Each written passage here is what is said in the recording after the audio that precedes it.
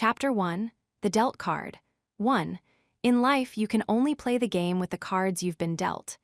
This held true no matter the circumstances of a person's birth, appearance, talent, reputation, or the skills they cultivated. Subaru Natsuki was keenly aware that he was lacking in every single one of those categories. Through some kind of mistake, Rem had completely accepted Subaru, but he knew all too well that the Subaru Natsuki she saw was an ideal far removed from the real thing. Compared with the man she envisioned in her mind, the cards that the real Subaru held were few in number and poor in quality. But he learned, now that he stood at the playing table, no one cared about his personal problems. All anyone in his position could do was try to win with the cards he was dealt.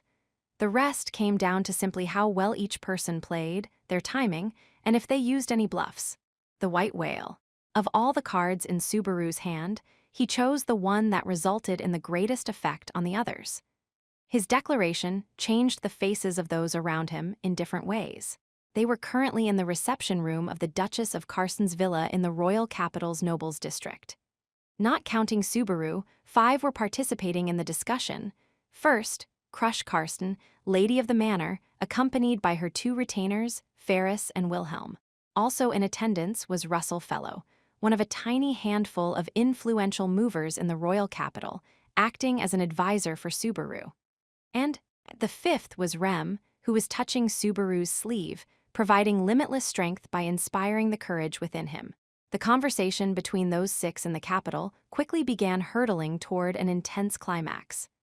In short, the objective of the discussion was to form an alliance between the Amelia camp and the Crush camp. The Crush camp was taking a cautious wait-and-see stance toward the Amelia camp's request of cooperation to resist the universal menace of the witch cult. Subaru's invoking of the white whale's name was his trump card for breaking that stalemate. Crush's eyes narrowed in profound interest. Ferris looked at his master with gloom-filled eyes. The deeply mercantile Russell knotted his brows, whereas Wilhelm. After an instant, Subaru involuntarily held his breath when a thick, dark hostility permeated the room's interior. Feeling sick to his stomach, as if his intestines were about to be rearranged by the tip of a sword, Subaru lifted his face to see the source, and saw the white-maned, old man exhaling deeply and lightly shaking his head. "Forgive my gross indiscretion. It would seem that I, too, still have room for improvement." Wilhelm closed one eye and apologized without any change in expression. The aged swordsman pushed the malice away, leaving no traces remaining even in the farthest corners of the room, then touched the sword on his lap as if ashamed. "I have no excuse for interrupting. Say the word and I shall remove myself." "No, stay, I wish to hear your opinion." Crush personally stopped Wilhelm from excusing himself. "You do not mind?"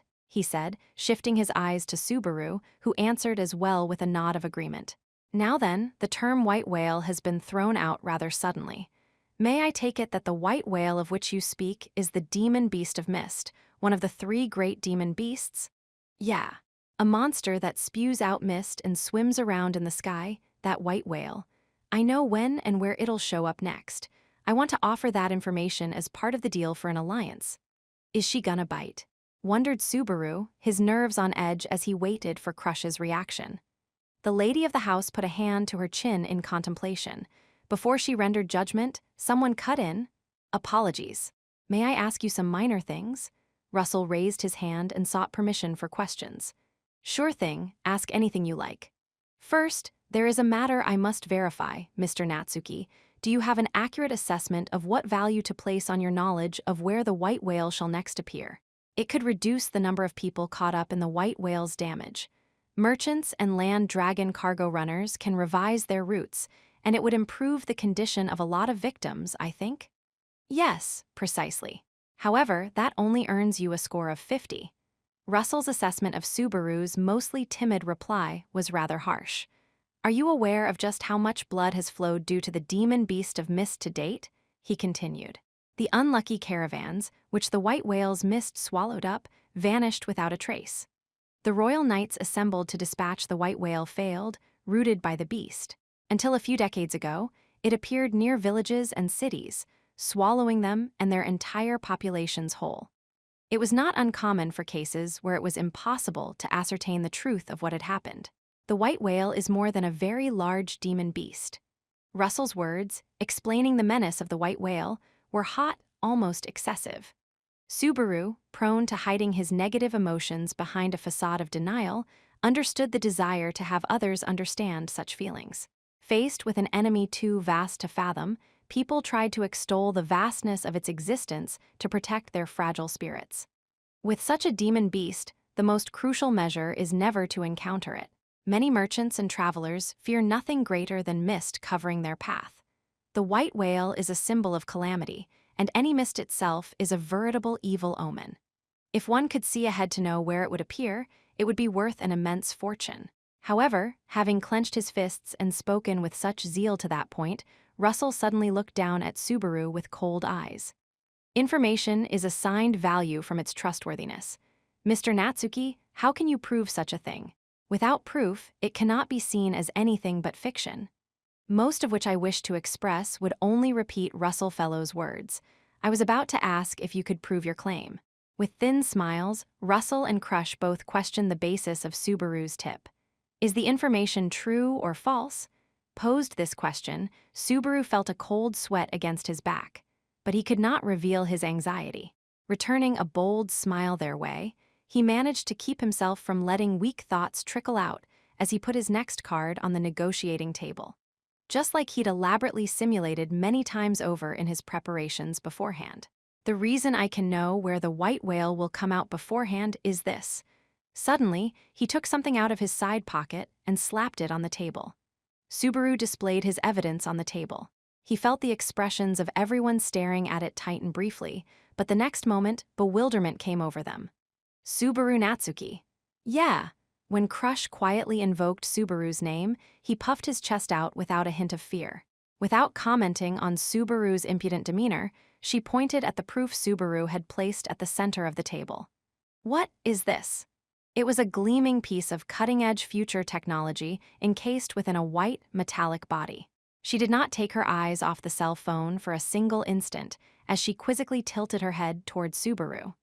2. Subaru's knowledge of precisely when and where the white whale would appear was truly the fruit of repeated coincidence and the mischief of fate. The decisive instant came on that misty night during the third loop when he encountered the white whale face to face. While sitting in the driver's seat of a dragon carriage, he had retrieved the cell phone from his hand baggage and activated it to use it as a light source. It was then, right before that. The first time Subaru set eyes on the white whale, he'd been trying to check on the dragon carriage running beside them, had vanished. His eyes struggled to pierce the darkness at the time, so he thought to use the light of his cell phone. Even in the present, he found it hard to forget meeting the thing in the dark, eyeball to enormous eyeball. Right after that moment, the demon beast roared.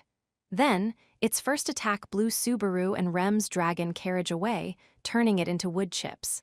As Rem grasped him by the collar and they sailed into the air, the scene seared itself into Subaru's eyes as everything moved in slow motion.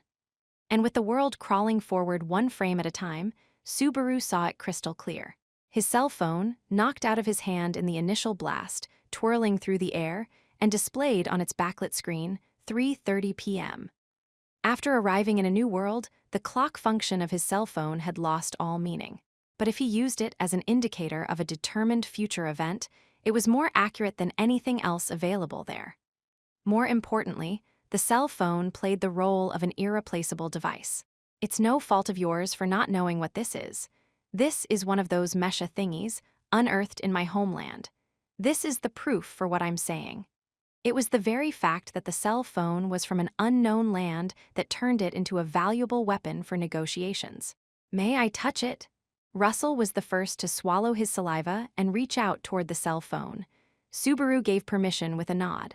The man timidly took the cell phone in his hand, checking the feel for himself. Oddly, it is quite comfortable to the touch. It seems to be metal, and yet it seems warm. The surface is glossy yet also soft. This spot opens up. Russell unfastened the flip-up phone and marveled at the light flowing from the screen. Before the conversation started, Subaru had changed the display on the screen to that of a more orthodox clock. Even with skilled operation, there was little else to extract from it save for a few phone numbers. There is a glow and the picture is changing, but I cannot determine the contents. Are these characters I have never seen? Or wait, is this a picture? Bit by bit, the screen showed the second hand of the clock moving. But the human beings of that world used very different devices to tell time, so Russell could not understand the display. The same went for the numbers indicating the time. His best guess about the Arabic numerals was probably that they resembled a child's scribbles. Subaru knew how he felt. After all, he'd gone through the same thing day after day. They're special characters, so I don't think anyone here can read them. However, you can use it properly, is that it? I actually can't fully use all its functions. When Crush posed the question, Subaru employed caution, carefully choosing his words. There were a number of conditions for successfully completing these negotiations, but one reigned supreme. He could not let Crush, who possessed absolute confidence in her keen eyes, detect any falsehood within him. Subaru needed to do everything in his power to avoid stepping on any landmines. In other words, you are saying the following: this mecha acts like a warning crystal that indicates the approach of the white whale. I don't recall ever hearing about these warning crystals, but I think so. Judging from the name, they were probably some sort of alarm crafted from magic crystals. A mecha that signals the approach of the white whale, eh? What does the expert think? In truth, I must admit I am at a loss. Individual mecha differ greatly, and it is rare for any two to work precisely the same. The manufacturing of conversation mirrors is an exception because a method to reproduce them has been discovered, but the costs involved make mass production simply unfeasible even for those. At the very least, this is the first I have heard of this variety of mecha. Russell avoided making any careless statements about an object he knew nothing of. For the moment, he played the role of a benevolent third party, intervening in neither Subaru's favor nor Crush's. Naturally, Russell's eyes were exceptionally critical when it came to discerning whether siding with Subaru or Crush would accrue him the most profit. Therefore, I cannot see any method of determining the veracity of the information, which means your assertion becomes difficult to swallow at face value. Now then, what shall you do? Yeah, that is a tough situation. It'd be great if I at least had a way of proving it, but in response to Crush, Subaru raised both hands, his gesture indicating that there was no hope for that. Perhaps try to see if it rings at the approach of an actual demon beast. Or maybe you have another way of proving that this mecha is indeed a device that reacts to demon beasts. I'm gonna correct you about one thing. Subaru raised a finger and swayed it left and right, as if enjoying a chance to get back at Crush. This mecha doesn't react to demon beasts themselves. If it did that, any demon beasts hanging around would make it ring all the damn time. It turns on for only the important ones. Surely you are not saying it reacts when a demon beast is threatening the user. Crush reacted to Subaru's assertion, adding a laugh, as if such a function was too good to be true. But there was yet another reaction that followed Crush's. Standing at Subaru's side, Rem let out a tiny voice of comprehension. Then, immediately after, she lowered her face, apparently ashamed at having disturbed the negotiations. That reaction makes me wonder, Rem. Did that remind you of something? When Crush pressed for an answer, Rem's eyes ran over the side of Subaru's face for only an instant. Hints of worry and gratitude filled her gaze, so Subaru smiled to give her visible reassurance. It's all right. If you have something to say, go right ahead, Kay. Yes, if you say so, Subaru. Rem lifted her head, turned toward Crush, then indicated the cell phone on the table. I shall omit the fine details, but recently, there was an incident within the Mather's domain caused by demon beasts. When it occurred, Subaru was the one who acted the swiftest to bring the situation to an end. He had not been with us very long, so I thought it strange he grasped the circumstances before the landlord himself, Master Roswell, but with this mecha, he noticed the incident beforehand. It was an open question, as it was a little too convenient for him to notice without any tangible basis. Meekly, Rem tilted her head very slightly, glancing Subaru's way. She clearly harbored doubts over how Subaru had sniffed out the Urugaram incident in a very Rem-like way. The learning of the mecha's existence had just erased those doubts. On the other hand, that reply drew Crush's piercing gaze right to Rem. Her eyes gave off a sharp, penetrating stare that seemed to slip inside people's innards, as if she could see their very soul. In terms of actual time, only a few seconds passed. And yet, Subaru felt like each took a heavy toll on his endurance when finally, "You have not spoken falsely." Crush displayed a certain level of trust and comprehension toward Rem's statement. Hearing her assessment, Subaru struggled with all his might not to show the relief he felt on his face. On the inside, he could not stop clenching his hands and pumping his fists. In other words, it had all been a bluff. If that fact came out, negotiations would immediately be cut off, and it would not have been odd for him to be sliced into thousands upon thousands of bits for his insolence. However, Subaru had glossed over it all by using his words to direct everyone toward a different topic. Subaru had not spoken a single falsehood in response to Crush's questions. After all, the cell phone really wasn't a device that rang in response to demon beasts in its proximity. Moreover, Subaru, someone who had barely even used his cell phone to send messages, certainly could not use its full potential. Rem had unwittingly allowed herself to be exploited for the greatest hurdle Subaru needed, which was confirmation from a third party. Even if the contents of what she said differed from the truth, she had no intent to deceive, so it was not a lie per se. You've got to admit, though, you said that like you can tell if a person's lying or not. At the risk of boasting, that is correct. One might call it having perceptive eyes, but in actuality, I have been graced with the blessing of wind reading. What did you say? The completely serious reply Subaru received was not at all what he'd expected, recalling how in the past she had chewed him up and spit out the leftovers. During the previous loop, Subaru had chalked up Crush's self-described ability to discern falsehoods to her perceptive eyes, but reading the wind allows me to judge that which cannot be seen by the eye. By nature, I am able to discern the wind that envelops the other party. Those who speak lies have a telltale wind that blows from them. There is none of this around Rem. Really? Is that so? I didn't know that, had no idea. An unsettling wind does blow from you, Subaru Natsuki. That said, standing at the negotiation table while unaware of my wind reading was simply too unfair toward you. Subaru's smile twitched at how rotten Crush's personality was for her to reveal that ability at the height of negotiations. A blessing that provided a way to determine whether the other party's words were true or false was practically cheating. It also explained the sharpness of the barbed words that had cut Subaru so deeply the last time around. Rem's words contain no hint of deception. At the very least, this certainly proves that you possess the means to detect a demon-beast menace in advance.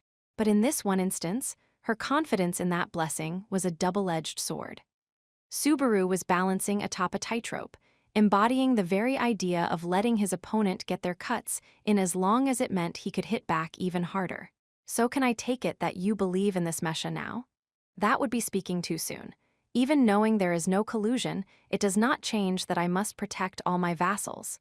This is a decision that might determine the outcome of the royal selection or even the fate of the kingdom itself. I shall not proceed lightly. Unsurprisingly, she fended off Subaru's attempt to quickly close the deal. He'd achieved a bare minimum of trust that his proclaimed Mesha could provide information about where the white whale could appear. But that only meant they would consider the proposal seriously rather than laugh it off. What would build on that level of trust and bring the negotiations to a successful ending was, "Sue, how about letting me in on this Mesha talk too?" The reception room was seized by surprise when a voice suddenly interrupted. When the speaker stepped into the room, she elegantly smiled in response to their startled gazes. "Aren't you a funny one, Subaru, looking the most shocked when you're the one who invited me?" Addressing the wide-eyed Subaru, the charmingly smiling girl ran her fingers through her wavy mane. Her light purple hair seemed as soft as down, reaching all the way down to her hips. With such a gentle face, she could easily put others at ease. However, the girl's eyes meticulously surveyed everything, a clear sign that she was not to be underestimated. Anastasia Hoshin. Knowing who she was, Crush shut one eye and addressed her by name. Anastasia responded to the greeting with an easy thanks. "It's unfair that while I was busy hurrying over after getting word, you just went and started talking without me. With such an interesting, profitable conversation going on, you'll let me join, won't you?" Phrasing her request in a pleading way, Anastasia's words and subtext contained genuine delight. After considering her presence, Subaru subconsciously glanced behind her. If you are wondering about Julius, you can rest easy. As he did so, the mischievously grinning Anastasia seemed to read his mind. Currently, Julius is under house arrest by order of the captain of the Royal Guards. He's currently undergoing punishment for smacking around someone else's boy without my say-so. That night of mine is quite a handful. House arrest. Now that she mentioned it, Subaru recalled the night when Reinhard had told him the same thing. As a result of his private duel with Subaru, Julius was being disciplined with house arrest. Apparently, that was why he hadn't accompanied Anastasia to the current meeting. I see. That's very unfortunate. Subaru was too pathetic to keep the look of relief off his face.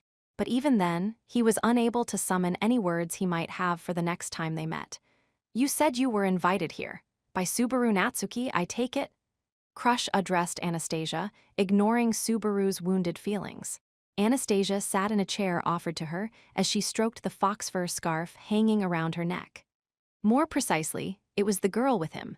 Normally, I'd have just sent her away, but I couldn't wave her off after she said there was super important stuff concerning the white whale. When Anastasia finished chatting with a smile, Crush turned to Subaru. After bringing two royal selection candidates to the same table, Subaru gripped his fist at the drastically altered situation. This is it. Everything starts from here. All the necessary parties were in the same room together. Subaru could finally begin the true negotiations. However, pardon me, Mr. Natsuki, but there is one thing I would like to ask you. Naturally, Russell did not find the invitation of a rival merchant to the meeting very amusing. Go ahead, Mr. Russell. Mr. Natsuki, I would like to hear your true motive for calling Lady Anastasia to this place. As she is both a candidate in the royal selection and president of the Hoshin Company, possessing great influence with the merchants in the royal capital, my position here has become highly indistinct. Surely it could not be. You're wondering if I'm weighing other options. The instant Subaru responded to Russell's doubts, the atmosphere in the reception room grew taut. Of course, Russell felt slighted, but his grave expression spread to Crush as well. In other words, you are saying this. You shall select your alliance partner based on who bids higher for the information on the white whale, my house, or Anastasia Hoshin. If so, that is an exceedingly imprudent choice, Subaru Natsuki. With Subaru silent, Crush slammed him with the force of her will, rising to her feet and gazing down sharply at Anastasia. Amused, Anastasia tilted her head slightly as she spoke. Oh my, Crush. If you look at me like that, I'm going to get excited. That's a face that people in the lead get when they're worried about their competition catching up soon. You have questionable hobbies. Perhaps it is the correct decision for someone like you, openly motivated by personal greed, but my principles shall not be swayed. After fending off Anastasia's taunt, Crush turned back toward Subaru with a serious expression. It is, as I said, Subaru Natsuki. If you expected a bidding war between my house and the Hoshin Company for your information, let me say that you will be disappointed. I have no intention of cooperating with your Wait, you're jumping to conclusions. Both of you calm down, okay? Subaru scrambled to stop Crush from breaking off negotiations and wrecking all his efforts so far. Jumping to conclusions? Mr. Subaru, so it was not your intent to draw two candidates to compete against each other? Of course not. I'm not so overconfident to think that I can make people dance in the palm of my hands. I ain't Buddha, really, with what I have. Subaru gave a little wave before making a show of holding Rem's hand as she stood beside him. The touch conveyed a body heat that sent courage flowing into him, calming the faint trembling of his fingers. All I can manage with hands my size is holding on to another person like this. Ah, yes, very touching. So where do you plan to take the conversation from here? I guess that was a pretty lame line. When he tried loosening his grip, Rem fiercely resisted letting go. So Subaru left it at that, while using his free hand to slap the table before continuing. I've played the white whale card, and I've invited two people who represent the merchants in the capital. That makes the situation a big deal already, but I want to propose one more thing. Subaru tapped his fingers on the table while sending a fierce smile Crush's way, blatantly hiding all the frail, weak-kneed parts of him behind a bold, confident front. Willing to listen. I am the one who rushed to conclusions and interrupted you. I have an obligation to listen. Say what you will. The sense of an oppressive wind blowing from Crush intensified. On top of that, even Anastasia showered Subaru with similar pressure. It seemed like he would buckle at any moment. He had no doubt that if he was alone, he would have laughed, made light of it all, then promptly run for the hills. He felt a squeeze from the warm touch of the hand clasped around his. She could not call his name, nor could she offer any words. All she could do was convey her feelings. That made him happy. As long as he had that, Subaru could probably take on even the witch. He closed his eyes, held his breath, and keenly felt thoughts and oxygen coursing through his brain. I'm pretty sure she'll bite. After thinking about it over and over, incessantly recalling what happened on the first, second, and third loops, he pieced together his accumulated knowledge, then drew out what he expected to happen onto a blank, white canvas. He wasn't absolutely sure. It wasn't like anyone had told him that's what would happen either. But combined with the pieces found scattered throughout the ongoing negotiations, the vague image pointed to only one possibility. It was either a convenient delusion or a miracle he had obtained after suffering death 3 times. It comes down to this. Crush, I think. I think my information will be extremely useful for your plan to hunt down the white whale. Subaru's future information and the objective Crush harbored, these formed the basis of his decision. Subaru would become a suitable ally for Crush Karsten, as a comrade in arms against their mutual foe, the white whale. 3. In the instant after Subaru spoke, the room fell into silence as each person in attendance sank into thought. Crush, Anastasia, Ferris, Wilhelm, Russell. Each closed their eyes, as if digesting the words Subaru had just given voice to. The moments that passed amounted to several seconds, but the incredible pressure of that quiet tied Subaru into knots. This is it. This'll decide everything. Unlike the events so far, simulations in his mind wouldn't cut it. Unable to determine the other party's probable reactions, he was left with no choice but to react instantly to what they did then and there. I shall ask you about one thing, Subaru Natsuki. As he'd expected, it was Crush who broke the silence. Crush unfolded her arms and raised a single finger, turning it toward Subaru. From where did this extraordinary idea come? Why do you believe that my house has crafted such a plan? It is not a statement you can simply walk away from. Her uninflected voice betrayed no alarm or bewilderment, nor any emotions. Awed by her statesmanship, Subaru's gaze wandered as he breathed in and called out a name. Rem? Yes. Give my back a good, hard smack, would you? Yes. The moment he finished talking, Subaru thought to himself, a good, hard smack might be overdoing it, but it was too late. With an incredible jolt and a dry, explosive sound, the force shooting through his back made him wonder if his guts were about to spill from his belly. He felt something hot press against the center of his back in the shape of a small hand. Using the pain and heat to gather his wits, Subaru bowed his head to all the confused people watching. Sorry you had to watch that. I was losing my mind a little there. Everyone can remember one time or another when they needed to rally themselves after faltering before a great challenge.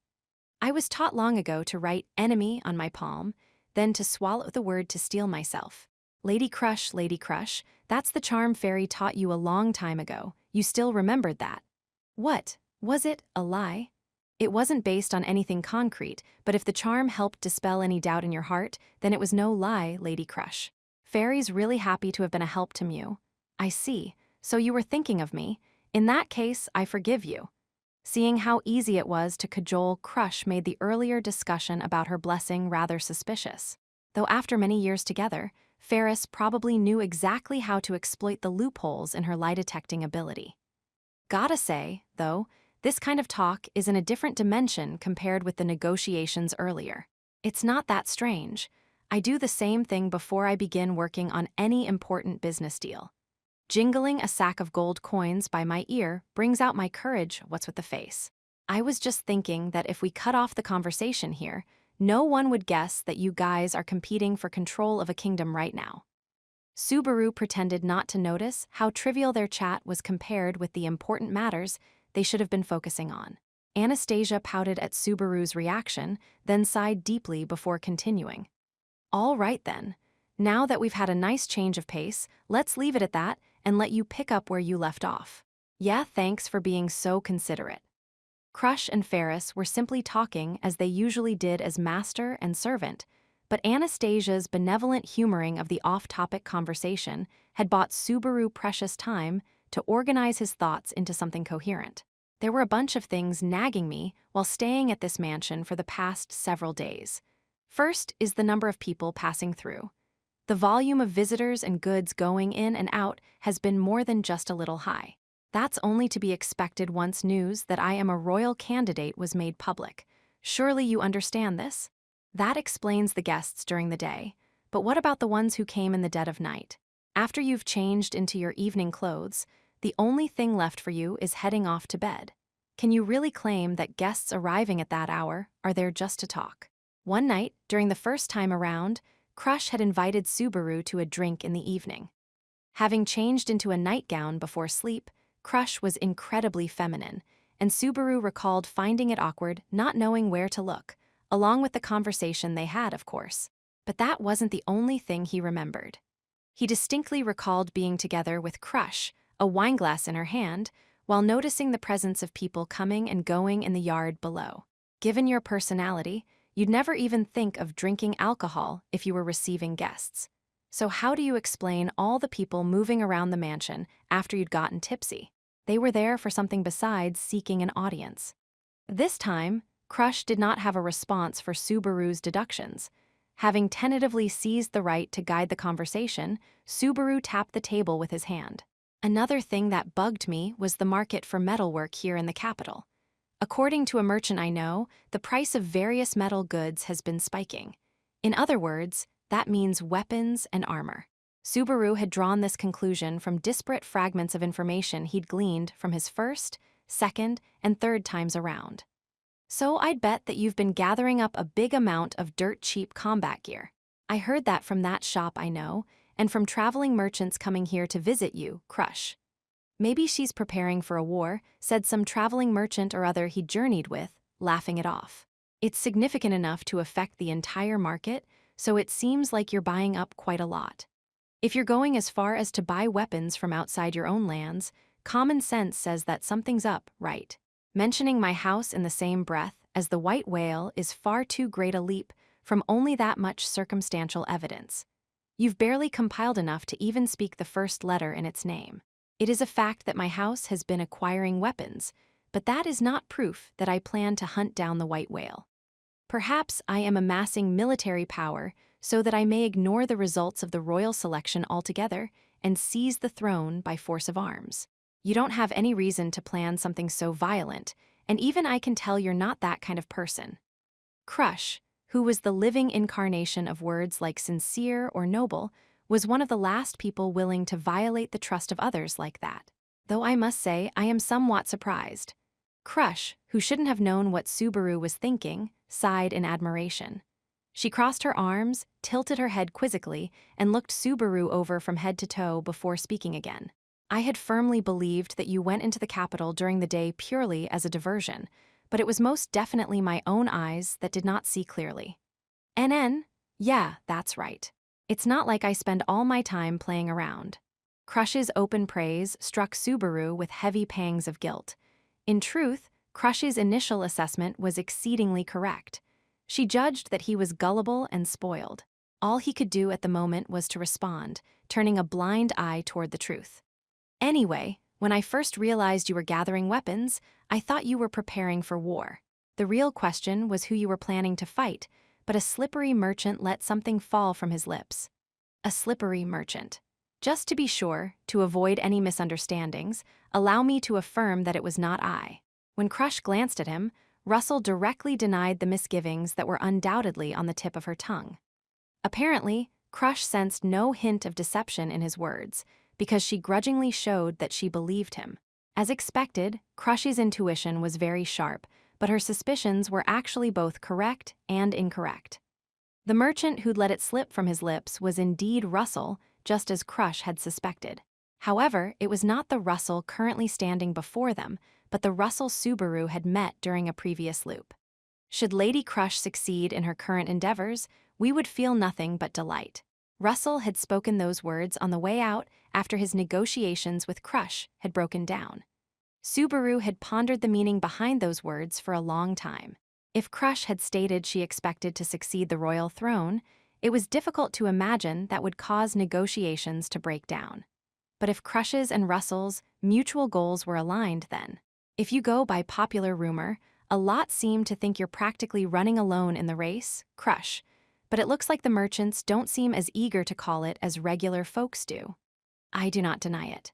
It is only sensible that the wealthy are the most reluctant. I acknowledge that the tax rate on commerce is high within my lands.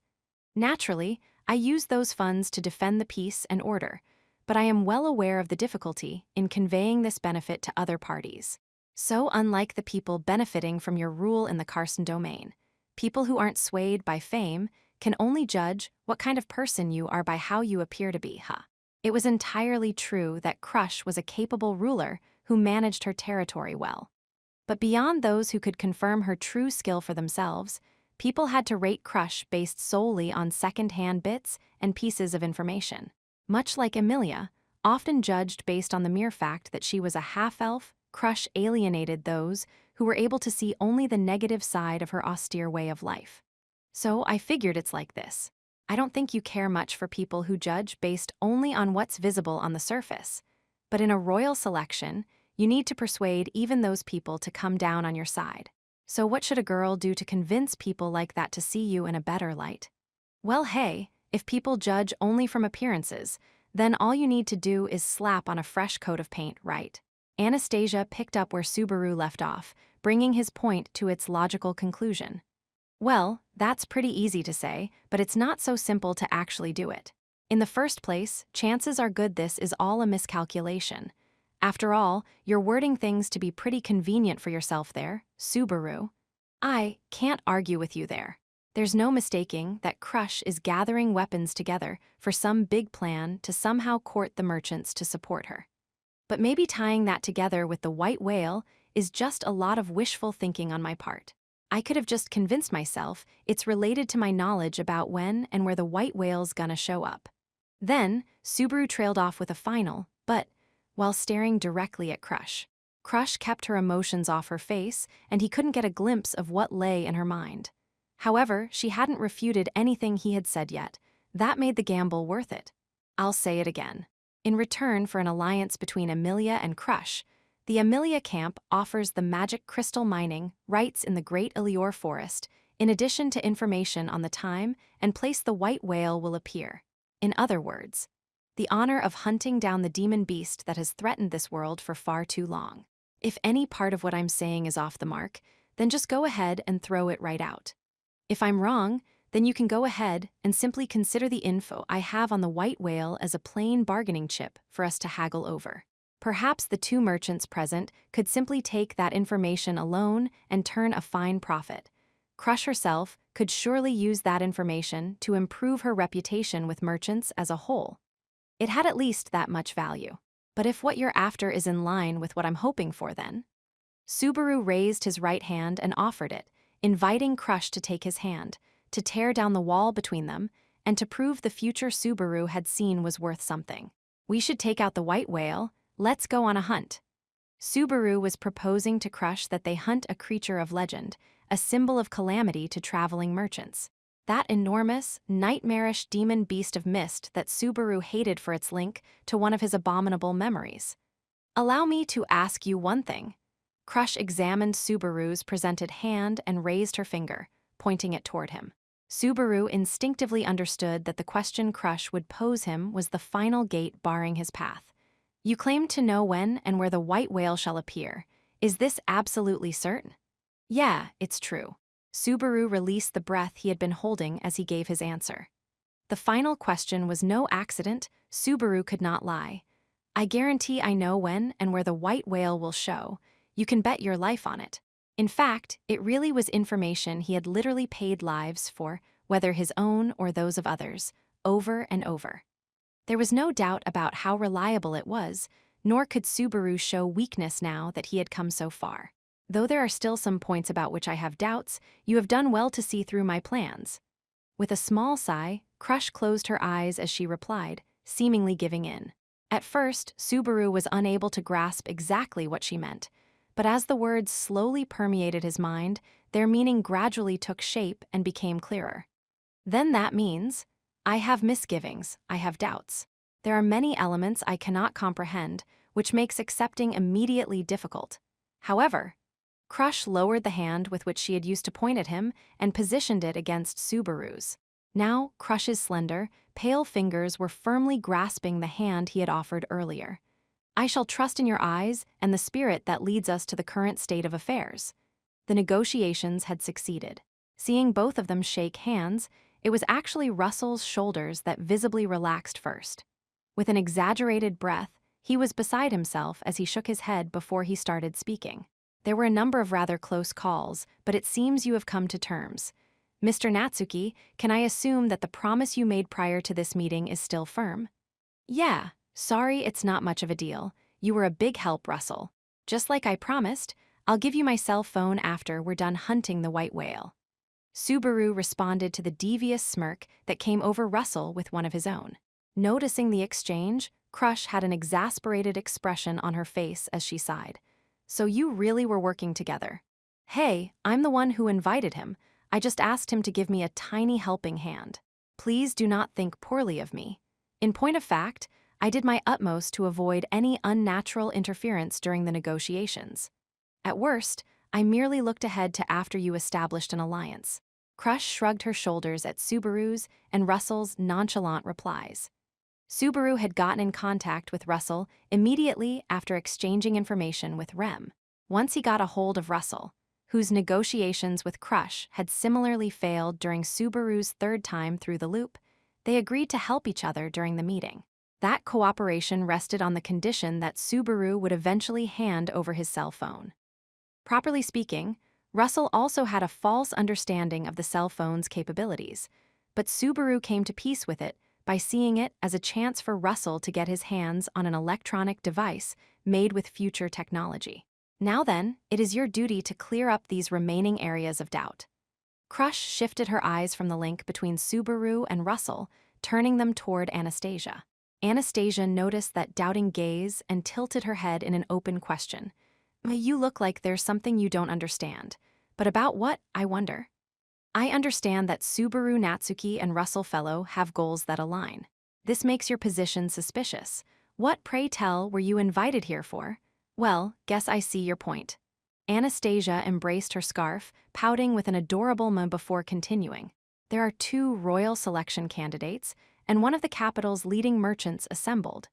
If you have alliance negotiations with this many heavy hitters, it's not like nothing you say goes outside of that place, huh?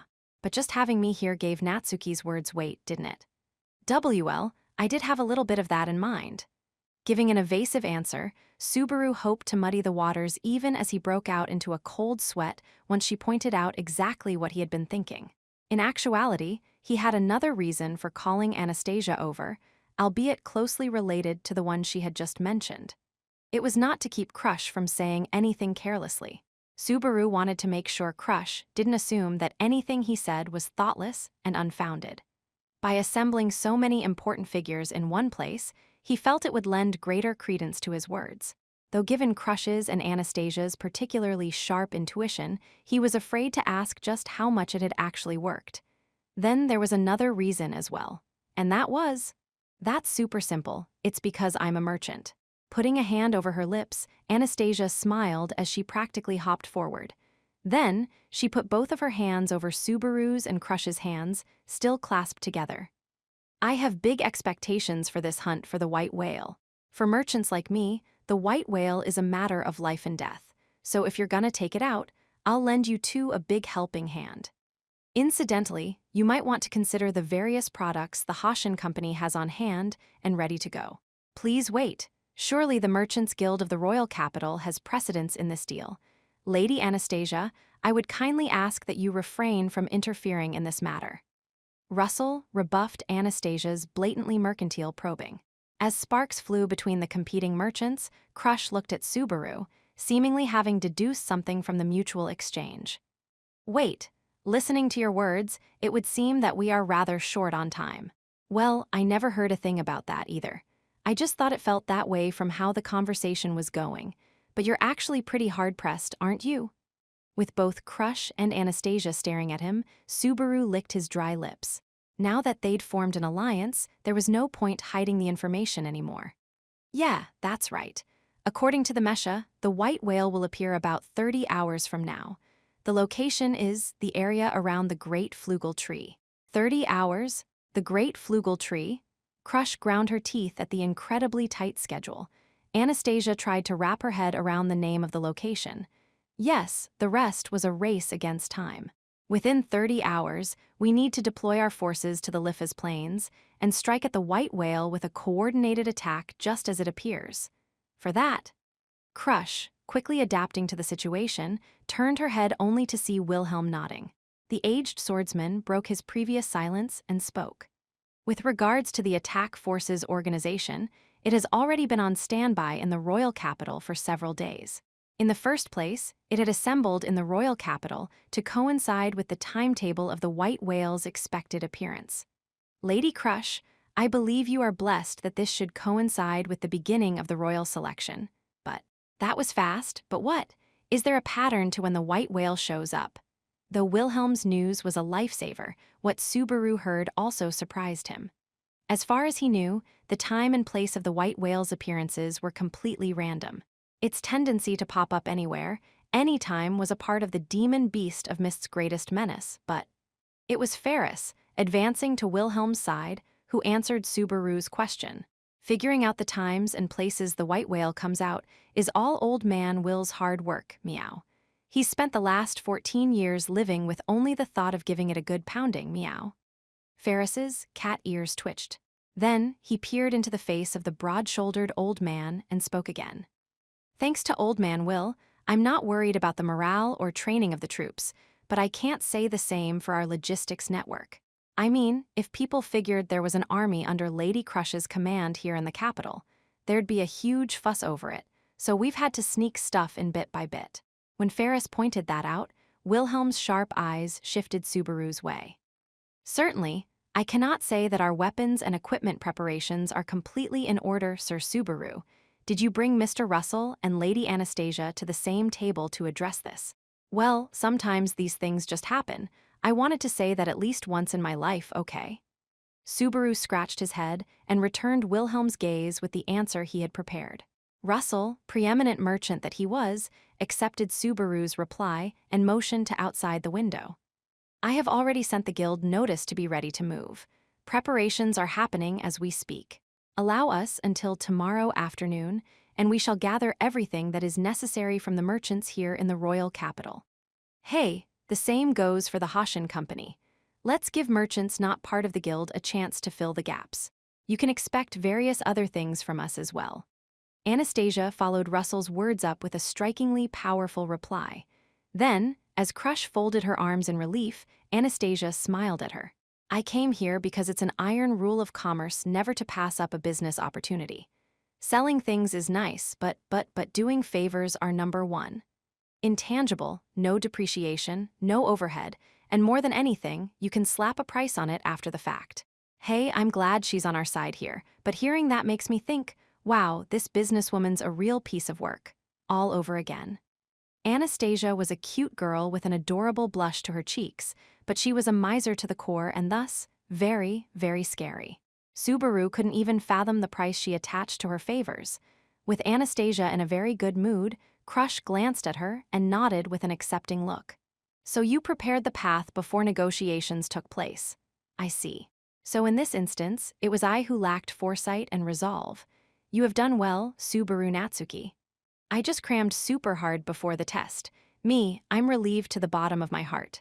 He'd schemed and prepared endlessly beforehand, but even then, successfully brokering the deal was still like tightrope walking across a knife's edge.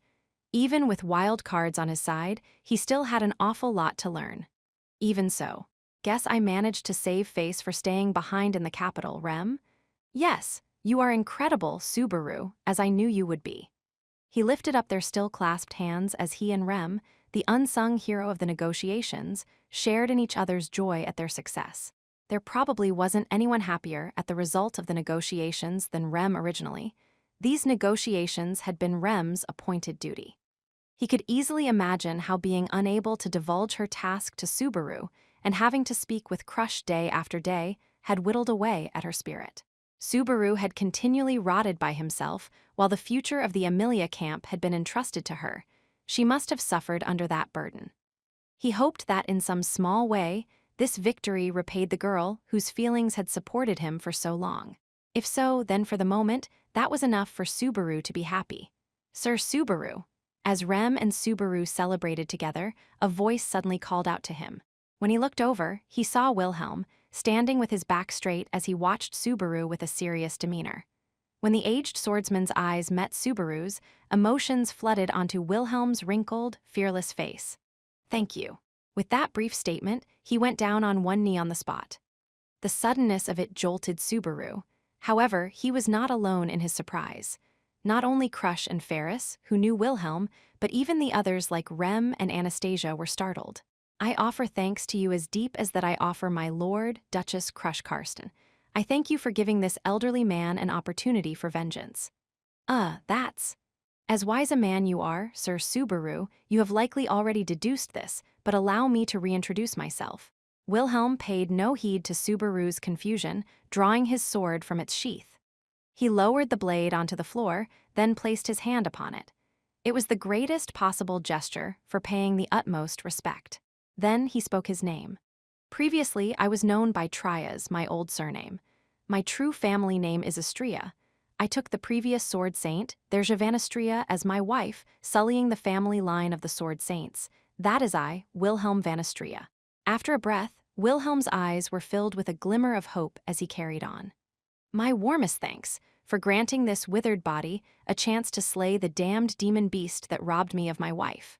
Wilhelm deeply bowed his head, the emotions of his powerful, heartfelt plea slamming into Subaru all at once.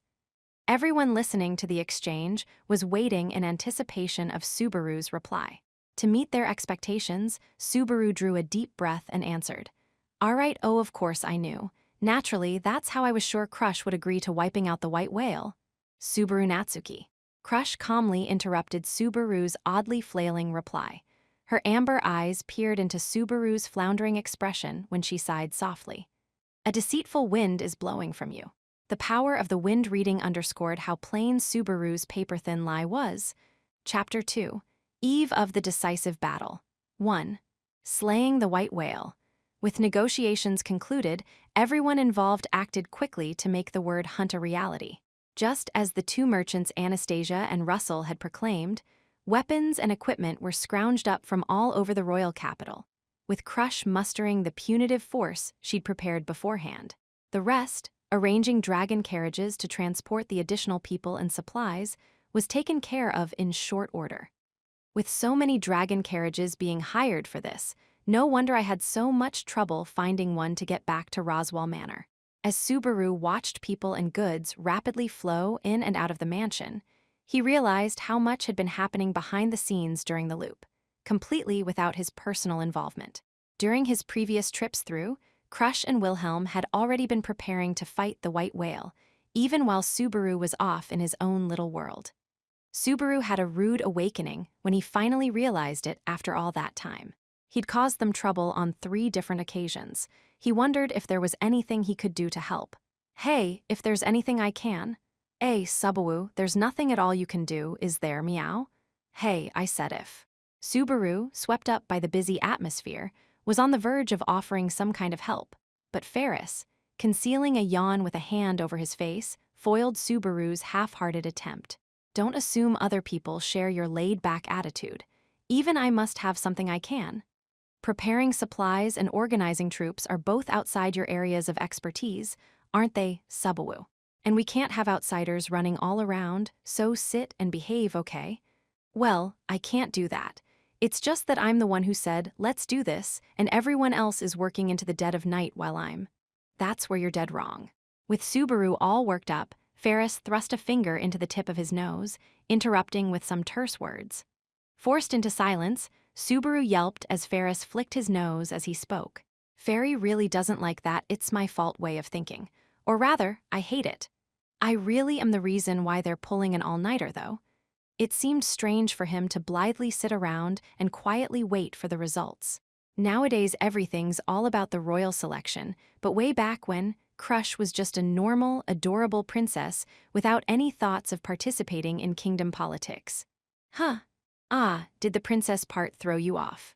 She's always looked lovely, but Lady Crush has become so strong and gallant since then that even men can't keep up. Subaru, bewildered by the topic's sudden onset, felt left behind as Ferris's cheeks flushed. Ferris let out a flustered sigh, swooning at the image of the young Crush in the back of his mind as he continued. Lady Crush is kind, wonderful, and invincible, earnest and valiant and more forthright than anyone. But the reason Lady Crush turned into this Lady Crush, strong enough to aim for the throne, is because she was at a certain someone's side. What are you talking about? And what do you mean, a certain someone? His Highness Fourier Lugunica, this nation's late fourth prince. Subaru, completely lost in this conversation, drew in his breath just a bit at Ferris's words. But he had more reasons for being at a loss for words than surprise at the name of a dead person he never knew. The fleeting, sad look on Ferris's face when he spoke the name had grabbed his attention. His smile included a feeling of nostalgia and loneliness, but somehow also a faint measure of pride. Even keeping his gender in mind, it was a beautiful sight that left Subaru short of breath. Watching you, Subaru, makes me remember Prince Fourier just a tiny little bit. Was he someone with a mean-looking face? Nah, he was handsome. You're not even in his league, Subaru. But the willful personality, the simplicity, the pure, blatant conceit, well, I won't say anymore since it might insult him. I think that's already pretty insulting, and also a backhanded slap at me too. Apparently, it was their shared character flaws rather than similar faces that had gotten Ferris all sentimental. Sadly, Subaru couldn't deny any of them, but Ferris shook his head at Subaru's words. Prince Fourier was a confounding man to deal with, but he tried his very best. He always worried about how to act properly as a royal, and his inspirations caused all kinds of trouble for those around him. The prince wasn't talented, but he was full of drive, and he'd always listen to anything you wanted to ask him, meow. Sounds like a pretty difficult guy to handle. That's right. He'd say, when everyone is working so hard, I simply cannot bear to be the only one standing still. Exactly like you are now, Subaru. But His Highness would never, ever say anything like, "'Tis my fault." He wasn't someone to consider it, or even to think it at all. The strained smile Ferris wore as his reminiscing words trailed off showed how much he cared for the prince. Was that really such an important person? Subaru wondered, before it finally dawned upon him. The fourth prince of the kingdom of Lugunica meant this Fourier person they were speaking about had died in the plague that became the impetus for the royal selection.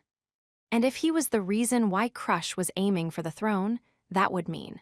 So this Prince Fourier and Crush were close. They were similar in age, and Prince Fourier visited Lady Crush's mansion a great deal. He'd drop in here and there, making an excuse every time, but he was bad at hiding things, so his real goal was obvious. Ferris made a little smile as he cast his thoughts back in time, cluing Subaru in to how Fourier felt. Ferris and Crush's relationship went beyond that of mere lord and servant or man and woman. But for that Fourier person to be included in that relationship was no doubt very important to Ferris. The relationship between the three was probably very special and very precious. 95% of the fairy you see now is all because of Lady Crush. But the most important part of that remaining 5% is thanks to Prince Fourier. That, I'm sure of. The way Ferris gently lowered his eyes and put a hand to his chest as he spoke gave Subaru an odd feeling deep inside. Until then, he'd been firmly convinced that Ferris had never opened his heart to anyone besides Crush. He thought it might be the healer's experience related to life and death that let Ferris dole out looks cruel enough to give people chills. But when Ferris spoke of how he remembered Fourier, there was not even the tiniest trace of that. But what, you feel friendliness from me, that's the same as what you felt from this Fourier person. Ha, why does that make Subaru and Fourier the same? I'll kill you. That's so mean it's scary. The sharp, impaling voice and dangerous look in his eyes made Subaru retreat a step, unnerved. Seeing this, Ferris cleared his throat. That's not how I meant it. I'm not going out of my way to talk to you about this right now because of that. Subaru, aw sheesh. Why don't you understand already, idiot? Hey, that's not even the tiniest bit reasonable. The conversation jumped everywhere, so I didn't get it. What do you want from me anyway? Ferris stomped his foot on the floor in annoyance, with Subaru still cringing as a loud voice responded. Subaru, Master Felix, you are both speaking rather loudly. Is something wrong? Rem, ostensibly packing luggage in the guest room, heard the ruckus and came down the stairs. Seeing the worried look on Rem's face, Subaru scratched his head, unsure how he ought to explain things. I was thinking that maybe I could help out with something, but Ferris was saying I'd be in the way, and now I'm not even sure what he was trying to tell me. Subaru, you're just awful at putting things together.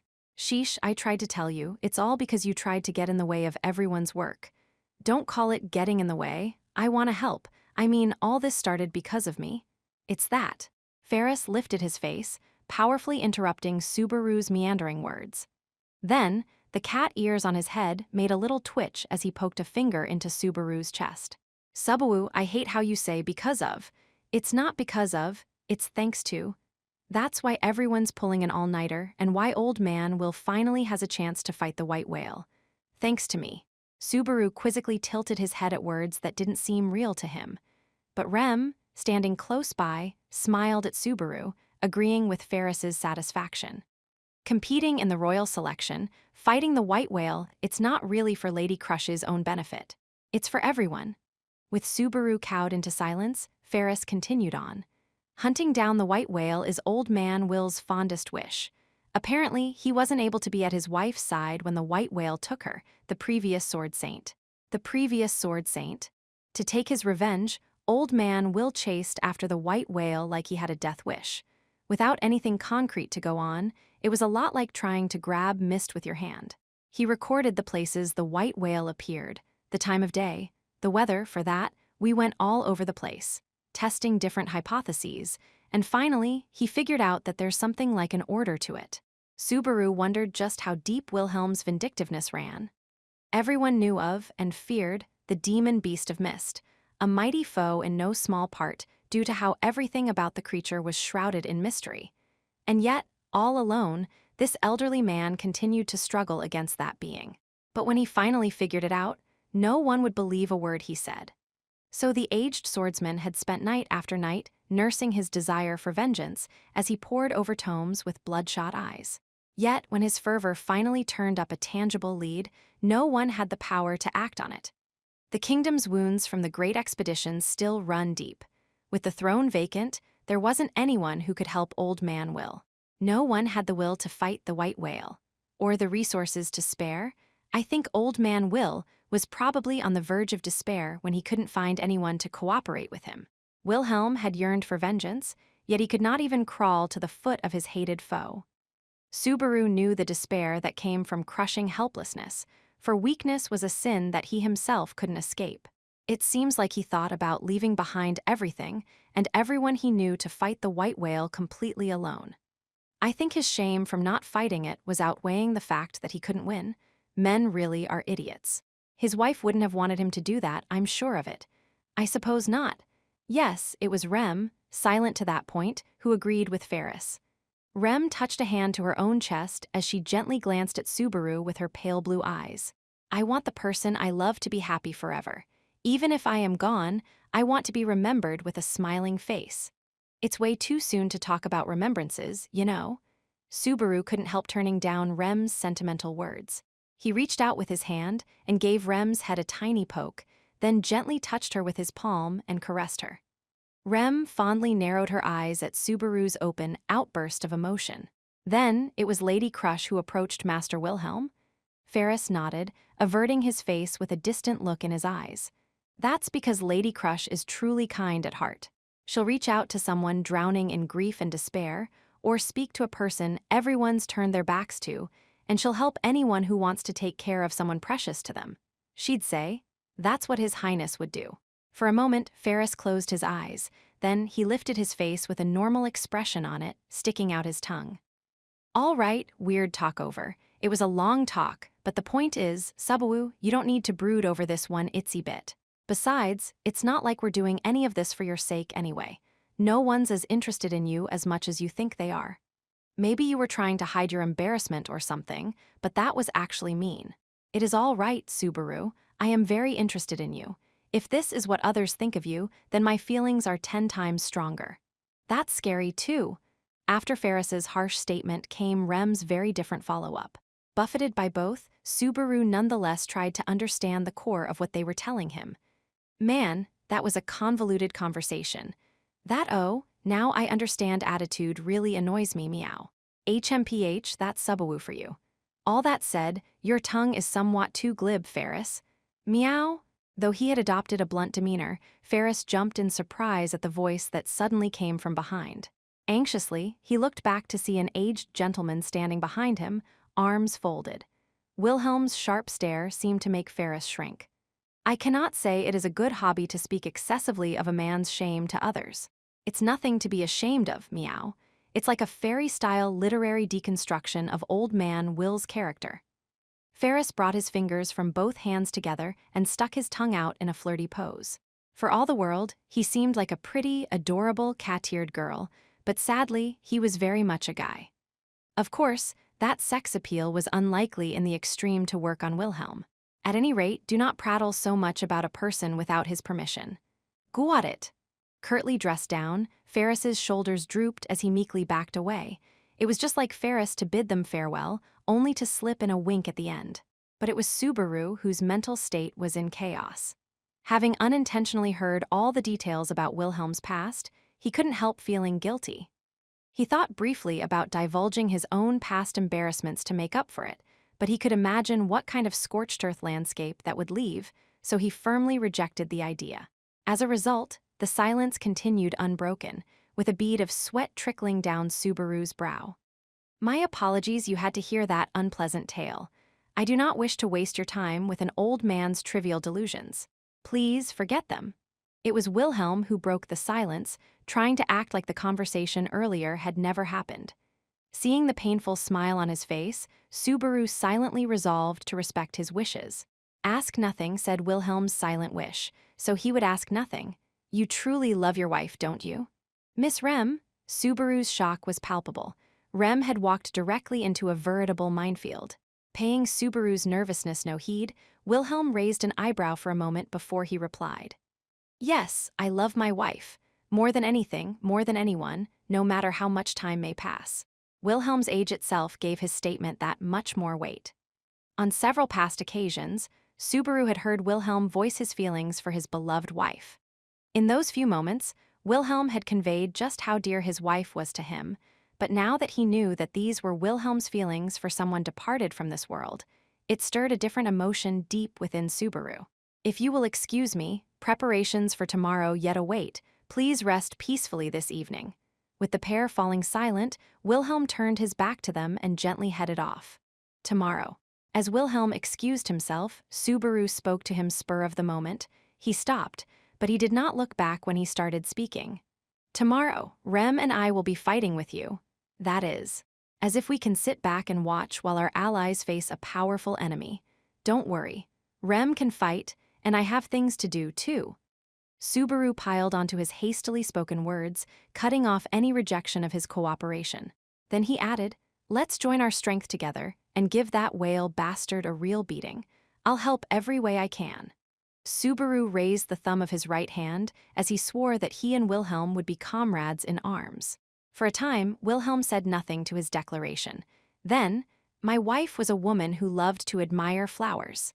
Haltingly, he replied to Subaru's oath in a very different tone. She did not care for the way of the sword, yet the sword loved her like none other.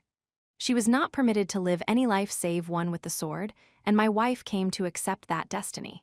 Subaru had personally witnessed the might of Reinhard, the current sword saint. The blessing of sword saint granted the human body an absurd level of power, enough power to define a person's future and narrow one's possibilities without limit. It is I who robbed my wife of the sword and made her abandon the title of sword saint. Once, Wilhelm had told Subaru that he was an aged swordsman with no talent, that his current state had been achieved after offering half of his life to the sword. What setbacks must he have suffered, what nails must have been driven into his heart until he arrived at that dear wish. And then, She abandoned the sword and became a woman and my wife. All this she permitted so that she might live as Therja instead of the sword saint. However, the sword did not forgive her. If she had abandoned the sword, how had she ended up part of the White Whale expeditionary force? However, Wilhelm's recollection did not touch upon that issue as he spoke. Sir Subaru, I thank you. After a breath, he added, in tomorrow's battle, I shall find my answer with my own blade. I will be able to go where my wife rests. I shall finally be able to meet her. Leaving those words behind, Wilhelm departed the room for good. Subaru couldn't keep his entire body from trembling from the flood of emotions within him. As a fellow man, Wilhelm's determination could not fail to inspire a deep reverence within him. Wilhelm was a man earnestly, sincerely beholden to love. Subaru. Suddenly, Rem's voice echoed across the now silent room. Without a word, Subaru turned toward her, perfectly meeting Rem's gaze. If I am gone, will you remember me just as long? I don't want to answer that. It's bad luck. Speaking with a voice of dismay, Subaru gave Rem's forehead a little poke. When he touched Rem's forehead, she smiled with a happy expression, almost as if she'd received the reply she had been hoping for too. It was the following morning, 17 hours before the appointed hour for subjugating the white whale. Now then, it's Lady Crush's orders, so go ahead, pick whichever one you like. Even if you put it like that. With a cool morning breeze blowing, Subaru was at the Crush residence, utterly lost in front of a lineup of land dragons. Ferris, wearing a white uniform of the Knights of the Royal Guard instead of his usual feminine clothing, was having Subaru examine the land dragons. With a snow-white cape on top and a face full of zeal, Ferris's cheeks puffed up at Subaru's reply. What? Lady Crush went out of her way to be so kind, and you don't like them? It's not that. I'm really happy I can choose the land dragon I'll ride, but I don't have a clue how to figure out what's good or bad about each one. Do I look like a vet who's been handling them for decades? Not even a little. So how about you pick based on intuition? Considering that it's who you'll trust with your life, and who you might end up dying beside, Fairy won't hold any choice against you, meow. Stop that. Don't raise weird event flags like that. I'm not planning to die here. Even with 12-odd hours left before the decisive battle, Ferris didn't seem tense whatsoever. It was better than being oddly stressed out, but Subaru thought the mood was a little too slack. At that moment, numerous land dragons were lined up in the front yard of the Crush residence for the offensive against the white whale. Many land dragons were for hauling freight, but a dragon mount to take into actual combat was an especially crucial decision. He'd heard that the House of Karsten had a fine selection, including famous dragons from excellent bloodlines, but no matter how much I look, I can't really get past, they seem really cool. Rem, what do you think? Just like many knights setting out for battle with their favorite horse, Subaru had been given the privilege of choosing his mount. But at that rate, such a prized right would simply go to waste. Rem, standing at Subaru's side while stroking the neck of the land dragon in front of her, responded to his prompt. I wonder. In my case, I can tell most land dragons which one of us is in charge, so I have had little reason to be concerned with the differences between individuals. That figures. You really know how to crack the whip. What should I do? The land dragon Rem was stroking sat on the ground, almost as if to display its submission. It probably did what came naturally after sensing that it stood lower on the food chain. Subaru couldn't really pull off the same thing, nor did he want to. If you spend too much time picking, we'll pay for it later, so pick quick. You say it like this is none of your concern, sheesh. It actually isn't, but that's not the point. Seriously, they're all well-bred, so you can't go wrong with any of these guys, just pick on intuition. Well, that does make a certain amount of sense, but with Ferris urging him to hurry, Subaru walked around to examine the various land dragons when he suddenly stopped. Rem had been walking beside him until he froze, which earned him a curious expression. Subaru, is something wrong? Nah, this one just kinda caught my eye. As Subaru stood still, there was a beautiful, pitch-black land dragon before him. It had sharp facial features and yellow eyes. Resting atop the saddle on its back was a leather helmet for dragon riders. The variety of gear didn't differ from that of the other land dragons, but what struck Subaru were its eyes. The land dragon's quiet gaze gave Subaru a different impression compared to its peers. There was not even the tiniest smidgen of the pride or fidelity that land dragons typically displayed. The pitch-black land dragon simply sat there, calmly waiting to be selected. "Hey, you're the land dragon I met at the mansion a while back, aren't you?" Subaru, suddenly recognizing the individual dragon, reached out toward it. At his side, Rem was a little startled and was instantly tempted to pull back Subaru's hand. But faster than Rem could stop him, the land dragon nuzzled its nose against Subaru's hand. "Looks like this one is number 1. I am surprised. I believe this land dragon is from an especially proud breed. I was concerned it might eat your hand, Subaru." Okay, maybe I was a little careless just now, but he'd thought there was no need for such concern. Maybe he and the land dragon were on the same wavelength. Subaru decided he'd bet his life on the black land dragon that had nuzzled him with the tip of its nose. "Ferris, I'm picking this one. It's love at first sight." "Yes, yes." "Oh, nice pick. Subaru, you really are quite shameless. Also, don't say love at first sight. You'll make Rem pout." "I am not pouting. I will get along with it properly. I can do it." Subaru was a little concerned at how she added extra words for emphasis, but with Rem's permission, Subaru's choice of mount was decided. Ferris, who had a few other things to take care of, remained behind while Subaru and Rem headed back into the mansion side by side. There was little time remaining before they were due to set out. The Crush residents had been gathering manpower in bits and pieces, forming an expeditionary force with the goal of fighting the white whale. Even among them, there was something in the hall that especially drew Subaru's attention. What are they doing here?" Subaru was beside himself, unwittingly staring right at them. A member of the group noticed his gaze and approached him with an audible patter. "Guess you're part of the expeditionary force, too. Nice to meet ya, bro." The voice Subaru heard had enough force to blow the crisp morning air away. The sound reached the far corners of the spacious mansion. Subaru could not help being struck by the forceful bellow. Subaru put his hands on his ears and grimaced heavily, glaring back at the other party. "But I heard all about you from the lady. You're the one who made today's whale hunt happen. Ain't that right? From here on, I'm part of the hunt too, glad the weather's cooperating." "You're too loud. Can't those round eyes of yours read my reaction?"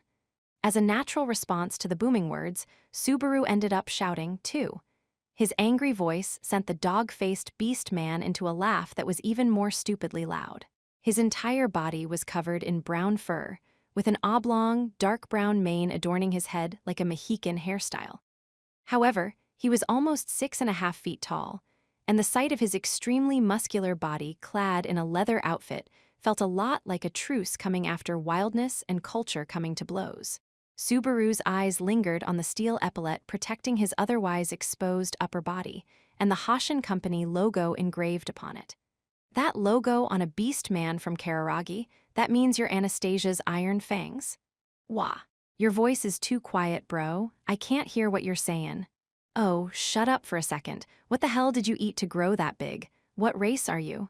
"I'm a kobold, can't you tell? As if there could be a dog race besides kobolds." "Huh, kobold, wait, there's no way?" The beast man had called himself a kobold, but Subaru's image of a kobold was a little person with a dog face. The dog face and the humanoid body were in line with what he expected, but the body size was way off. "They call me Ricardo. Nice to meet you too, Missy." "Yes, Master Ricardo, thank you for your kind words. My name is Rem." Emotionally prepared for Ricardo's hearty greeting, Rem politely introduced herself in turn. When Subaru glanced, watching the exchange, he saw Anastasia with a grin coming over to the head of Ricardo's group, a band of beast people. When her mischievous smile met Subaru's sour look, she teasingly tilted her head. "Oh no, Natsuki, it would seem Ricardo isn't very agreeable with your ears. The best way to get along with him is to not wander too close, you see. It would have been useful to know about that before meeting him. You really are rough on people." "Sorry, I couldn't help wondering how you'd react, you see. Not just rough on people, a bad personality too. Ow." As Anastasia giggled teasingly, Ricardo's huge beastman hand gave Subaru's head a little push. He opened his big mouth wide to speak, which neatly displayed his fangs. "Hey, bro, watch your mouth when speaking with the lady. Be a little nicer to our employer, will ya? She almost never talks to anyone if it's not about profits and losses, so she has no friends. At this point, you can probably get in good with her with a little kindness." "Ricardo."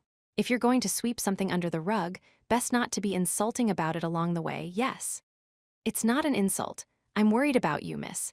Ever since way back, you never got along with people too well, so common, here from Kararagi, without anyone you know has gotta been wearing you down, right? But looky right here. Here you go, friend number one. Hey, don't butt in and babble when people are talking. And don't go grabbing a guy's head and shaking it around like that. That ridiculous strength of yours could tear my head off. Assailed by literally superhuman strength, Subaru tried to somehow shake his attacker off before his neck snapped first. In a hurry, he escaped from Ricardo and immediately began neck-stretching exercises, rotating his head around. Man, that was close. Wouldn't be funny to get injured and sidelined during chit-chat right before the big battle. I'm pretty worked up for this, so no way am I gonna accept that kind of foul-up. What's with the big fuss? I'm just telling you guys to get along. Maybe different cultures have different definitions of getting along. Are all Kararagi people like this? Well, of course not. Ricardo's special. You see a vast difference in elegance and grace between him and me, don't you? Anastasia stood beside Ricardo and brazenly laid out her claim. Subaru deeply exhaled, pushing Rem forward as he countered. Now look. If you want to talk about real grace, talk about someone like Rem. See this elegance? Oh no, calling me cute like this, I'm blushing. A strange girl, but she seems nice and has excellent future prospects. You've got quite the catch there, Natsuki. Subaru almost wanted to say that it was more like they had caught each other, but Rem's reaction was already a little different from what Subaru expected, so it was hard for him to bring it up. Then, Crush emerged from below Subaru and the others at the head of a motley assembly. From the look of things, you have finished getting to know one another. Crush was not in her usual handsome dress uniform, but rather a light suit of unornamented armor. The build clearly focused on ease of movement. Perhaps prioritizing mobility was in itself a feminine choice. To Subaru's eyes, it seemed questionable how much protection it would be able to provide the wearer. It is better to wear gear that is easy to move in. Do not be overly concerned. An earth blacksmith engraved this with the durability blessing. So long as my mana is not exhausted, it is far stouter than it appears, Crush explained, realizing the doubts behind Subaru's gaze, and she touched a hand to her breastplate. There's a thing like that. As usual, magic and blessings are basically cheating. Maybe I have a convenient blessing like that sleeping inside of me, and I just don't know yet. No matter how long a person sleeps, it is not as if anyone ever forgets how to breathe, yes.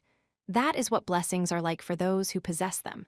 If you are not aware of one, it is best to abandon the notion. Having experienced a similar put-down once before, Subaru pouted and discarded his faint hope.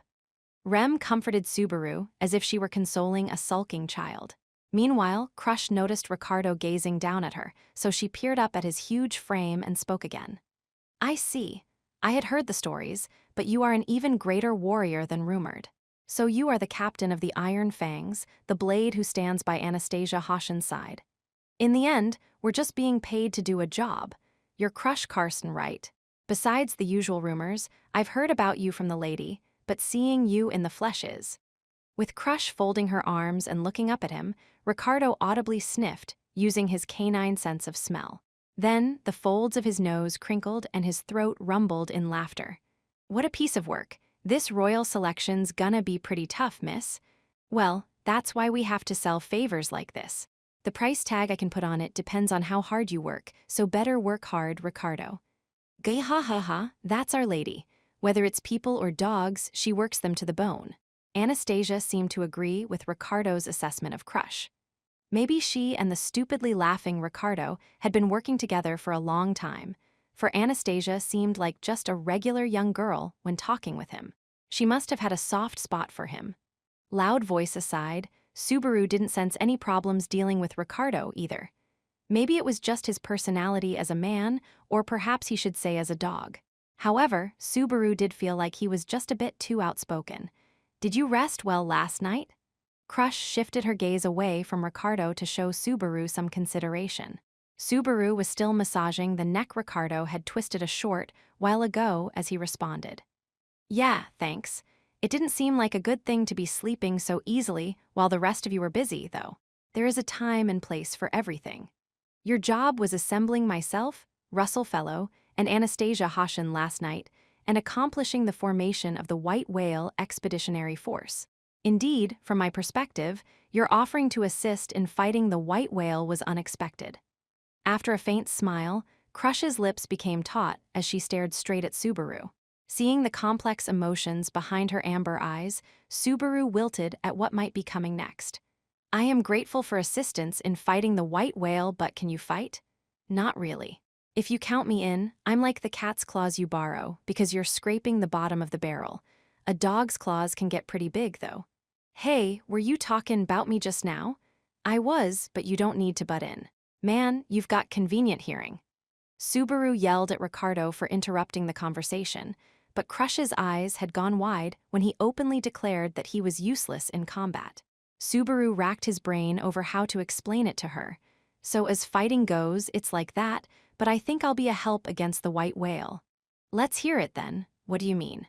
I'm not all that happy about this, mind you, but it seems that I have a peculiar scent that attracts demon beasts. The odd nuance of Subaru's statement once again pressed Crush into silence. However, when Rem stated, "There is no mistake," in an odd agreement while standing beside him, Crush displayed only a brief hint of concern before asking him to continue. "I shall tentatively state that I understand. Please give us the details." Maybe scent isn't quite the right word, but it's a physical condition I have. In fact, when we had that demon beast incident back at the mansion we mentioned last night, I used it to lure the demon beasts. Is that so? Then the fact that you possess a mesha to warn you of the danger of demon beasts is connected to this. Ah, that's some unexpected foreshadowing I'm just talking to myself. With suspicious gazes trained on Subaru, he shut his mouth before he said too much.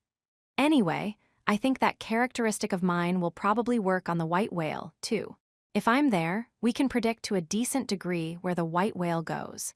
But when we do, the demon beast's danger level is off the charts, so expecting me to actually fight it is a little much. And Urugaram was about as dangerous as a large dog. Even so, they had nearly killed him. Not that threats were proportional to body length, but the white whale was thousands of times larger than in Urugaram. By himself, Subaru couldn't outrun the white whale, let alone counterattack. That's why I'll take the land dragon you lent me and run around right under the white whale's nose to draw its attention. While it's doing that, you'll go after it full force, or at least that's the tactic I'd recommend. To be blunt, it was a plan he wasn't sure he could speak from his own lips. He was saying they couldn't count on him for fighting strength, but that he'd be useful running around the battlefield as bait. It was a role that would make even those with a death wish turn pale. I do not sense any deceit from you, which surprises me greatly. Crush put a hand to her chin, barely able to believe her eyes as she let out a sigh of resignation.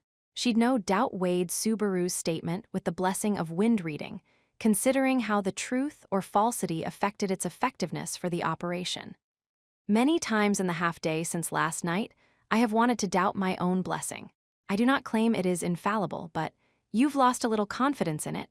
No, I simply get tense when the world exceeds my expectations in various ways.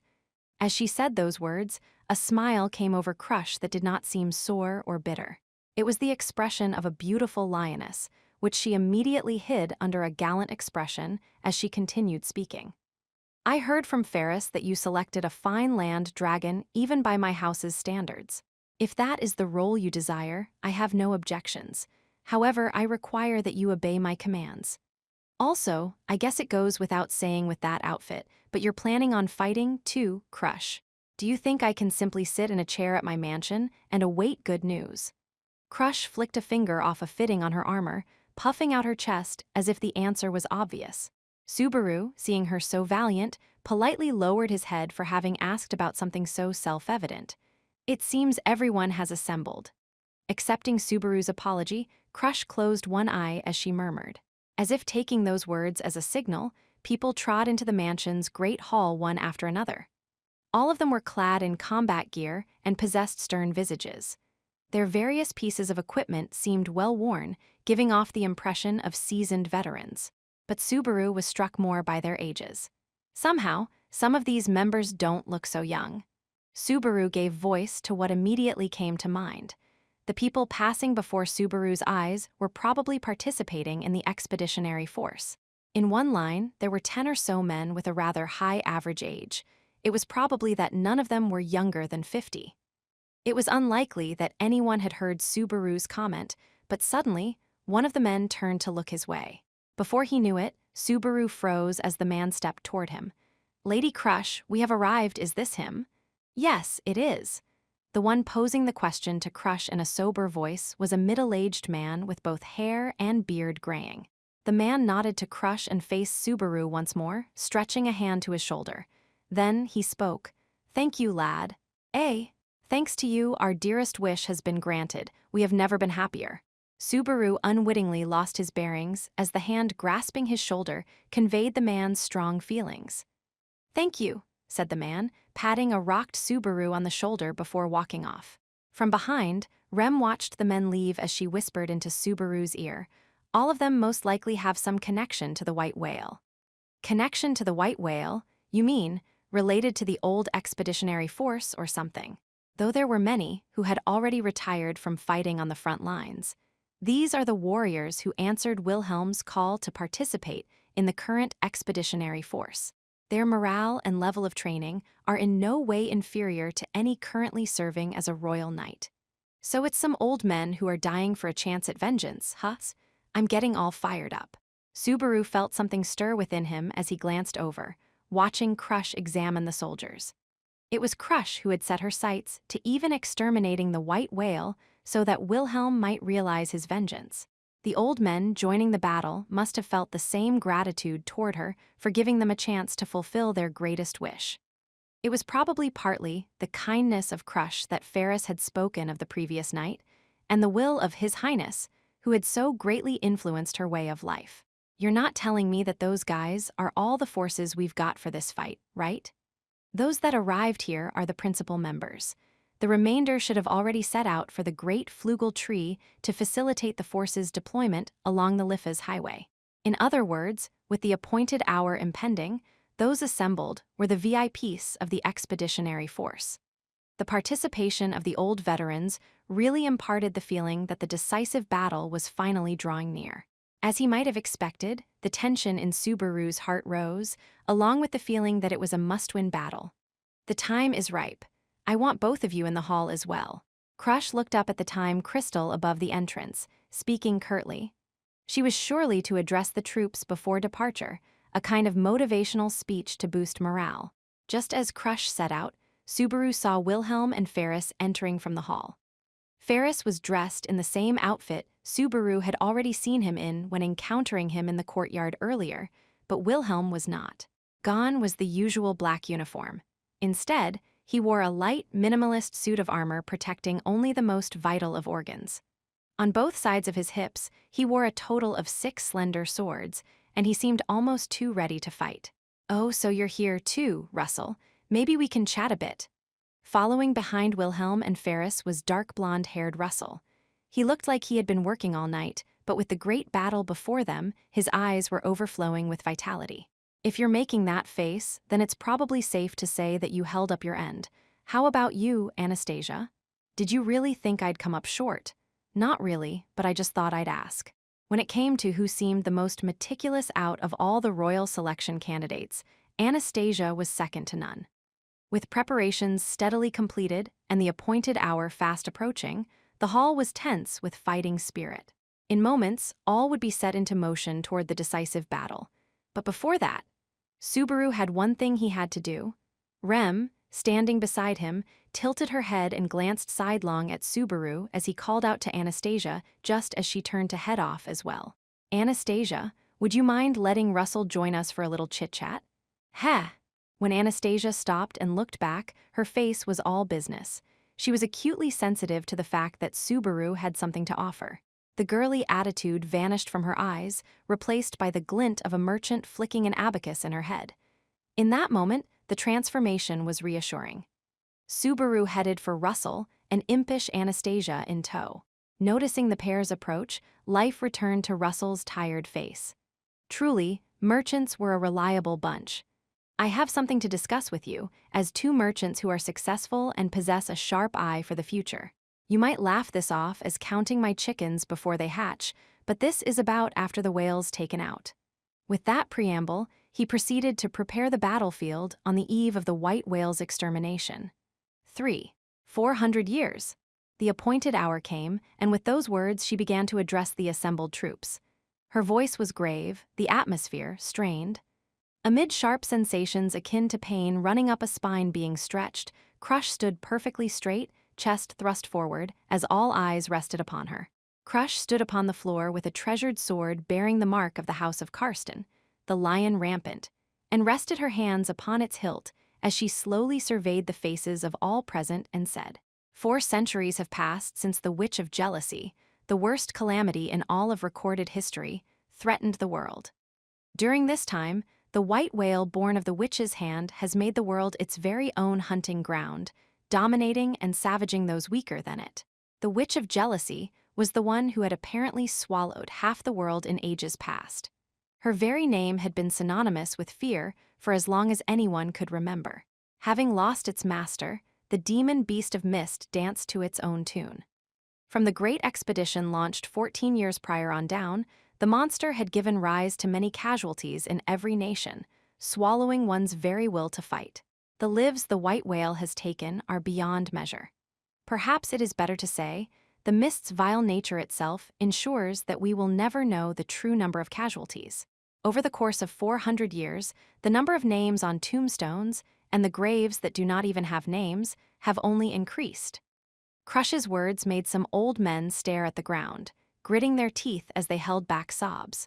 There were others whose chests contained fierce, inexhaustible emotion, quiet anger they had carried with them, waiting for a chance to let it explode.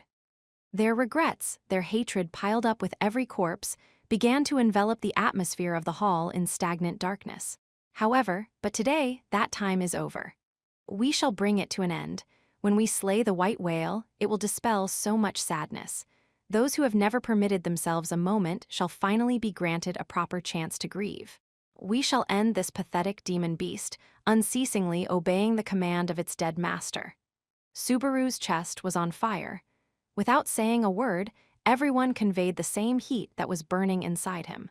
The old veterans were looking down, the warriors clenching their fists. The aged swordsman had closed his eyes, but now all of them stared at Crush, standing before them. Accepting their gazes, Crush thrust a hand out, speaking in a great voice. "We march, to the Lifa's highway, to the great flugel tree." Yes! The stomping on the ground accompanying the roaring response seemed to make the very earth quake. Subaru realized that the hot fighting spirit surging within him had made him shout as well. Among them all, Crush stood stronger and taller as she raised her drawn, treasured sword to the heavens and made a proclamation. "This night, by our hand, the white whale will fall." The Battle of the White Whale, the largest operation since Subaru had been summoned to that world, had commenced. Chapter 3. The Battle of the White Whale. 1. With Duchess Crush Karsten at the head, the latest expedition to defeat the white whale set forth. It was the first operation of its kind since the great expedition of 14 years prior, undertaken with the expectation of fierce combat few would ever see. The expeditionary force assembled for the campaign was under Crush's command, with Wilhelm van Astrea, member of the family of Sword Saints, appointed as captain. The troops serving under Wilhelm were divided into 15 platoons, with each headed by one of the old veterans who had attended Crush's address in the Great Hall. Each platoon was composed of 15 men, so the combined force under Crush's command numbered roughly 220. However, the total combat strength was not limited to that. A wagon train under Russell's command was apparently running ahead of them to the site of the decisive battle, the Great Flugel Tree, so they could begin transporting the supplies necessary for deployment. On top of that, 13 members of the Beastman mercenary group Iron Fangs, on loan from Anastasia, had joined under Ricardo's command. Ricardo was in overall command with 2 lieutenants reporting to him. And the lieutenants of the Iron Fangs were, "I'm Mimi. I'm hetero." With great energy, the 2 kitten-like beast people waved, then politely bowed. They had orange fur, and their heads didn't even reach up to Subaru's hips.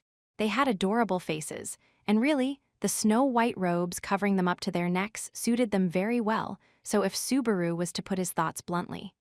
They're so cute I wanna steal them for myself. The miss says that a lot, too. There you go saying that again, big sis. The girl calling herself Mimi laughed vibrantly at Subaru's thought, with the young boy calling himself Hetero appearing oddly ruffled as he rebuked her. Based on how he addressed her, they were siblings, probably twins. They looked like a tomboyish older sister with a straight-laced, docile younger brother following in her wake. Subaru had no objection to the charm, but what mattered here wasn't appearance but ability. They weren't heading off to a picnic. So it's not that I'm doubting you, but you're really lieutenants. Mister, have you met Mimi somewhere before? I can't remember, but it really feels like it. Mimi crossed her arms and cocked her head, but Subaru glossed it over with a strained smile. It couldn't be helped that she didn't remember him. To Subaru, the first time he met Mimi was during the events of the last go-around. Furthermore, it wasn't an occasion he wanted to remember.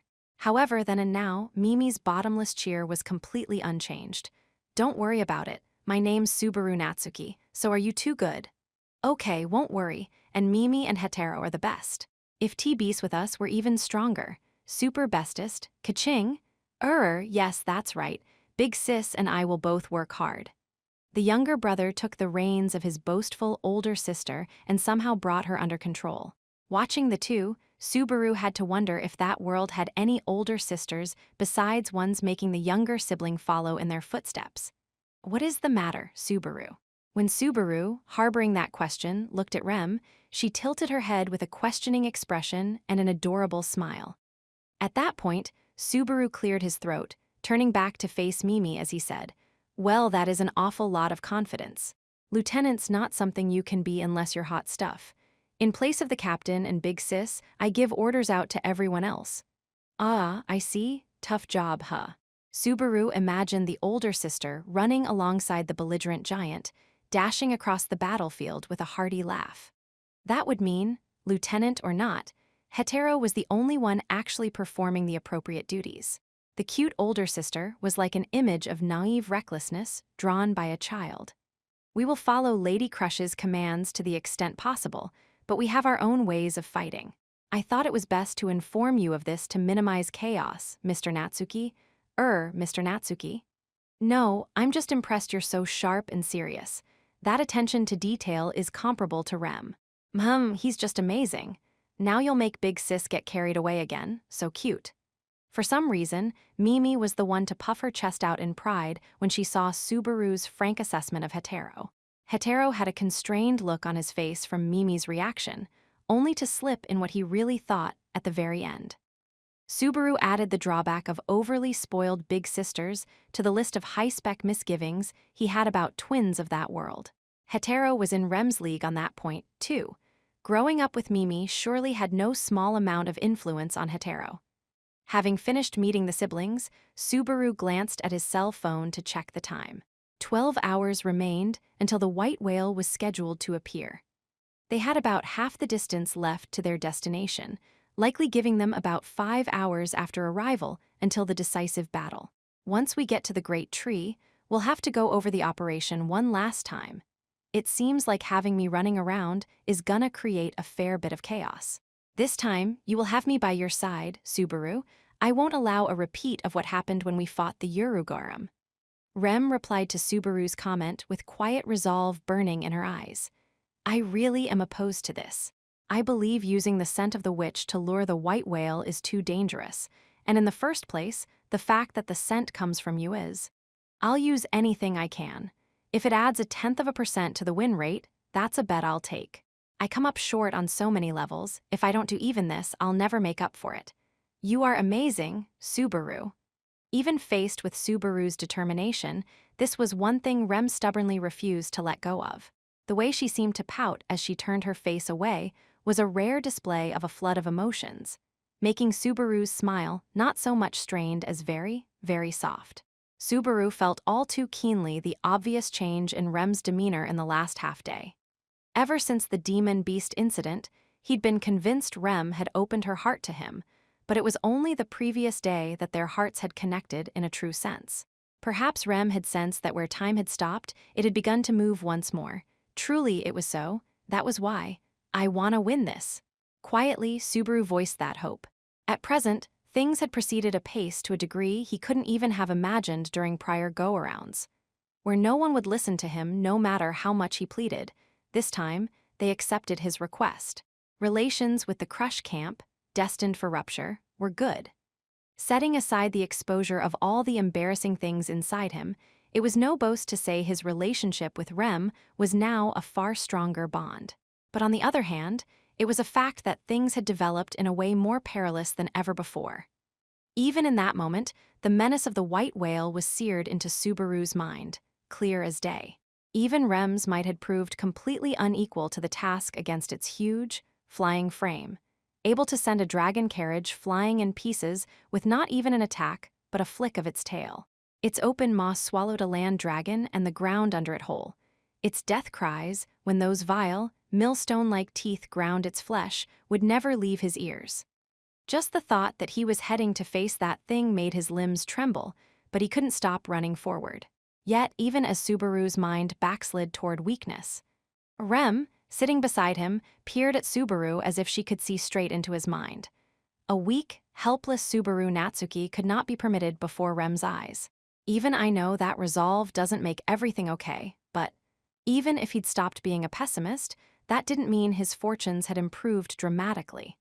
The route he was on held even greater danger ahead, yet he absolutely couldn't say preparations were ideal. All Subaru could do was what he thought best in the limited time available to him, calling on the girls and their allies for aid, and leaving all the rest that lay ahead to the power of others. That said, Crush and the others sought nothing further from Subaru, which was absolutely not because they were maltreating Subaru as a useless troublemaker. But when the time came, he'd do whatever he could with everything he had. Because the things Subaru could do occupied such a narrow range, he had to at least firmly grasp the range's breadth, thinking of what he could do within those limits. In other words, it's the same as usual. Guess that goes without saying, though. What's up, bro? That's a determined-looking face you got there. Abruptly, Ricardo, riding alongside the line of dragon carriages, observed Subaru, laughing as he spoke. Glaring back at the dog-headed beast man, Subaru firmly twisted the corners of his lips. That's right. Took long enough, but it's rock solid. I'm really something when I've set my mind okay. Whatever happens, I'm not given up on the future, even if it kills me. That's a man's words there. The lady's gonna be real happy to hear that. Like I figured, you're just the friend the lady needs. I don't think shaking her hand away from the big stage is a bad thing, either, but if I get along nicely with Anastasia, there's a troublesome guy there, too. Remembering Anastasia made him remember the sight of a handsome man beside her as a package deal. Even his beating at the parade grounds at Julius's hand seemed like a long time ago. He'd experienced time on the level of weeks, even though it had been only 5 days or so in actual time lapsed.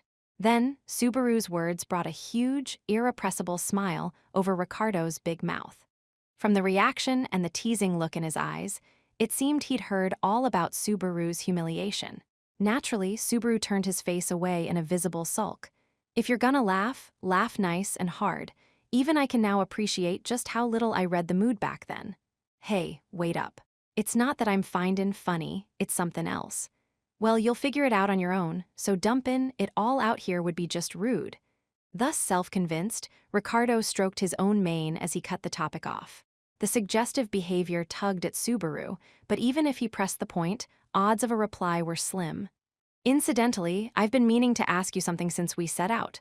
What? Ask me anything. We're buds, bro. If it's not crazy stuff, I'll talk about whatever. And if it is, it depends on what nails I'm steppin' on. That part sounds like the Kararagi in you talking. I was just thinking, those huge dodgish creatures you guys are riding, they're really something else. Subaru pointed below the enthused Ricardo's rump to the creature he was riding, unsure how best to broach the subject. The beast mounts that Ricardo's iron fangs were riding were completely different creatures from land dragons. The closest comparison was to a huge dog, but the huge frames of the carnivores rivaled that of lions and tigers from his original world, and their speed and endurance were in no way inferior to that of land dragons. Subaru's comment brought an understanding expression from Ricardo as he patted the beast mount on the back. You don't see 'em much in these parts. These critters are called ligers. They're as precious in Kararagi as land dragons are over here. They're real territorial, so it's tough to raise them, which is why there ain't many in Lugunica or other countries. Ligers. When he blinked and looked, Subaru thought he was seeing some kind of offshoot of the Urugarums he had a history with.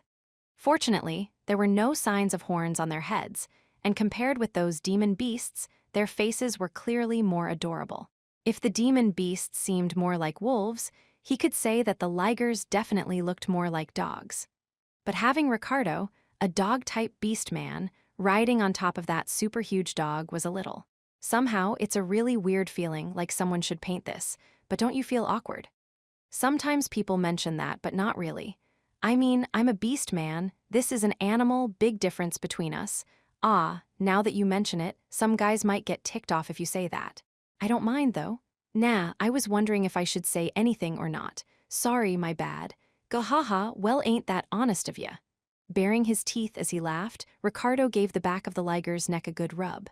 The Liger made no reaction to its master's action, but the way it silently indulged its owner certainly made it look like a good, loyal dog. Even with the size difference, it apparently hadn't lost any of its canine virtues. Ligers don't have the horsepower that land dragons do, but their agility's way up there. Just watch, a wild battle to send the whale packin' is right up our alley. Horsepower, huh? Guess you still measure animal power like that, even with dragons and dogs all over the place, not that I've actually seen a horse. He'd heard straight from Amelia's mouth that they existed, but he hadn't actually seen one in that world yet. Apparently, their rate of use was fairly low. After that, Subaru pointed to the expeditionary force on the march behind them. So less horsepower is why you have teams of dogs for pulling each carriage. Why not just have land dragons haul the freight? Don't want the dogs to get tired before the main event. Hey, we've got to move our own stuff ourselves. Besides, don't worry, any Liger haulin' freight is a Liger properly trained for it. We don't spoil 'em, and no enemies swinging 'em off their feet, white whale or not. With a gulp, Subaru somehow stopped his internal mental turmoil from coming out onto his face. On the other hand, Ricardo failed to notice Subaru's surprise as he spoke. You never know what you'll come across on the road, like bandits or whatever. If you take too much time, you'll be late, and that's the worst outcome of all. So we've gotta at least be able to carry stuff by ourselves. No way there are any bandits who have the guts to attack a completely armed group like you guys. If they did, it wouldn't be brave, it'd be a death wish. Got a point there? Ricardo burst into laughter and, waving to Subaru, shifted away from the dragon carriage. He took up his post at the head of the beast mounts as other people around them looked over at the loud conversation. It would seem that Master Ricardo is going around speaking like that to alleviate everyone's tension before the battle. Watching Ricardo go off into the distance, Subaru heard Rem's soft whisper into his ear. A bitter smile crossed Subaru's face as he realized, suddenly, that the big beast man was looking out for him. And here I was thinking I'd hardened my resolve. Meaning, he still seemed awful green from his senior's perspective, even though the impending battle with the white whale was but the first hurdle, with others waiting ahead. Geez, you can say, set forth, hero, but it sure is easier said than done. Subaru murmured very quietly so that Rem might not hear, but his cheeks formed a smile. The things he had to do, and the things he wanted to do were one and the same, and he had someone at his back to urge him to do them. He supposed that made it all worth it. Their morale was at its peak on the eve of the approaching battle. Now, let's do this, Mr. Fate. 2. Fortunately, the expeditionary force safely arrived at its destination without any undue trouble. As scheduled, they arrived 5 hours early. The gleaming moon had just begun to rise on the night of the decisive battle. The expeditionary force deployed, linked up with the vanguard, and proceeded to inspect arms and go over the operation one last time. Naturally, Subaru participated in the discussion, and when details of the operation were hammered out, how everyone would maneuver included, any time remaining before the fight was for free action. And as he spent his time until the operation with various thoughts running through his head, Subaru. It sure is who you. You seem very happy, Subaru. Looking up to the point that his neck hurt, Subaru almost couldn't see the top of the tree because the trunk was so tall. With how it jutted up from the earth, its great roots spreading all around its base, Subaru couldn't keep his honest feelings of excitement off his lips. Men are creatures impressed by big, strong stuff by nature. I was pretty impressed the first time I saw a land dragon, but Mother Nature ain't half bad. That Flugel guy did good work. As he touched the tree trunk, Subaru praised the work of the sage said to have planted the tree. Apparently, he was hot stuff, but no one knew what he'd done besides planting the tree. But even if that was his one great feat recorded in history, that wasn't a problem. The name Flugel was cool, too. Ah, gotta carve someone's name into the trunk, though. We're not students on a field trip, so it's just, well, proper manners. Rem, lend me a carving knife. Even for you, Subaru, I will be upset if you do that, as shall others. Rem gently and properly chided Subaru for his burning, rebellious desire to have his name carved. Then, as Subaru pouted, she gave him a little smile and looked up at the great tree. This is where the white whale shall come. Yeah, it'll come. When it's time, this mesha will ring. Subaru took the cell phone out of his pocket, fingering the strap to sway it left and right. The alarm had already been set to ring when the white whale was due to emerge. They were the same words he'd shared during the final meeting, and the explanation for crush he'd racked his brains to come up with. He felt guilty at not divulging the truth, feeling like he had to make up for it by getting results. Of course, not exposing the truth to even Rem tugged at his heartstrings, but, so this mesha will alert us to the presence of a demon beast. That's right. Put bluntly, if it wasn't for this, my worth this time around would be right about. That is a lie, is it not? When Rem said that with narrowed eyes, Subaru was sure his heart had stopped. Letting out a voice that did not even amount to a gasp, his heartbeats belatedly restarted. What had Rem said to him just then? I must have heard her wrong, Subaru vainly hoped, but the eyes with which Rem stared at him smashed that hope to pieces. She had said it, and with conviction. WH, what are you talking about? You know what they'd do to me if I was lying about something like. Resorting to Kararagi dialect does not suit you, Subaru. Fact is, even Crush and the others accepted it, so it can't be a lie. Glossing things over wasn't working on Rem. Even so, Subaru tried to see the lie through, for if the truth was revealed, there was no mistaking that it would herald a worsening of the situation. If the lie was exposed, Subaru would no longer be consistent with the circumstances known to Crush and the others, for the only way to square those inconsistencies would be to explain return by death. Of course, so long as he obeyed the taboo set in place by the witch, he could not reveal return by death to anyone. All the more so because the pranks played by the witch's hands had finally progressed to crushing Amelia's heart. If he had to guess who the next casualty would be, it was clear that it might very well be Rem. He absolutely couldn't let Rem know the truth. And yet, Rem slowly shook her head at Subaru's excuses. Crush and the others merely decided that it was not necessary for you to lie. If you risked that, you would make an enemy of not only Lady Crush but Lady Anastasia and all the merchants in the guild, Master Russell included. That would be meaningless. It was an undeniable truth. Back at the negotiating table, Crush surely could have offered any number of rebuttals to Subaru. Russell and Anastasia, seasoned negotiators both, could have done likewise. He could only conclude that the fact that they had closed their eyes to the inconsistencies and accepted negotiations regardless was not due to trust in Subaru, but a judgment based on the circumstances. Subaru had arranged the place and the people for negotiations. There was no necessity to Subaru deceiving them. Of course, the calculation that they would think that way was one of the pieces of insurance Subaru had employed. But that was based on nothing more than the pros and cons of success aligning atop the thinnest of ice. The type of lie Subaru was seeing through was based on a false initial impression. And it was the kind of lie that need never be exposed if it brought results ever. But it was different as far as Rem was concerned. Then, as ever, Rem stood as Subaru's ally. Subaru was deeply aware that Rem was now the closest person to him in the other world. To continue lying to Rem held a completely different meaning than maintaining the deception with Crush and the others. Making her accept it after she had realized it was false left an entirely different impression. Namely, that he didn't reveal the lie to Crush and the others because the pros and cons aligned that way, but he didn't reveal it to Rem because he didn't trust her. He couldn't help if it made her think that way, for whether she did or not, he absolutely could not reveal the truth to her. It's fine, Subaru. Huh. Subaru planned to use words to somehow smooth things over and protect Rem. But Rem rejected that with a shake of the head, a thin smile coming over her lips. With Subaru too surprised to close his mouth, Rem turned a sincere look toward him and spoke. I understand you enough to know when you are lying, Subaru. I have been watching you a great deal after all.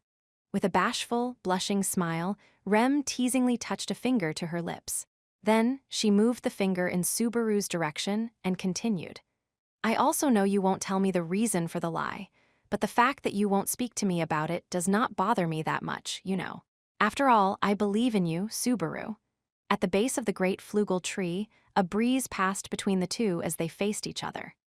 With Subaru stunned into silence, Rem gently put a hand to her breast and stated before him, Subaru, if you say that you know where the white whale shall appear, I believe you. If you say the witch cult is after Lady Amelia and the others, I believe you. Even should you say the moon shall fall and destroy this nation, I shall believe you, Subaru. Well, I wouldn't go quite that far. Yes, I suppose not. But that is how serious I am. The smile vanished, and Rem stared at Subaru with very serious eyes. Then, she silently lowered her hips, grasping the hem of her skirt with both hands as she curtsied. I adore you with all this body and all this heart, Subaru. Furthermore, now and in the future, I shall never, ever doubt you, Subaru. Therefore, it's not necessary whatsoever to push yourself into a corner to make me believe your lie. Subaru barely managed to choke back the heat welling up from his throat. He pressed down on the inner corners of his eyes, turned his face up, and opened his trembling mouth wide and exclaimed, Ah, man, staring at this huge tree really raises the tension. Yes, I suppose so. I won't be able to calm down unless I'm looking up at this tree. There's no other reason at all, but I won't be able to look down for a little while. Yes, I suppose not. Subaru put on a show to keep his face turned up so that tears might not fall. It was a frail bluff on his part, but Rem, enveloped by gentle benevolence, did not call him on it. That moment, Subaru understood the true extent of his own idiocy all over again. If only he could have divulged everything to Rem from the very beginning. He couldn't have just told her everything, but if he could have at least conveyed to her the tragedy yet to come, Subaru would no doubt have been spared having the tragedy repeated a second and a third time. Subaru couldn't explain the reasons why, so he thought no one would believe him if he said anything. Thus, he decided he had to go it alone, leading to various failures over and over. But Rem was different. She wasn't asking for a reason. She'd believe Subaru even if he didn't explain. Just like that moment, she forgave Subaru in her gentle, affectionate way for not speaking the truth. This is when, instead of sorry, you say thank you, huh? Having desperately held back the tears, Subaru somehow managed to face Rem once more. Rem made a beaming smile and nodded at his reply. To be honest, I feel like I'll only be able to return super tiny little pieces of everything you've given me, Rem. That is not so. Rem lowered her head slightly as she denied Subaru's words. I really do understand that speaking like this will only bring you suffering, Subaru. That I have spoken regardless is my own selfishness. I don't think of it like that at all. I'm the bad one for hiding stuff. But it really is selfish of me even so. I am sorry. The words were self-effacing, but when Rem lifted her face, her expression was sunny. Seeing Subaru happily falter from the inconsistent sight, Rem tilted her head. I thought it would be nice if you passed on to others a tiny bit of the load you carry. As I am now, that you had no one to do so makes me unbearably sad. In that moment, Rem conveyed her resolve, the firmness of her feelings. Subaru leaned against the trunk of the great tree and took a deep breath. I love Amelia. Yes. He revisited the words he had once exchanged with Rem. He knew that the words wounded her deeply, that they were words that made her suffer, yet Subaru spoke them once more. However, but when you're with me, my heart trembles. Go ahead. You probably think I'm a terrible guy now. He wondered if the word terrible even cut it.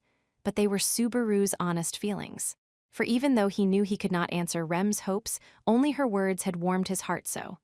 Somehow, the breath Rem let out seemed hot as she said, Truly, you are a terrible person, Subaru. I know. That is a lie. I love you. I know that, geez. Subaru's face turned beet red as she stated plainly how she felt all over again. If it were not night, that redness would have surely stood out.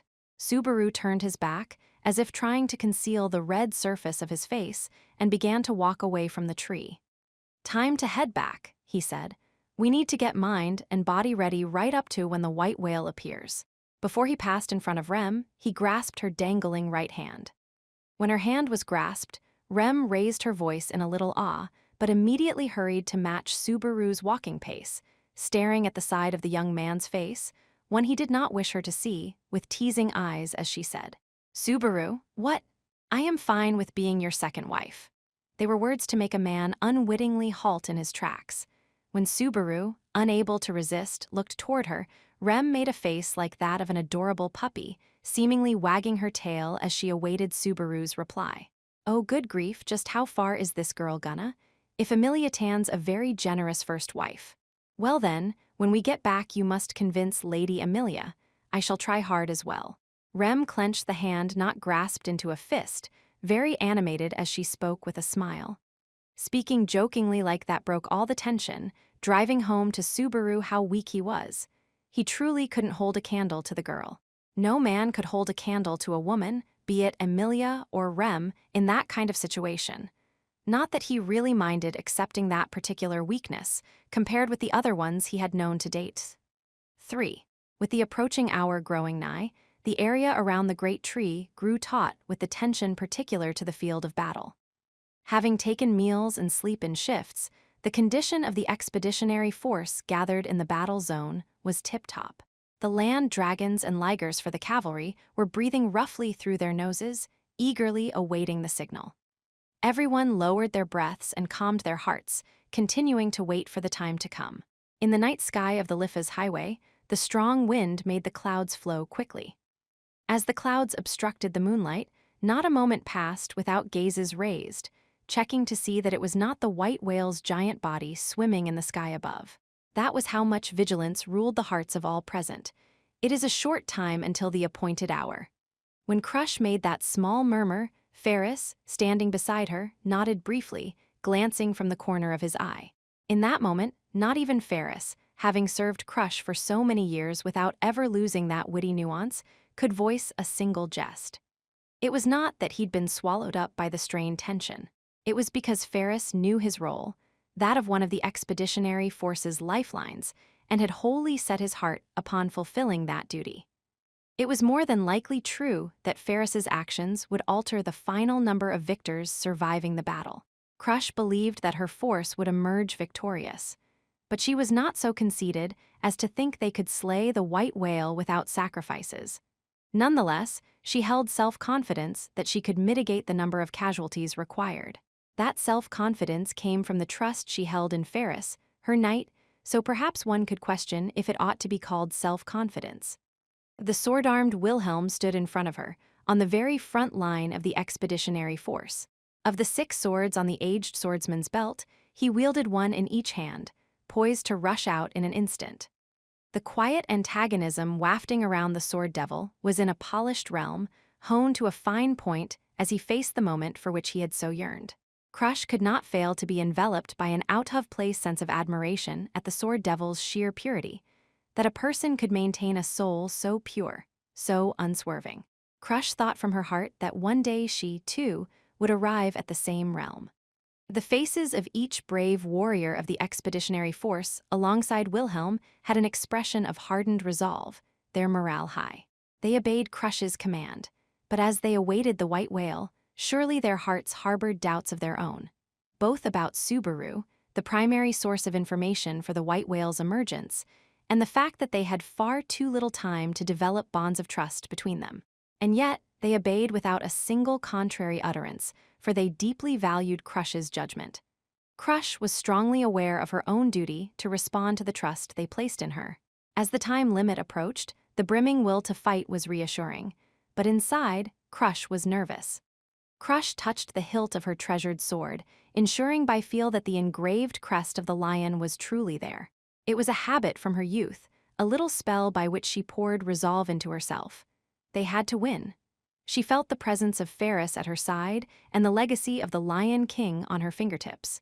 However mighty the foe, it was all Crush needed to fight. And then, abruptly, it rang across the Liffa's highway, subsumed by the darkness of night. She was slow to realize that the series of light sounds making her eardrums tremble resembled music of some sort. When she turned her eyes toward the source of the sound, she saw Subaru putting his hand on the shining mecha. It was from the mecha in his hand that the music was noisily flowing. It was the signal Subaru had said would announce that the time had come. All hands on alert. At Crush's shout, the expeditionary force poised as one. According to Subaru, the white whale would appear within tens of seconds after the mecha alerted him. If he was to be believed, it would not be strange for the white whale's giant body to be swimming in the sky that very moment.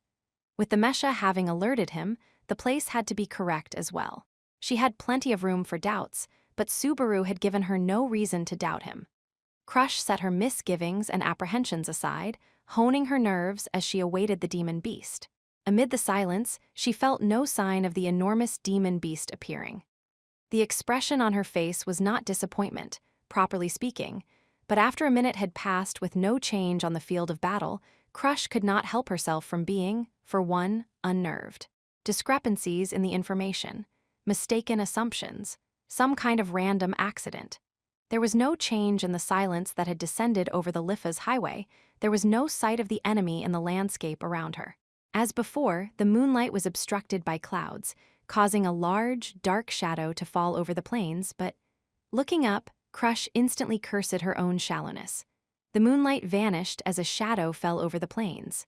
The altitude of the cloud intercepting the moonlight was gently descending, coming before their eyes. But a cloud it was not. 'Twas a demon beast, floating in the sky in the form of a gargantuan fish. As Crush sucked in her breath, virtually everyone in the expeditionary force came to the same understanding. Then, as if their minds were one, they tossed their gazes toward Crush. They were waiting for the command for a preemptive strike.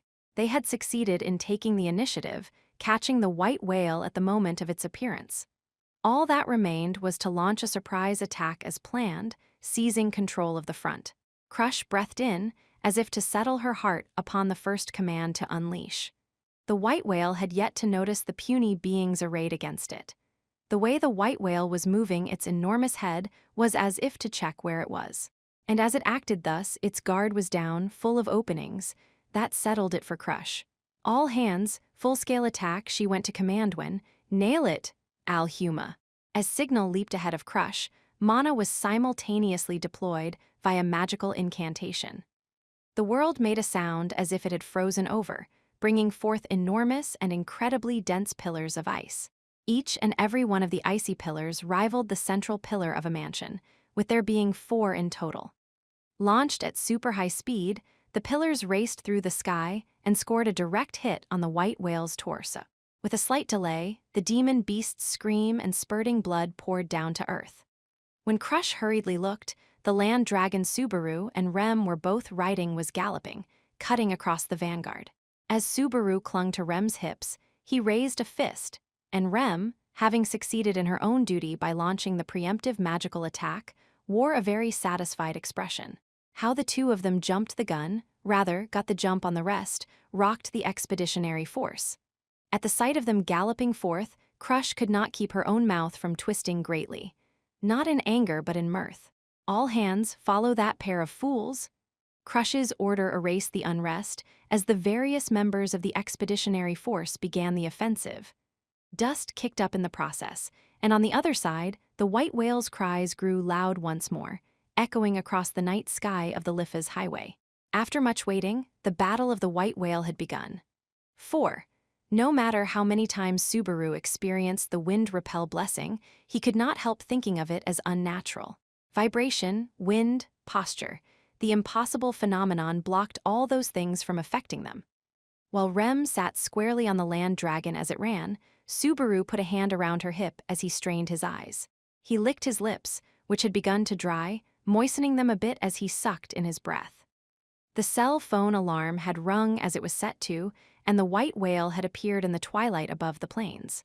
He could only describe the emergence of the giant body as splitting the sky and crawling out of the resulting shadow.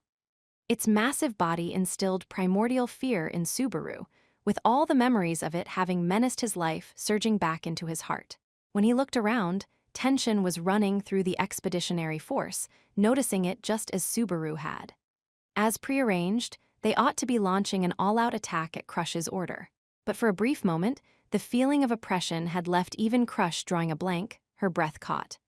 It could only be called a critical error, but such was the terror of combat the extreme situation had wrought. Accordingly, Subaru patted Rem's shoulder. "Nail it! Al Huma!" A half-second before Crush breathed out, that shout cut the covers of the gun barrels on the front. Responding to Subaru's voice, Rem gave direction to the vast amount of mana she had woven together. This gave rise to 4 of those vile pillars of ice, with their sharply tapered tips mercilessly gouging holes in the white whale's underbelly as it floated in the sky. The ice collided with its stone skin, audibly shattering. However, just before the shattered pillars completely spread apart, the force of their stabs broke through the defense of the white whale's thick hide, scattering its blood all over the plains. The scream of the white whale resounded across the plains. Even as the air shuddered enough to make one's eardrums go numb, the pitch-black land dragon Subaru and Rem rode advanced without fear. Subaru and Rem had not acted rashly. The instant the white whale emerged, a momentary lull occurred within the expeditionary force. Had they not acted during that time, the preemptive attack would have probably failed. That pause was a watershed moment, and knowing that such momentary hesitation was a matter of life and death. Even someone of such remarkable character as Crush had her breath caught before the menace of the white whale. Even if she had been halfway confident the white whale would appear, seeing the real thing created a ripple in the human heart. That ripple could create even tiny distortions in one's thought process, and distortion led to stagnation, and stagnation invited defeat. If it had been so, the battle might have begun with their side at a disadvantage. If there was a difference between Subaru and Crush that moment, he had to call it love. Crush's split-second delay had been born from her inability to have absolute trust in Subaru and his Mesha. Even if her mind believed him, it could not force a statesman of her caliber to forget her misgivings. But Rem had not even the tiniest smidgen of doubt that the white whale would appear the very instant Subaru said it would. Accordingly, Rem had prepared magic with the greatest firepower that she could muster, waiting for the moment Subaru had indicated, and slammed an attack into the white whale the very moment it appeared. If he could not call that Rem's love winning out, what could he call it? But that analysis is super embarrassing. "Subaru, please hold on to me more diligently. You'll be thrown off." In contrast to Subaru, assessing his own starting of hostilities, Rem shouted as she gripped the land dragon's reins. She announced that they were shifting from Phase 1 of the operation, the preemptive strike, to Phase 2. "Everyone follow that pair of fools." A half-second later, as Subaru and Rem galloped like the wind, the expeditionary force behind them obeyed Crush's order, loading one cannon after another, or rather, stuffing things like cannons with magic crystals, with the magic crystal cannons firing them like cannonballs. With a roar, that fusillade landed, its destructive power violating the white whale's flesh. The instant they hit squarely, the magic crystals embedding into it transformed into the magical power of their corresponding mana, be it fire, ice, or light, widening the wound Rem had created, causing soot-black blood to pour down onto the highway. Amid the drizzle of blood, Subaru and Rem's land dragon employed agile movements to circle around to the white whale's rear. The movement was just as arranged. "I'll get the white whale's attention, making it turn so that its back is to the expeditionary force. The sky, they are using night repel. Please close your eyes." Rem took in the state of the battle, looking up and gazing at the horn on the white whale's brow as she shouted. Subaru hurried to follow her instructions, lowering his face and closing his eyes, and the next moment, the world became bright. A white light exploded in the sky above, and that white glow instantly burned the night away. The light was so powerful that it permeated Subaru's optic nerves through his closed eyes, making his throat catch in surprise. "Whoa, it's just as incredible as you said." All trace of night had completely vanished from the Lifa's highway. Whatever had happened during those several seconds, the worlds of night and day had swapped places, and a light as bright as midday shone onto the plains. Above their heads, separate from the attacks on the white whale, A special magical stone with an effect called night repel had been launched to shine in place of the purportedly sunken sun. Normally, it was simply a collection of light proportional to the mana infused into it, unable to shine with much more than a dull light, but so, when you abuse assets to put a mountain of them together, you've got a mini-sun on your hands. It is difficult to track the white whale in a dark sky. After all, now, it has only just begun. Putting together two of the top merchants, even by the royal capital's standards, and having them run around gathering magic stones was playing to their strengths. The effective range was the area around the great tree, and the time limit was a bit under an hour, more than enough time to end the decisive battle. Having lost the twilight over the plains, the huge body was distinct as it floated overhead. That's. To that point, he had not been able to clearly make out the white whale even once, but now it was exposed under the light of day. The white whale's enormous frame shuddered as it bellowed, seemingly enraged at having been dragged out of the night sky. The roar it unleashed surpassed the level of noise, closer to an act of raw destruction. The atmosphere rumbled, frightening even the trained land dragons, causing them to roar violently. Though it appeared to be bleeding from its entire body, its swimming showed no effects from the wounds. The white whale's head traversed the sky over the plains, calmly gazing down at the puny humans daring to challenge it. What size? Subaru's voice shook as it trickled out, unable to stop the feeling that his limbs were going numb, unable to move. To that point, Subaru had seen, brushed against, and come to hate the menace of the white whale, but faced with the full sight of it, he understood for the first time that he had seen only a fraction of the being. The white whale, just as its name suggested, the demon beast's figure was covered all in white. Countless body hairs sprouted from hide that resembled finely chiseled bedrock. The pectoral fins extended from the underbelly like Grim Reaper's scythes, with the smaller dorsal and caudal fins shaped similarly. Setting aside the disparity in savagery, the shape of the white whale very much resembled that of the whales Subaru knew, but its size betrayed his expectations twice over. As far as Subaru knew, the blue whale, the world's largest whale, was almost 100 feet long, give or take, making it literally the largest mammal on Earth. However, the enormous body of the whale he saw in the distance easily surpassed 100 feet, probably large enough to be close to 165. Its giant frame was closer to a mountain than a living creature. By some cosmic joke, a white mountain was leisurely swimming in the sky above. Subaru!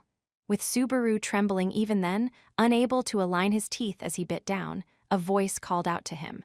It was the voice of Rem, her back facing him as Subaru clung to the hips of her small figure. She was already right in front of him, close enough for him to hear her breathe, so she didn't look back at Subaru when she asked the question. Are you scared? It was not a taunt but a call for trust. Firmly, Subaru clenched his teeth and twisted his mouth as he answered. Yeah, I'm scared of my shining future and the praise I'll get for bringing that thing down. Subaru met Rem's expectations by cracking a joke, patting her shoulder from behind. I'm putting my whole life in your hands. Now, let's make a run for it. My life is yours as well, Subaru. Now then, let's go. When Subaru, his resolve hardened, declared they would run away in manly fashion, Rem softly made a little smile as she sternly cracked the reins. The pitch-black land dragon neighed, running across the ground, undaunted by even the fantastical white whale. The white whale turned toward them as they galloped low and to the right of it, aiming to circle around to its tail. They dashed away from the expeditionary force, and the white whale's giant eyes turned toward Subaru and Rem as they approached. The maw that could swallow a large dragon carriage hole opened wide, poising its mouth, lined with millstone-like teeth, for a roar. Subaru, sensing baptism by destructive sound, braced himself against the land dragon he was riding. And above their heads, to turn away, you must have greatly underestimated me. A moment after the valiant heroine's voice, the white whale's head was shallowly cut by a single, horizontal slice. The invisible slash, grazing the solid, stone-like hide, drew blood from the white whale's enormous frame once more. When Subaru looked back toward the source of the attack, he saw a white land dragon running after him at the front of the vanguard, and Crush, standing tall, with her arm out after following through the swing. But in her hand, she's not holding anything. A formless sword that ignores range, Lady Crush's famous swordsmanship is able to fell 100 men in a single blow. Rem replied in a low voice as Subaru gawked. The anecdote Rem spoke concerning Crush was news to Subaru, but the display was equal to the words. Though she appeared unarmed, such a statement was fitting for Crush's skill and combat strength. The invisible slash stopped the white whale's initial response. With its movement halted, more attacks followed. The magic crystal cannons went to work once more, concentrating firepower on the white whale and landing hit after hit, causing its altitude in the sky to drop as the damage and agony to the demon beast piled up. The white whale was at the same height as a cloud, but so long as its head was not pointed straight up, it was within blade distance. A single land dragon ran across the ground and leaped, displaying agility that clashed with its large frame as it launched into the air. Even so, compared with the white whale, it had little size to boast. The land dragon soaring before its nose must have seemed little more than a fly to the white whale. The vertical sword flash running straight ahead cut deeply up the white whale's nose. The sight of the flash of metal rending the white, stony hide with such ease made the sound of cannons, echoing across the battlefield, vanish. This was no spell, no magic crystal cannon, nor even the slash of an invisible blade, but human training, proof that steel swung by man could reach even the demon beast. Proof that human willpower, expended over the course of many years, had indeed reached the demon beast of mist. 14 years. The figure crouched as he thrust a sword into the split tip of its nose. He maintained his posture, poising the cutting blade as the other sword thrust deep, and he waved off the demon beast's blood from his blade. Behind him, the hostility he gave off was enough to warp the very air. For all that time, I dreamed only of this day. As the figure straightened his back, the white whale twisted its body, trying to fling off the figure that had embarked upon the tip of its head. The white whale let out a groan as it barrel-rolled in midair. But the white whale arched as it screamed in pain, its tail dancing wildly in the sky. A single, horizontal cut was added to the vertical one from before, carving a cross-shaped wound into the white whale's brow. The figure stomped on the white whale's back with a light sound of his foot. Malevolent laughter came over the sword devil as bloodlust glimmered in his blue eyes. "Here you shall fall, and your corpse shall rot, filthy monster." Spitting those words out, Wilhelm poised his swords in both hands as his body became the wind. He ran across the back of the white whale from its head to its tail, slashing the demon beast's stone hide left and right with the blades in both hands. As he rent the purportedly hard, resistant hide with ease, sprinting as soot-black blood smeared the sky, he truly looked like a sword devil.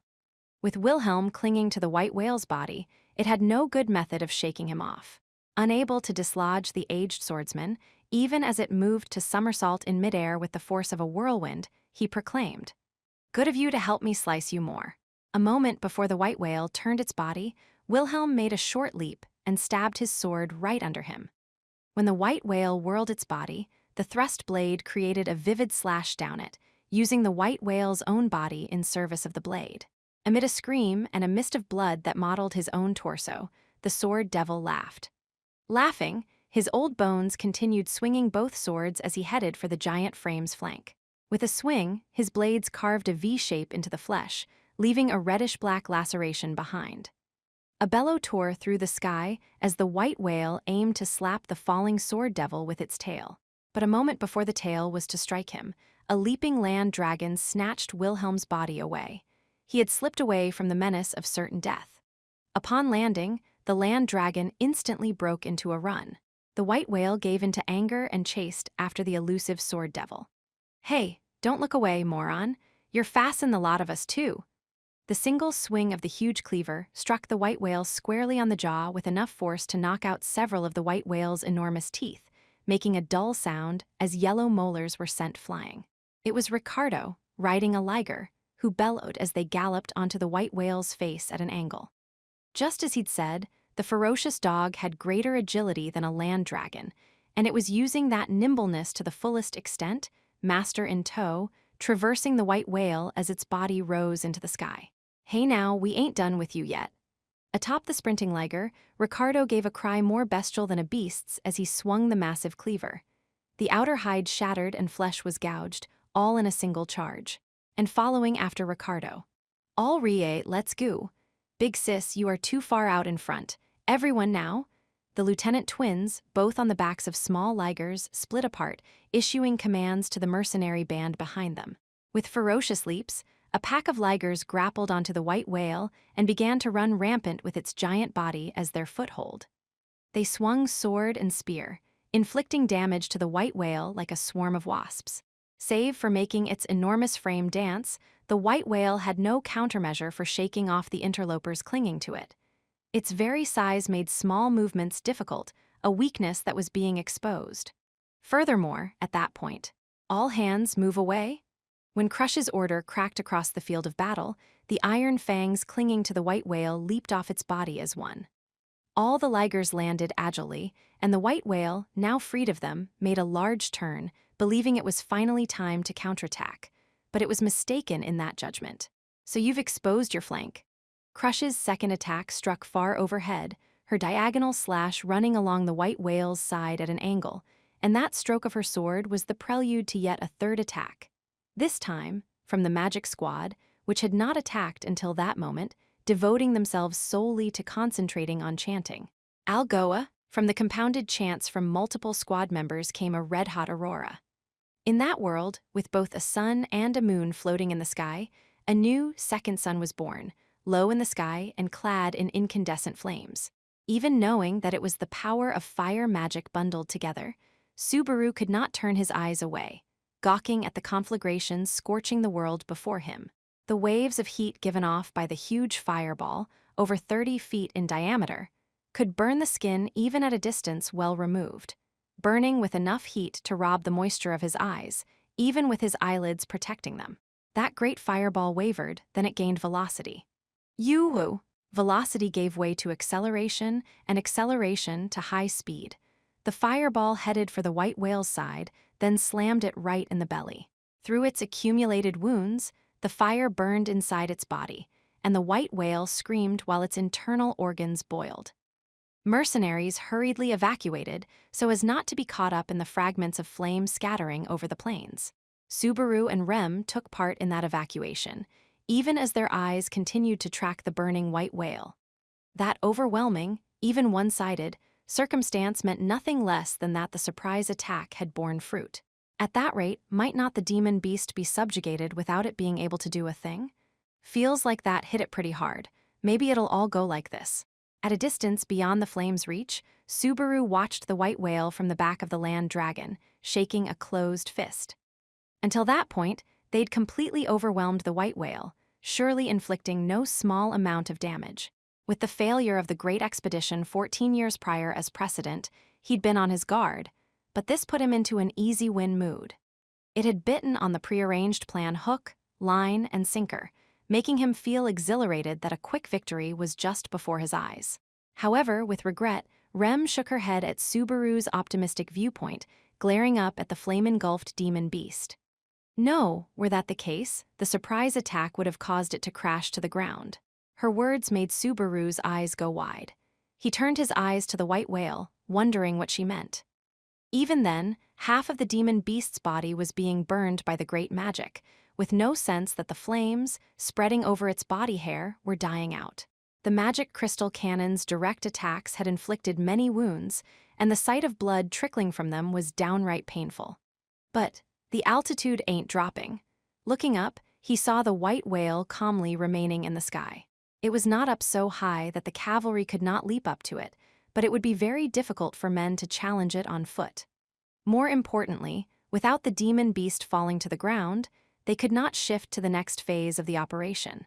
Ricardo pulled alongside, carrying his huge cleaver as blood spatter drenched the fur on his face. We played all our good cards right at the start. That it didn't go down means that thing was just tougher, huh? He snorted out of his canine snout, his pointy ears twitching as he said, "Feels like we scored a point, but it ain't easy breakin' through that thick hide underneath. 'Cept for a weapon like mine with brute force or Mr. Will's skills, it's a drop in the all bucket. Maybe that goes for physical attacks, but it looked like magic attacks worked, yeah? I am quite doubtful that is the case. At first glance, they appeared to be spectacular strikes, but that white hair scatters the mana, dulling the force. My magic did not do as much damage as it appeared either. Rem voiced with regret that the magic representing her own greatest firepower had been ineffective. When her words drew Subaru's attention, he saw that there certainly were numerous shallow wounds in the white whale's flesh, but none amounted to deep wounds that diminished its fighting ability. But at the very least, looks like the fire spells from earlier are burning its hair off pretty well, though. It's simple, burn the magic scatter-in hair off, and we can have that fried whale flesh under it for dinner. Ricardo ferociously bared his fangs as he concurred with Subaru's guess. With the massive cleaver in hand, he gave the ligers back a pat, hurtling toward the front line once more. All right, let's bring what we've got left in the sack just like earlier. Crush, give the big guy one more slug in the gut, will ya? Drawing up his own laundry list, he slipped under the white whale and leaped onto its body once more. When Subaru looked, Wilhelm, who he was sure had moved some distance off, was also aiming to get back on the white whale, this time from the tail end. The expeditionary force had apparently come to the same conclusion as Subaru and Ricardo and was shifting to its next move. In other words, a second all-out attack. In this case, they'll be pouring firepower on the white whale, so we'd just be in the way if we got close. Rem, can you slam magic into it like you did earlier? It would take time for an incantation of identical strength, and water element mana cannot do damage when it is scattered. Anything of lesser might would have insufficient firepower to begin with, so. If he went by Ricardo's earlier conclusion, the right thing to do was to have Rem join the front line, Morning Star in one hand, and add to the blunt force attacks against the white whale. However, if Subaru made her do that, he'd turn into her ball and chain. It was pathetic, but using his physical condition to implement a decoy operation meant Subaru couldn't send Rem off alone. It sucks, but I've gotta watch until there's a move I can make. As Subaru spoke, their land dragon eased away from the battlefield at a slow pace, and a different land dragon pulled alongside. That annoying feeling's the same for me as it is for you, Meow. It was Ferris, riding a land dragon clad in heavily armored plates.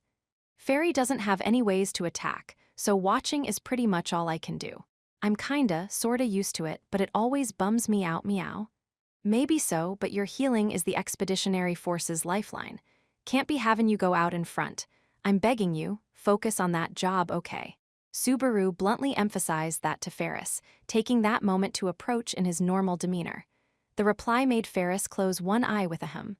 You really have changed in one day, Meow. What happened to you? If I've gotta put it in words, I became a bit more of a man. As his eyes ran across the shifting battlefield, Subaru replied with a reflective expression, biting on bitter thoughts. Subaru's behavior sent Ferris suggestively poking a finger into a cheek as he said, Subaru, don't tell me Rem made a man out of you, Meow. The answer was both yes and a definite no. Subaru was about to level an angry shout to shut Ferris up for the out-of-place vulgarity. Master Wilhelm is... But he was interrupted by Rem's urgent shout. When he hurriedly sent his gaze in the direction Rem was looking, he saw the aged swordsman running on the white whale's back. With a sword, he stabbed the white whale's backside, ripping the white whale's body lengthwise as he ran. As Wilhelm ran from tail to back, the delayed spurting of whale blood made it look like he was being chased by geysers. That moment, Wilhelm's works were truly those of an angry god. The expeditionary force lifted their faces, with morale exploding higher at the sword devil's abnormal skill with the blade. The firing pace of the magic crystal cannons and the vigor of the mercenaries and cavalry units' organized attacks grew greater still. Unable to withstand the agony, the white whale writhed in midair, completely unable to respond to the expeditionary force's attack. Seeing the demon beast of mist, the calamity that had caused continued suffering across 4 centuries, in such a pathetic state, Subaru firmly believed the tide was completely going their way. Chee-ya-ya. With an energetic outburst, Wilhelm drew his sword in a line all the way to the white whale's head, maintaining his momentum as his old bones leaped off from the tip of the enormous body. As the old man twisted and inverted in midair. There you go. Ricardo's cleaver matched Wilhelm's timing, rising up to greet him from below. Wilhelm descended, aiming for the cleaver as it rose toward its zenith, the soles of the sword devil's feet meeting the cleaver's blunt, impending blow. Shig! Ricardo's brawn added to Wilhelm's leaping ability, sending the sword devil flying like a bullet. Shot out, Wilhelm's dual blades whirled around, savagely slicing the white whale's face. It was cruelly shredded from the tip of its nose up its cheek, with Wilhelm unleashing a stab toward its gigantic eye. The twin swords sank their hilts into the white whale's left eye, and clear fluid flowed out of the ravaged eyeball. Wilhelm instantly abandoned the two sunken swords, drawing two new swords in a flash, from right and left, his slashes cut above and below the eye. Flipping the blades, he added vertical cuts to its left and right. As a result, the white whale's left eyeball was cut from 4 directions when, the eyes falling. Gouged out by 4 slices, the white whale's left eye fell freely, and Wilhelm along with it. The shout from whatever source became truth, and the eyeball, spewing blood and fluid, collided with the ground, squishing and splattering. Wilhelm landed right beside it, the sword devil driving a sword into the eyeball, threatening to lose all coherence, and raised it high so that the white whale's right eye could see it. Pathetic. Then, the corners of his lips turned up in a ghastly, triumphant smile. The white whale had been rendered helpless as the sword devil's sublime combat techniques made sport of it.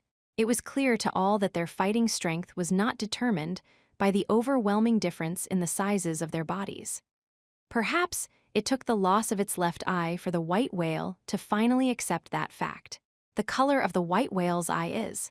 It's coming. Subaru, please keep your head down.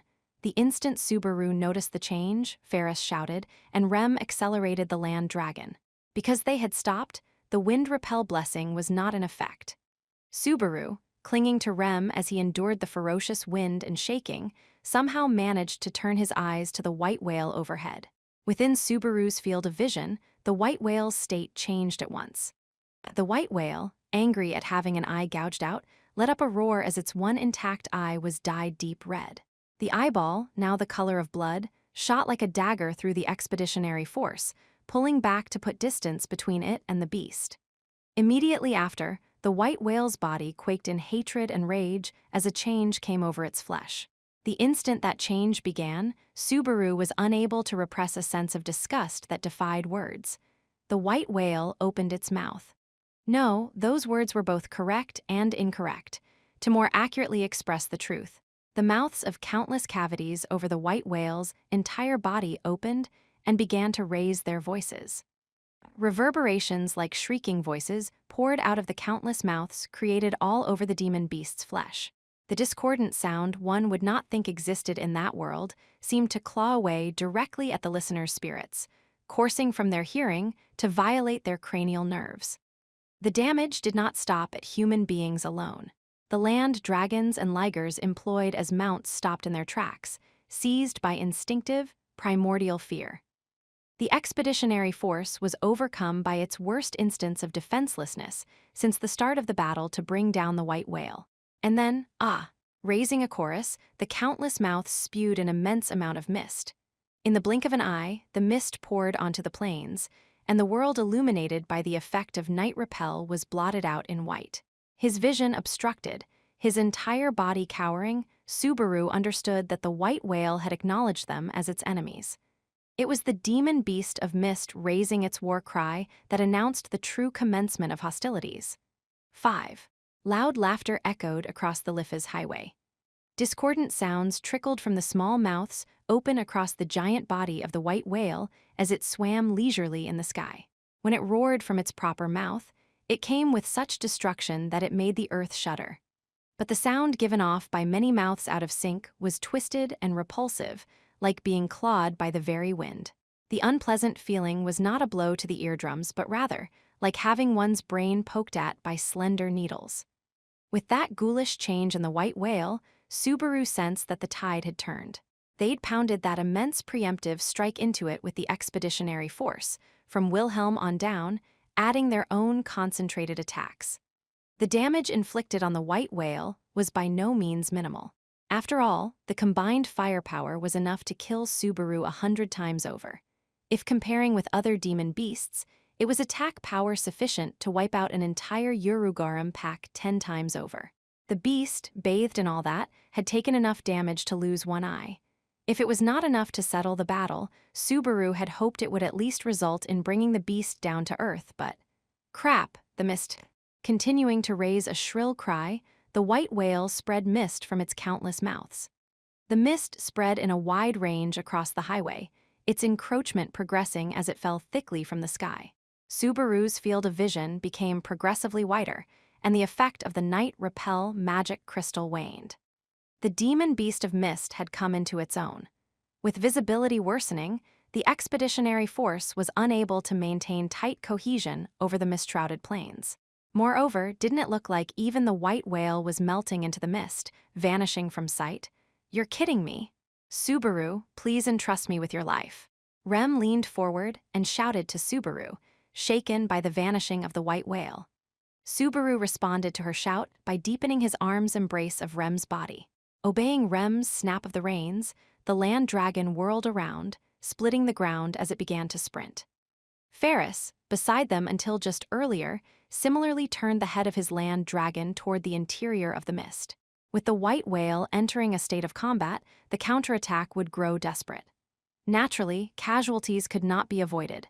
That being the case, this was where his duty lay, as he was called the Blue Knight, the greatest of healers. Yet, in spite of that, all hands retreat. A bellow from inside the mist resounded, halting them before they leaped into the sea of white. It was Crush's voice they heard. What is she doing? Was the look on the face Subaru lifted up, but the next moment. Whoa! Subaru's body was shaken by centrifugal force as the land dragon veered left in a spur-of-the-moment decision. In front, Ferris's land dragon was making its own emergency right turn, resulting in them going separate ways.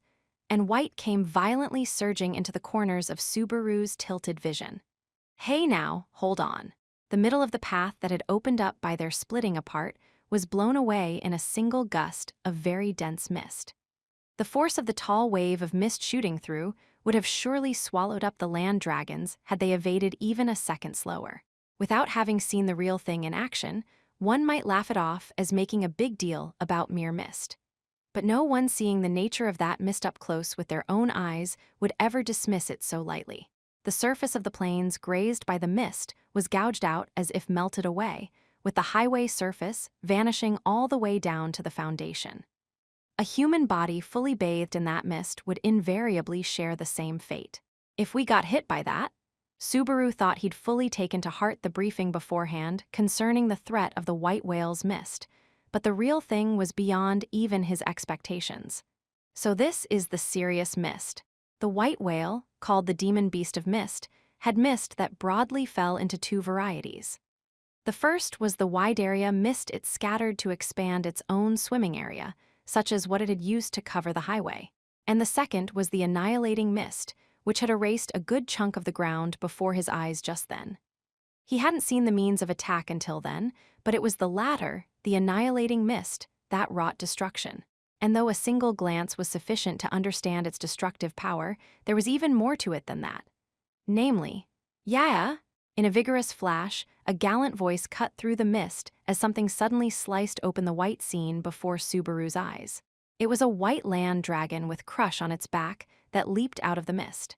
She'd probably used the super long-range invisible slicing attack to disperse the mist and secure her vision. Crush brusquely wiped off the sweat on her brow, panting atop the land dragon. Using her as a marker at the center of the cleared mist, the scattered elements of the expeditionary force began to hastily regroup. Crush looked across her subordinates from each of the assembled squads and asked, "How many people were hit?" "Our squad has 12 people, we're 3 short." "Who are you missing?" "We don't know." Faced with Crush's impatience, a man in his prime seemed to wring out his reply as he shook his head. Under normal circumstances, such an exchange would be incomprehensible. The squad leader, cognizant of the number of people in his squad, was reporting that he could not remember the names of the lost members. Surely such a crazy thing was not possible, yet. "We have 14 and have lost 1. 2 men in my squad, similarly unclear. 6 men, I am very sorry. Our position was deep and we were unable to avoid the mist." Similar reports came in one after another, with none able to remember the names of their vanished comrades. It was that bizarre circumstance that was the true menace of the white whale's mist. The annihilating mist! In shock, Subaru's molars clattered as the murmur came running up his throat. Those literally annihilated by the mist had even the memories of their existence erased from the world. Even if proof remained of those erased, no memories of their existence remained. That was the true meaning behind Crush organizing the expeditionary force in squads of 15 men each. If the squads were to lose men due to the mist, they would be unable to even discern who had been hit. Even so, by having a set number in each squad, they could at least grasp the fact that they had lost people. Subaru knew that eerie fear for himself, for he had tasted it the previous go-around. For Otto, the traveling merchant accompanying him on the highway, the existence of a fellow merchant fallen prey to the white whale, and the existence of Rem, who'd stayed behind to slow the white whale down, had been completely consigned to oblivion.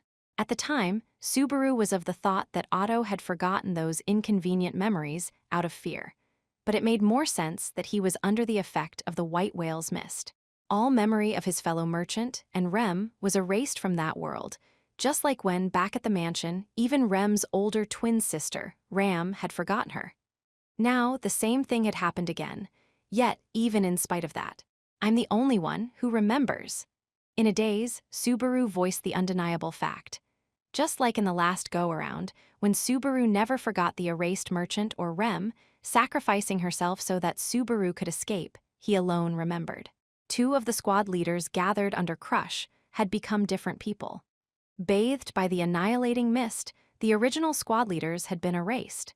Everyone accepted the next in line as the squad leaders in their place, with no one noticing the sudden change in rank. Faced with that abnormality, Subaru knew that the witch and the white whale really were cut from the same cloth. Subaru Natsuki, continuing to remember the things everyone else had forgotten. Surely this was not unrelated to return by death, a trait possessed by Subaru alone.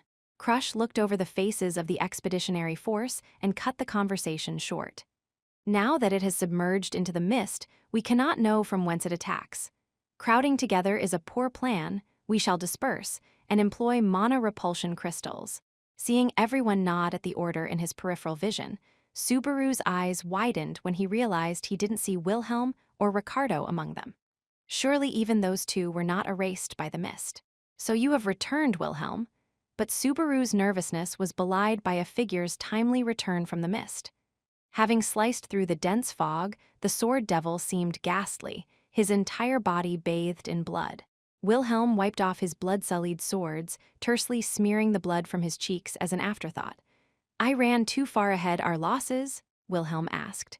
A total of 21, essentially one squad was annihilated. We can no longer hope even to properly honor the memory of the fallen. Being erased by the mist literally meant one's existence was wiped clean. With no traces left of them, even in people's memories, there was a complete blank where they had once existed in the world. Subaru wondered if the bonds and feelings, even love that had been so certain until then, vanished someplace. When he looked closer, Subaru saw a pack of Ligers behind Wilhelm, and among them were Ricardo, straddling his extra-large Liger, and the two lieutenants. Apparently, just like Wilhelm, those fighting right up against the white whale had endured minimal damage. The mist common out makes this rough. Mono-repulsion crystals are scarce, and we've less than I'd like. If we use them in the wrong place, we're done. If we strike it with one more concentrated attack, it shall surely fall to the ground. Having lost sight of it, this is the right time to employ them, averting a surprise attack among other things. Objections. When everyone endorsed Crush's judgment, her gaze turned to the support unit under Ferris's command. Ferris, launch anti-magic crystals from the magic crystal cannons. Twice only. We must employ them with care. Preparations are already complete. Anytime at your command. When Ferris tapped his chest, Crush drew in her chin, looking over everyone before the battle recommenced. From here on is the real battle.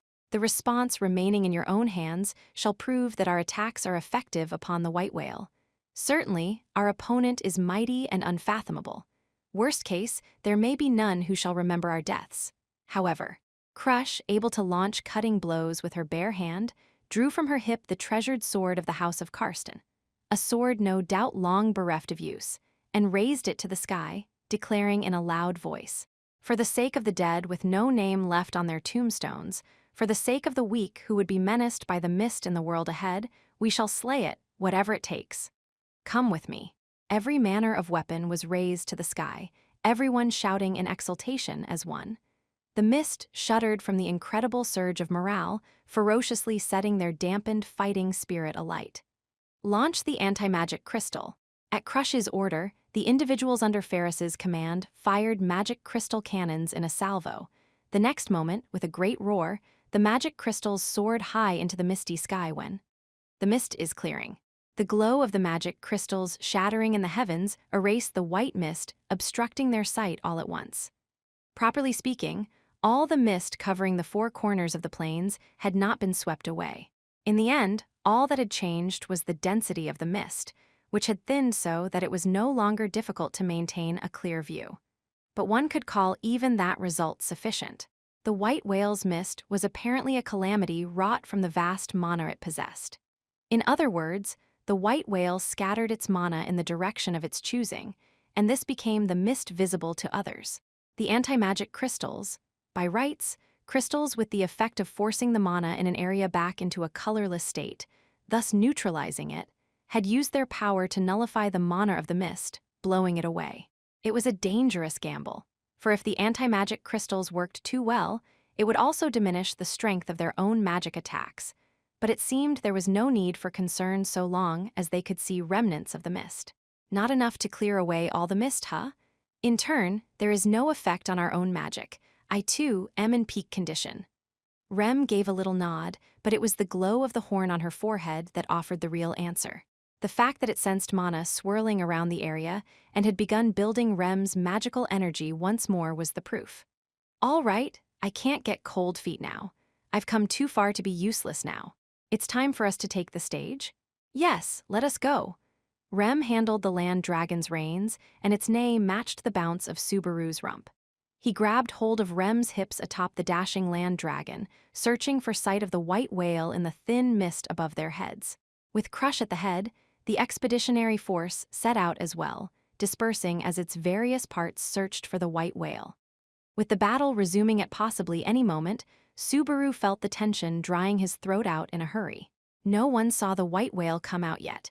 It felt like before the start of the battle, when they waited for the white whale to appear in the night sky when missed. Suddenly, a bad premonition popped up in the back of Subaru's mind. He had no special kind of proof of it. They were still able to use magic within the effect of the anti-magic crystals. When he remembered the various things spoken before the operation, and his experience meeting the white whale on the previous go-around, that anxiety suddenly bubbled to the surface. There were remnants of widely scattered mist in the atmosphere.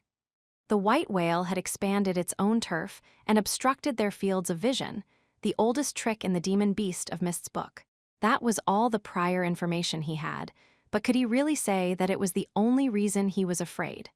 But before the doubt in his head could take form, the squeaking chorus that echoed across the slightly misty Lifa's highway came quicker. What the hell was that?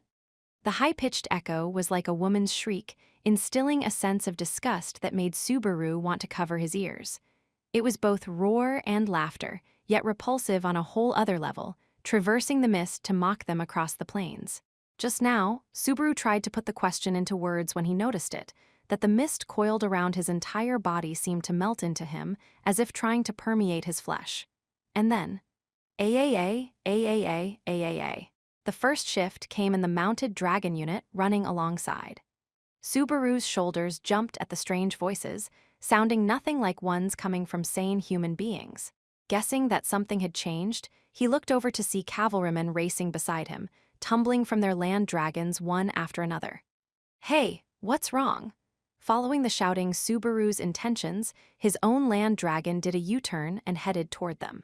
He passed between the land dragons, confused by the loss of their riders, and called out to the tumbled men. You all right? Falling from a horse can get you hurt pretty bee. Subaru, concerned about such injuries, unwittingly let his voice die off midway. Having fallen from their land dragons, the knights were writhing around, but their state was far more precarious than mere physical wounds. Ooh, ooh, ooh, ah. The strange voices they raised were not like those of human beings. They were closer to the noises of beasts. One man was frothing at the mouth, convulsing on the ground with his eyes rolled up. Another man let out a moan as he desperately scratched at his own arms. Yet another clenched down on his molars until they broke, pounding his head against the ground. There was no single set of symptoms, but even so, he knew. It was madness, using the mist as a medium to spread. The voice just now directly affected their minds through the mist. It is like mana poisoning, but this is terrible. With Subaru restraining his voice, Rem put a hand to her forehead, making an anguished face as she replied. Mana poisoning? So this really isn't normal mist after all. Judging from Rem's state and the feel of the mist coiled around his body, Subaru realized that this was the real function of the mist. The wide area mist was an unavoidable trap, inflicting abnormal status on the beings within its broad reach. The vastness of the effect and the damage it inflicted was in plain sight. Subaru didn't think the effects of the mist were limited to the squads around him and Rem either. In fact, even as far as his eyes could see, he saw multiple squads stopped in their tracks, trying to deal with the abnormal state of their allies. So some people are resistant to the mist and some aren't? I don't feel a thing. I only feel a little from my head. I am calm now. Breathing deeply several times, Rem touched the horn on her forehead as she calmed herself. In the meantime, Subaru dropped from his land dragon, rushing to stop those attempting to hurt themselves. Hey, cut that out, your wounds'll, whoa. Yeah, stay back. One of the confused men slapped his arm aside, scratching his arm without mercy. When the sharp pain sent Subaru into retreat, the man resumed his self-harming behavior, scraping his face enough that it began to bleed. That hurt, but ain't this pretty bad? They might not stop till they're dead. Subaru, you're hurt. It hurts and I feel like crying a little, but it's nothing. More importantly, everyone'll tear themselves apart if we don't do something. Isn't there anything we can do? As Rem rushed over, she had a grim look on her face as she shook her head to his reply. Unfortunately, I do not know how much effect my healing magic would have. This is not simply interfering with the body, but the Odo directly through their gates. Only Master Ferris can deal with such powerful mana contamination. In the first place, how long can he hold up against mental contamination? Besides the two of us, we're pretty much wiped out here. The squad running alongside Subaru and Rem was virtually rooted, and the few unharmed souls were trying to stop their comrades from hurting themselves like Subaru had. If Ferris gets contaminated, we're totally done for. What do we do? This was only as far as Subaru could see. He could only despair that it was like that everywhere else, too. Along with Crush and Wilhelm, if Ferris, their pillar of support, were to fall, that would be it for them. It would be difficult to even maintain the fight at all. Everyone who can move, get the wounded to the great tree. Use whatever force you have to. But he heard Crush's voice from the other side of the mist. A series of voices responded, and apparently, Crush had escaped the effect of the mist. She was conveying how they would deal with that same menace. Immediately after ordering the entire force to attack, she was instantly changing policies. Crush's voice was chagrined, and Subaru, too, felt anger as he vented abuse at the white whale. Strength-wise, fighting with people wounded is tougher than fighting with the dead, but do monsters even think to do that? It seems Master Felix is safe. With him going around healing, the effects of the contamination should at least be diminished, but Rem hesitated, but Subaru knew what she was trying to say. With this much damage sustained, Ferris would have his hands completely full. With manpower split to gather the wounded, that made their fighting strength that much less. And more importantly, there's not enough time. We can't just be defenseless like this till Ferris heals everyone. Worst case, with the expeditionary force grouped up together like this, the white whale's mist could swallow it whole. I do not wish to think it is that intelligent, but given it has created this situation, that is optimistic. It's possible it's doing all this out of instinct, but no, we can't underestimate it either way. Resigning herself to the danger, Crush meant to entrust the wounded expeditionary force members to Ferris. Naturally, it was necessary to do something to buy time so that the white whale did not approach the wounded. They needed to tender an attractive piece of bait to distract it from thoroughly pounding its enemy. Hugh! Deeply breathing out, Subaru emptied his lungs. Wringing oxygen out of his body to his limit, he naturally felt stifled inside his chest. His heartbeat slowed, and he knew that its rhythm was growing surer. Subaru spontaneously made a strained smile at how unexpectedly calm he was. He'd always been swept around by circumstances, toyed with by the events before his eyes, and Subaru's heart had reflected his emotions, running wild over and over. So why was it he was so calm then, on the precipice of his decision? Borrowed or not, courage is courage, I guess. Subaru thumped his chest and breathed in deeply. He paused once, closed his eyes, and then breathed out and opened his eyes. He turned forward. Before Subaru, Rem, riding the land dragon, was looking down at him. What was Subaru going to say? What did he desire? That was what she was waiting to hear. Rem, stick with me through the most dangerous part. Yes, no matter where it may lead. Without hesitation, Rem accepted Subaru's request, a smile appearing on her face. With that accepted, Subaru ran over to the land dragon. Rem lent her hand, and he virtually flew onto the land dragon's back, straddling it as he headed toward the knights restraining their comrades struggling on the ground. Rem and I will draw off the white whale. In the meantime, get them treatment from Ferris. After you hand them to Ferris, anyone who seems all right, hook up with Crush. Draw them off. How in the world will you? Like this. Subaru smiled at the aged soldier, raising a voice of doubt, drawing his breath and clearing his throat, then announced, "Everyone who can hear this, cover your ears. And if you can't, stay right there." Subaru's full-force voice echoed across the misty plain. Rem listened comfortably to Subaru's loud voice and then touched her hands to her ears. The nearby knights also rushed to cover their ears. Other expeditionary force members within earshot had surely done the same, just as Subaru had asked of them at the briefing before the operation. And then, Subaru willingly invoked the taboo. "I've returned by death." The instant he spoke it, Subaru's heart was wrenched by a rising fear that, in spite of his intentions, those black hands would stretch toward his comrades, toward Rem. But he forced that fear down, raising his voice so that the witch might hear. "You can have my heart, so gimme a hand here." Subaru opened his eyes wide, suppressed his weakness, and shouted in his heart, and a moment later, it came to visit. "I love you." It was a frail, delicate voice that seemed to whisper into his ears. However, what was the ardor infused within that made his breast tremble. Unwittingly, tears welled in the corners of his eyes, and Subaru's breath caught as he was struck by the urge to chase after the receding voice to embrace the speaker that very moment. His entire body was governed by the heat of love, burning white-hot in his mind. "I'm back." After a brief sojourn, Subaru's mind woke to reality. The fervor that had ruled Subaru until the moment before grew distant, and he became unable to remember the deep feelings he'd had until then. But he did feel unease at the fierce pain he'd supposedly resigned himself to having miraculously failed to arrive. Yet, even so, "Rem, how is it? The witches sent on me? You stink." That was the idea, but isn't that a bit harsh? Though not thrilled to receive a black mark from Rem, he'd accomplished his objective. His body shrouded in the witch's miasma, Subaru looked back and raised his voice to the knights all around. "Get away from us right now. Get as close to the big tree as you can and link up with Crush as best as you can manage. You understood. Good fighting. You too." Sending off the knights, Subaru's pat of Rem's shoulder was the signal for the land dragon to start running. At present, Subaru's body was giving off the fresh, lingering scent of the witch. Setting aside the contradiction in those words, the scent had to be wafting all around him. The problem was how much effect it would have on the white whale. With the Urugarums, the effect was enough to cover the entire forest, but how about this time? To be honest, there's no way to measure it, but when he'd encountered the white whale in the previous world, the white whale had tenaciously pursued Otto's dragon carriage after Subaru shifted over to it. At the time, he'd said nothing in relation to the witch. So if Subaru gave off an even stronger scent than before, he ought to be prime bait for the white whale.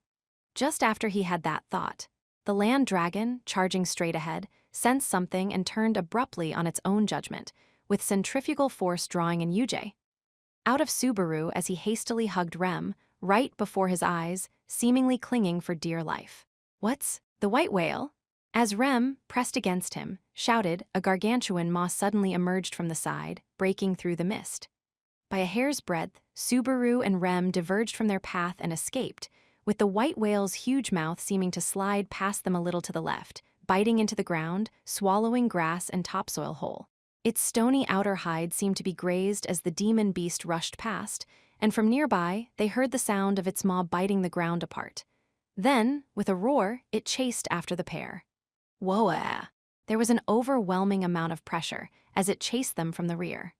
With the overpowering sense chasing his back that they would be squished, the land dragon that the shouting Subaru rode earnestly kicked the earth.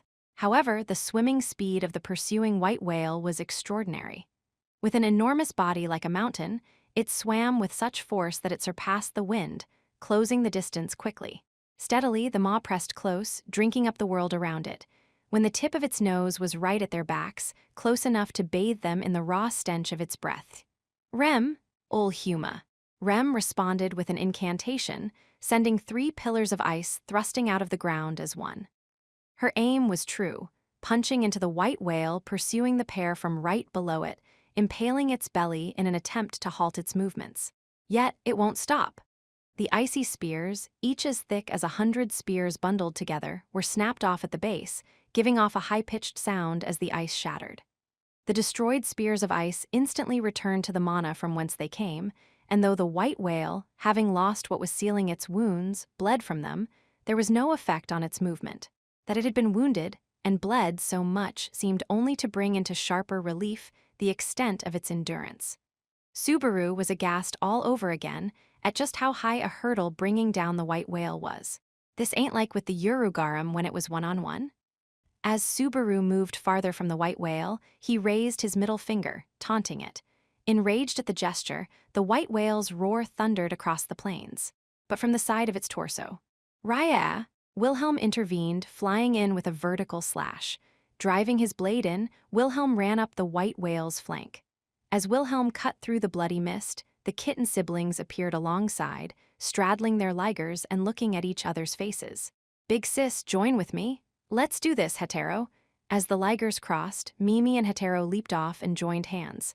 The two stood before the gaping wound Wilhelm had carved as they yelled. Wah! Ha! The pair's voices overlapped. The sound waves broadened with incredibly destructive might. The shock wave coursed in through the open wound, making every injury on the white whale's body bleed once more.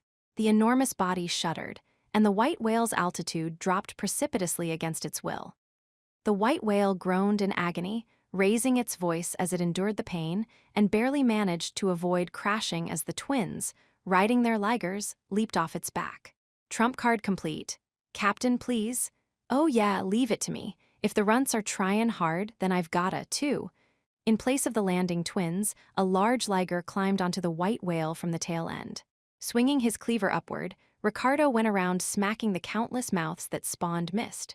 Wilhelm did the same, jamming slashes into the annoying mouths, silencing them one by one. But the white whale didn't let them smash its means of attack without a response. From the mouths, seemingly infinite no matter how many they smashed, a literal barrage of annihilating mist spewed out. Ricardo, relying on his liger's mobility, and Wilhelm, pushing his body past normal human limits, continued to dodge, and dodge that missed some more. The expeditionary force and the iron fangs had both reorganized, and they began firing magic crystal cannons once more to assist Wilhelm and Ricardo in their precarious position. With the white whale's own attacks unable to hit, and apparently losing patience from the increasing damage from the pesky attackers, it twisted its massive body, opening its mouth fully to spread mist far and wide. Rem. Faster than Subaru could shout, Rem had their land dragon leap up onto the white whale's nose. The approach of Subaru, with the scent of the witch wafting around him, made the white whale reflexively stare at them, throwing off its concentration. It was looking to send them flying when a slash interrupted that plan. That's very rude of you. Here I am, after nothing but your head for 14 years, and you look away. With a stab, Wilhelm thrust deep into the white whale's brow, his movement halting when his blade sank into the skull. But the aged swordsman instantly abandoned his third sword, leaping in and kicking full force the hilt of the sword he had let go of, and withdrew his fourth and fifth swords, both blades dancing wildly across the white whale's back. Also atop the white whale's back, Ricardo linked up with Wilhelm, opening his large mouth and laughing. This is gettin' fun. It's tougher than I thought, but it's not all that strong now, is it? No, the response is a little too weak. While Ricardo exulted, Wilhelm knitted his brows and murmured.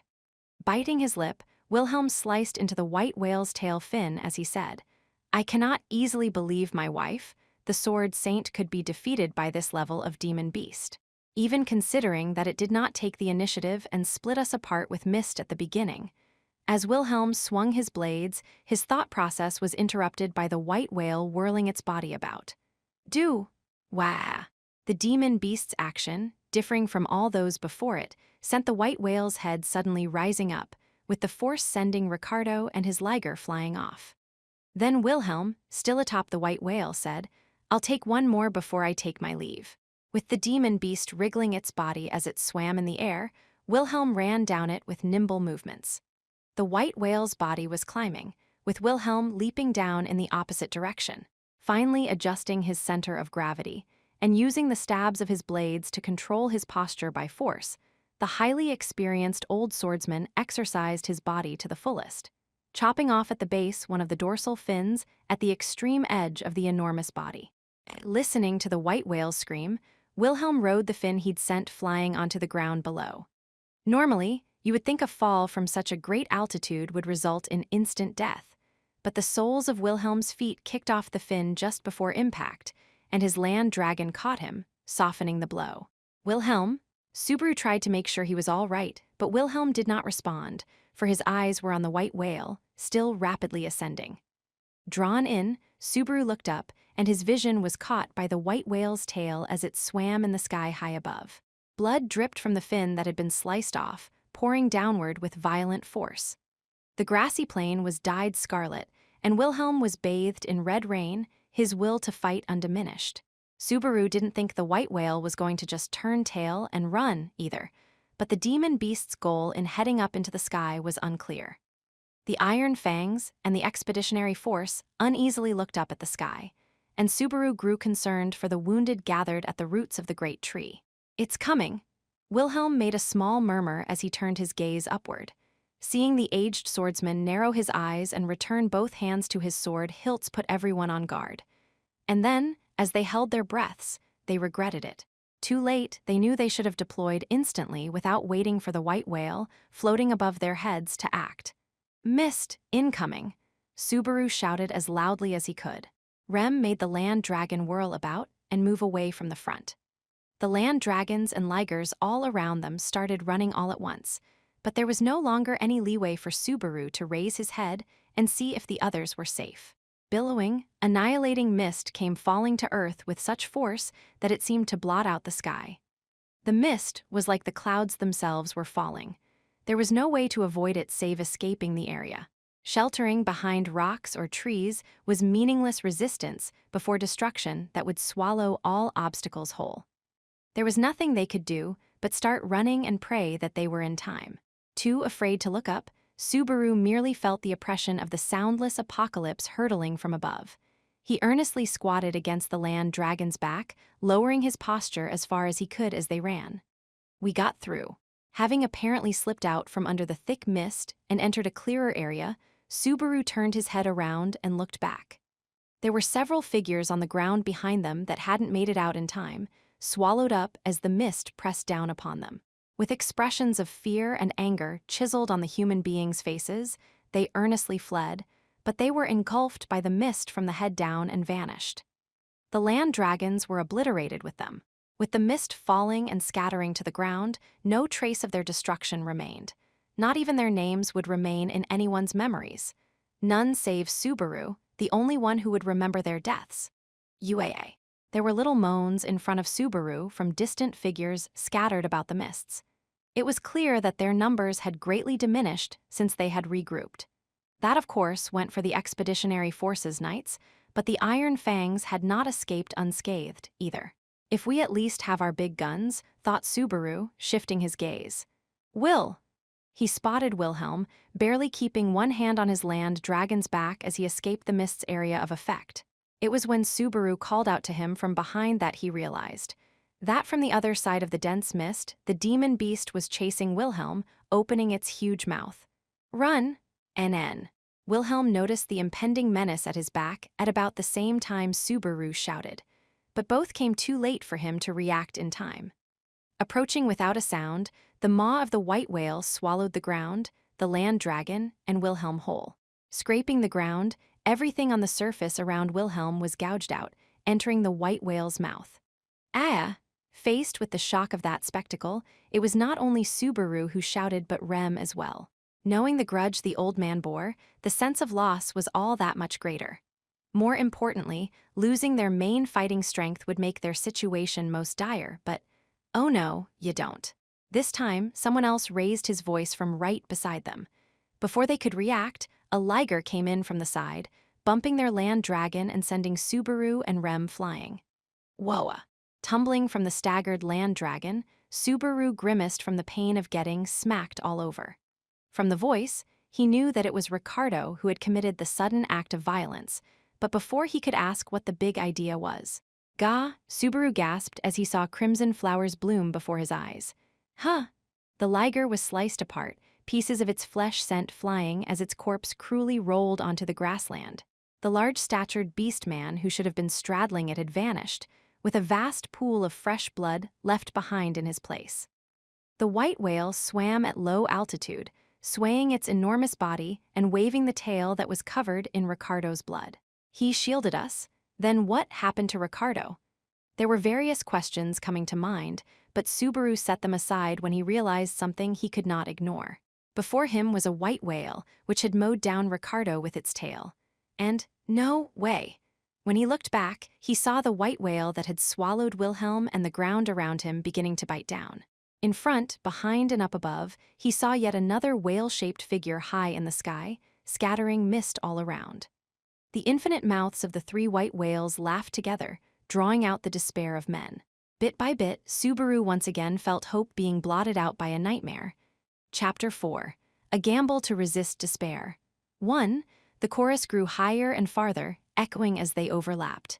In a world thick with mist, there were three fish-shaped figures, their enormous bodies swaying as they swam. The twisted mouths stretching from one side to the other of their huge frames were bizarre, continuing to emit a sound like fingernails on glass. It was a malevolent monster that had swallowed people of many races, extinguishing innumerable lives. That single monster had wielded enough power on its own to inspire despair within the hearts of all people, and now there were three, mocking those who dared to defy them. As Subaru looked up at the white whale floating above his head, he heard the small sound of someone falling to his knees.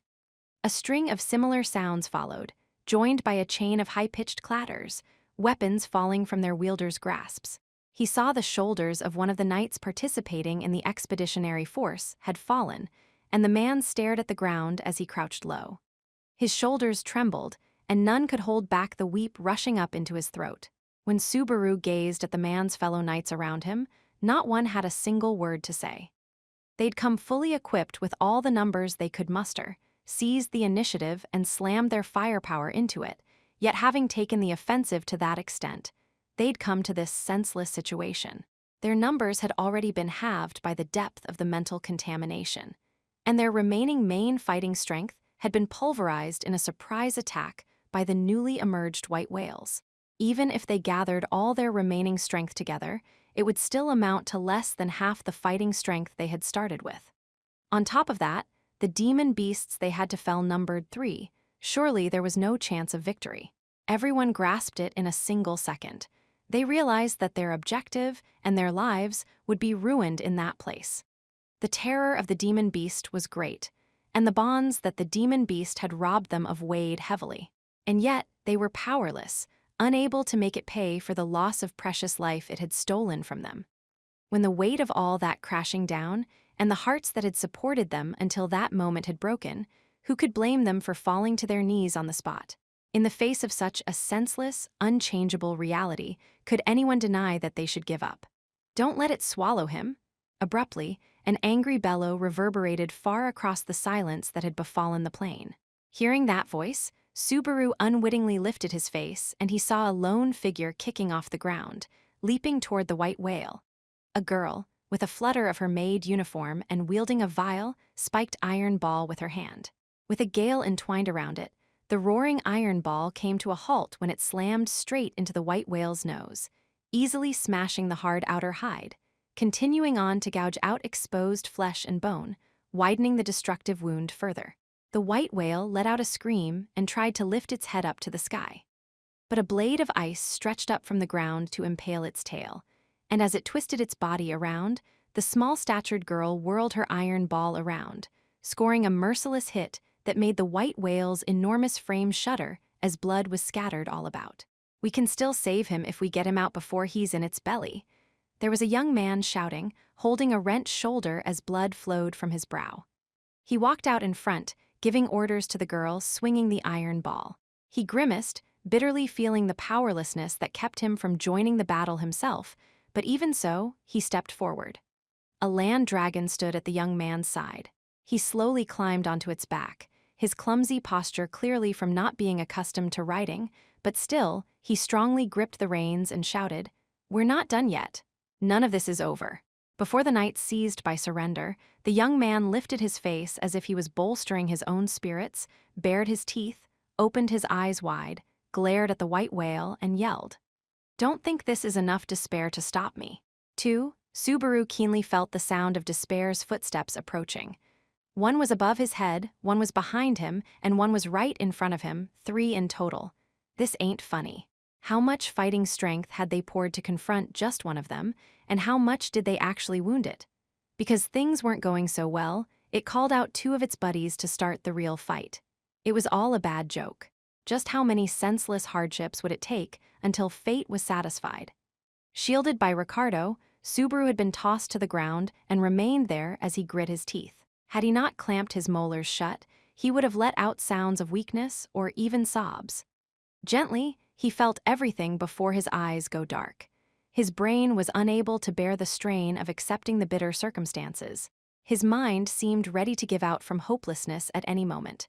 Suddenly, he realized that the familiar despair was mocking him, chummily wrapping an arm around his shoulders. "What? Is it not about time you gave up once more?" He could not see the face of the faint shadow, but someone was chuckling, the familiar voice suggesting he surrender. With those words, Subaru vividly accepted the weight of the circumstances before him that barred his path. Around him, Subaru saw the knights falling to their knees and giving up, just like him. They, too, comprehended that the situation before their eyes was beyond their means. Robbed even of the ardor to begin to resist, strength drained from everyone's eyes, and the willpower to even hold a weapon evaporated. When that sight broke his spirit, and he gave in to the futility wrapped around his shoulders, he realized something. Right at his side was Rem, thrown from the land dragon at the same time he had been. Having fallen on her side, she sat up, and he saw sadness on the side of her comely face. Her cheeks were taut, her lips blue, and her eyelids shaking. When he stared at her like that, he thought rather casually, her eyelashes are long, and he believed. A smile suits her so much better. That was why. You're not getting any more stage time, ever. He brusquely shook off the chummy arm wrapped around his shoulders. With the shadow's mouth twisting in visible surprise, Subaru's next action was to turn a smiling face toward it and deliver a straight right punch, smashing the black shadow to pieces and halting the shaking of his body. Stupid, pathetic, he didn't have the time for doubts or stopping in place. So there were 2 more whales, so what? His limbs could move, he could lift his face, his eyes could see, his voice came out. It reached her. Rem was there. Rem was alive. There was nothing there, nothing at all that warranted giving up. Stand up, over and over again and again, his heart had been broken. Stand up. A senseless fate had buffeted him, with despair being the conclusion forced upon him. Stand up. When he thought all was lost, he threw everything to the wind, trying to abandon all as he ran, and when even that was not permitted, he faced his own heart. Stand up. What for? For a time like this, damn it. He rammed a fist into the ground, pushing his torso upright. When Subaru howled, lifting his face, Rem looked at him in surprise. Subaru turned to her, extended his hand, and glared at the white whale in front of him. "It ain't over yet, it won't end like this. Subaru, let's do it, Rem, it's our big scene." Meekly, she slowly grasped the outstretched hand that then pulled her to her feet. As she rose, Subaru hugged her around her chest, drawing her face close. "Giving up ain't our style. Not me, not you, not one of us." 3. With a howl, Rem ferociously leaped at the white whale, twisting her body and ramming her fist into its stony hide. Her left arm swung around the iron ball, which crashed into its target with a tremendous sound, causing the white whale to groan in agony as blood frothed forth. Rem was attacking the one that had swallowed Wilhelm from behind. The maw looked like it was biting down, but it was hard to believe that Sword Devil would be chewed so easily. As long as the head ain't smashed, we'll drag him out somehow. Pulling the reins, Subaru didn't feel particularly secure, but he entrusted his body weight to the land dragon. For Subaru to handle the reins himself, rather than Rem, was troubling. He had basically zero training. He only had the time on the road before arriving at the Great Flugel Tree and the free time after arrival to practice using a dragon mount. There was no way Subaru, lacking any experience whatsoever with horses from his old world, could master land dragons with only a few hours of practice. It was all he could do to set direction and speed, and to cling so as not to fall off. Even so, the highly intelligent land dragon perfectly grasped both Subaru's intentions and his capabilities. The pitch-black land dragon Subaru had chosen as his very own mount was being considerate so as not to let its inexperienced rider fall. Good land dragon. Nimble on your feet, sturdy, and more than anything, very quick on the uptake. From this moment on, your name is Patlesh. That's the only name I could think of for such a loyal partner. Let's go, Patlesh. Circle around the tip of the whale's nose. The loud shout and a crack of the reins spurred the land dragon into a run. Patlesh responded with a gallop at a forward angle, knowing no fear as it charged toward the mighty white whale. With Rem clinging to its body, the white whale was twisting to try to throw her off, but it sensed Subaru's approach and instinctively turned its head in his direction. Sniffing Subaru's scent is a privilege for me alone. Rem leaped to the side of its face, delivering a kick with the force of a cannonball. The enormous face was greatly dented, and there, the iron ball scored an additional direct hit. The whirling iron ball broke through the white whale's cheek, snapping molars and sullying the grassy ground reddish-black from blood and saliva. A yellow liquid dribbled out of the wound as the white whale screeched. Its body crashed to the ground and began to writhe upon it like a fish out of water. The earth was gouged in the process, with clods of soil violently scattered about. The wildly waving tail split the surface of the ground, mowing the wind and flying toward Subaru from the side with him, seemingly unaware, and just when he was in danger of a square hit. Ta-da, Mimi is here. The little feline beast person intervened a moment prior to the blow, the staff in her hand swinging to deploy a magical wall. With a yellow glow, the blow bounced off, and Liger and Land Dragon rushed through the resulting gap at once. Taking a breath, Subaru turned back to look at Mimi, the kitten that had saved him, and said, "Thanks a bunch. I'd have bought it right after starting the counterattack all cool and stuff." "Hoo-hoo, you can praise Mimi more. But for today I'll praise you for working so hard, mister." "Working?" Mimi puffed her chest out, then when Subaru crooked his neck, she laughed at him. As she did so, she gave an orange pigtail a flick of her finger before she responded. "Everyone was all blue and couldn't even stand, but you bounced back first, didn't you? Good boy, you're amazing. Not as good as Mimi, though." "It's no big deal. I'm not about to let despair get the better of me." With Mimi extolling him in a loud voice, Subaru bit his lip and grimaced. That's right. It wasn't anything to be praised for. Just how much bitterness had Subaru tasted along the way? Compared with the impossible horrors he'd faced, how did a situation where he could still fight afford him the leeway to immerse himself in surrender? If he had time to wallow in surrender, he might as well cough his blood out and go searching for hope, for defiance was far, far, far more comforting than surrender. As Patlesh bounded, rushing straight forward, a fish silhouette suddenly appeared right in front, opening its huge mouth. Seeing the inside of the grotesque throat at point-blank range, Subaru instantly leaned forward as they took evasive action. But the mist filling the mouth dispersed a little faster than he could evade it. "Close your mouth!" From far overhead, an invisible blade swung down, vertically slashing the open maw. The power of the blow closed the mouth by force, and the white whale writhed on the ground as it passed Subaru and Mimi.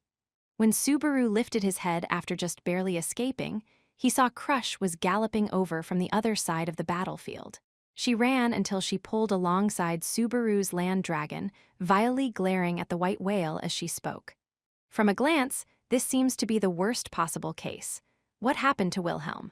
If you remember him, that means at least he wasn't wiped out by the mist. It's up to Rem now. Shifting his head, Subaru replied while keeping his eyes on the white whale turning around and locking its sights on them. Receiving his answer, Crush looked toward Rem, still in fierce combat. As the iron ball smashed downward, fresh blood spewed forth, and that white whale made the ground quake as it thrashed in a sea of its own blood. What do you see, Subaru Natsuki? What do you mean by what do you see? If you're suggesting in the sense of winning, I could say something self-serving like, I see various things separating my life and my death, but not that. Do you not find it strange? Crush sent an invisible blade after the bridge of the nose of the white whale pursuing from behind. The white whale groaned, its pursuit crushed at the outset, while Subaru commented, strain, as he looked at Crush. The white whales have multiplied to 3. Viewing it simply, the situation is desperate. But if the white whale was truly a horde of monsters, is that really something we wouldn't notice? I don't really get what you're trying to say. It must be some kind of trick. Crush said it bluntly, turning her gallant face towards Subaru. By nature, having that powerful gaze shooting through Subaru made him stand straighter. So we've got to figure out what it is. We shall render aid so as to buy time for your escape. Either way, we cannot hold for long. We must do something. Retreat is no longer an option. So declaring, Crush changed the orientation of her land dragon and moved away from Subaru. Making a wide turn, she circled around the white whale glaring down from above as she showed her face to the scattered units of the expeditionary force, raising her voice. Stand, lift up your heads, seize your arms. What have you come this far for? The gazes of the men, seized by misery and despair, rose. Before them, Crush grandly drew her treasured sword and raised it to the heavens as she cried. Look at that man, he carries no weapon. He is helpless, so weak that the wind alone could carry him away. I have seen this powerless man battered down with my own eyes. As Subaru ran, Crush pointed him out with the treasured sword of her house as she cried louder still. He is weaker than any of you. Yes, everything Crush said was true. Subaru was weak, weaker than anyone. He had no power to fight. He had no ability save that of surviving. He had been crushed over and over, a man who had been beaten down and defeated many times. Yet, it is the weakest among you who was the quickest to yell it is not over. It was the most helpless man there who had grit his teeth and said he could still fight. He held back his tears, coughed out his blood, and in spite of that, stood up to resist for all to see. Then, why are we hanging our heads low? Our power is weak. Even all together, I know not if we can reach the demon beast's throat. Even so, if the weakest among us has not surrendered, how can we be allowed to fall to our knees? Why, yeah. The broken men with knees that would not stop shaking looked to one another, encouraging one another to stand once more. They picked up their fallen weapons and drew close to the land dragons waiting at their riders' sides. They reached out with their hands, took the reins, and where they had been kneeling now appeared knights astride their land dragons' backs. The mounts neighed as the knights drew their swords and cleared their throats once more. A great shout arose, a battle cry to take pride in their own souls, as if to rally their own hearts. Behind the weakest man on the battlefield, they let out a ferocious roar, driving away the foolishness that lowered their heads. People call this emotion shame. It was the fear of shame that made the knights lift their heads, cut through the various emotions holding them in place, or give in, and gave them the strength to step forward. Let's go, charge. Ooh-wow. With their once-yielding souls re-inspired, the knights resumed their advance.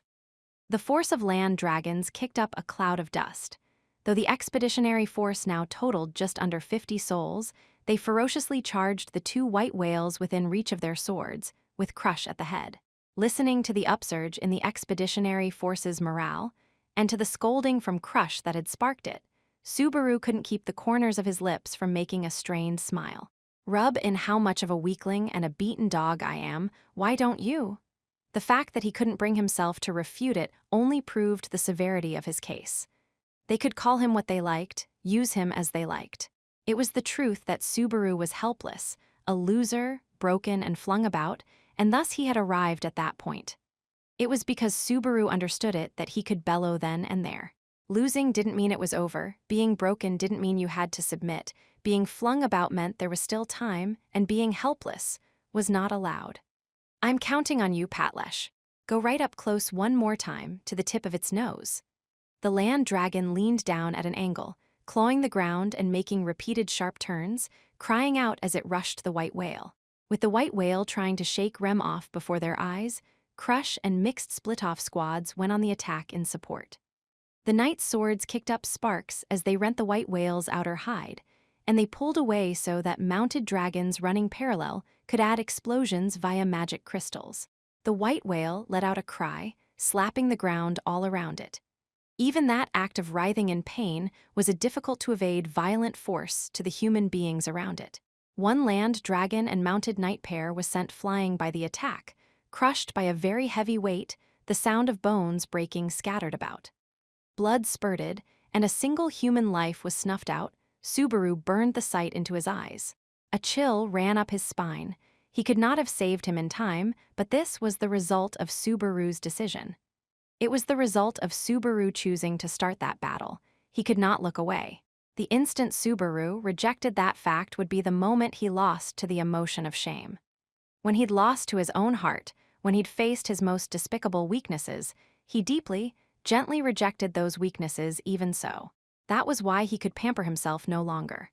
With a shudder, he tasted the sensation of blood draining away as he cut through the wind, trusting fully in his land dragon. The annihilating mist, spewed by the countless mouths, was right beside them as they grazed past. If even a single one of his fingers should have touched it, Subaru's existence would be erased and brought to an end.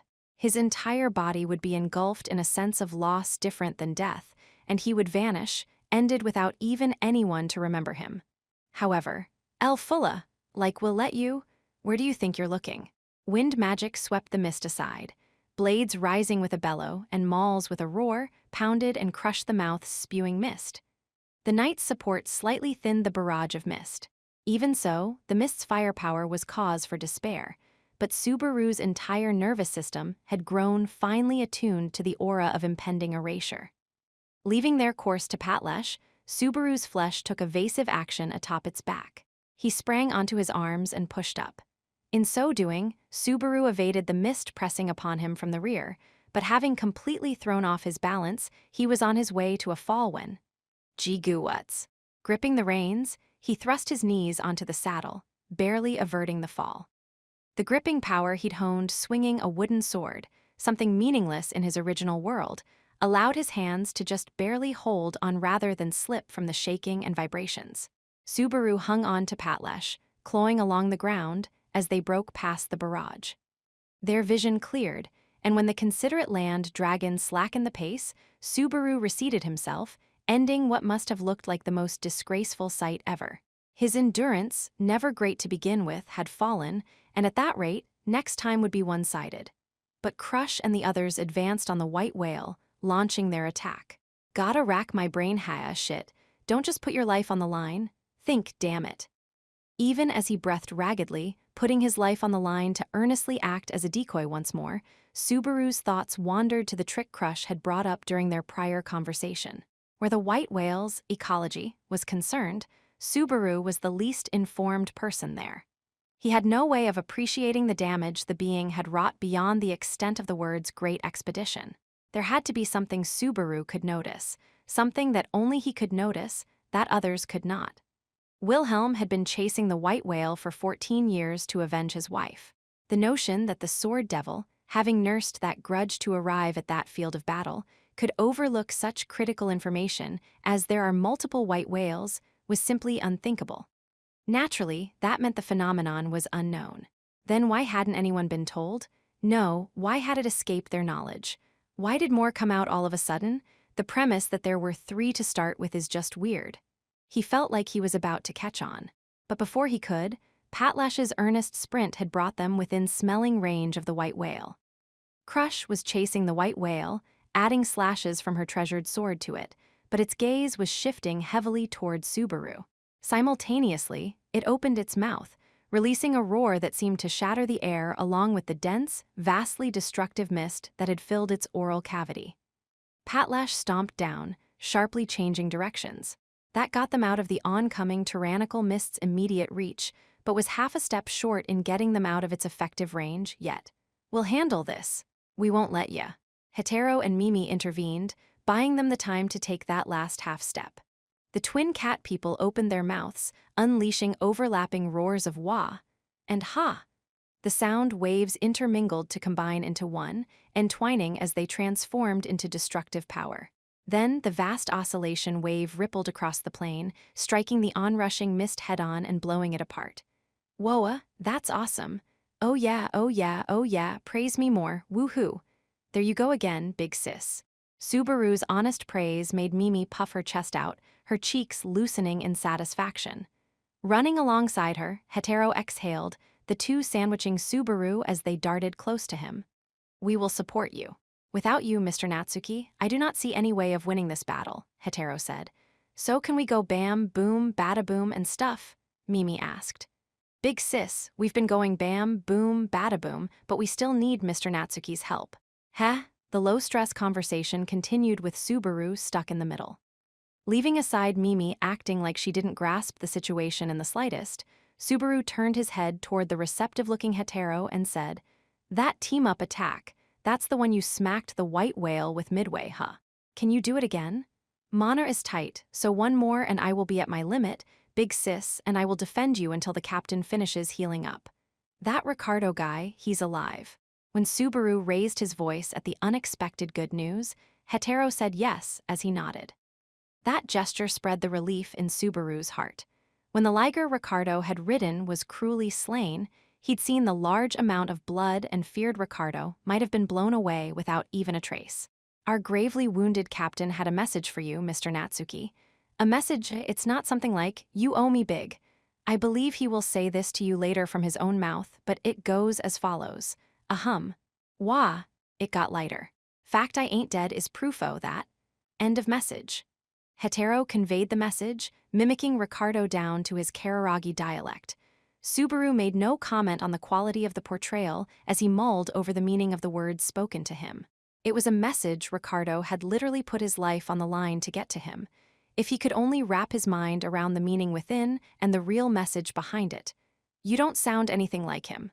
"Yeah, not one bit. You have no talent for this, not at all. Is this the time to say something like that?" Mimi innocently concurred with Subaru's insensitive remark. Hetero refuted their thoughts with a voice on the verge of tears, but Subaru let that slide off him and looked up at the sky. Two of the white whales were still tangling with the expeditionary force, engaged in fierce combat.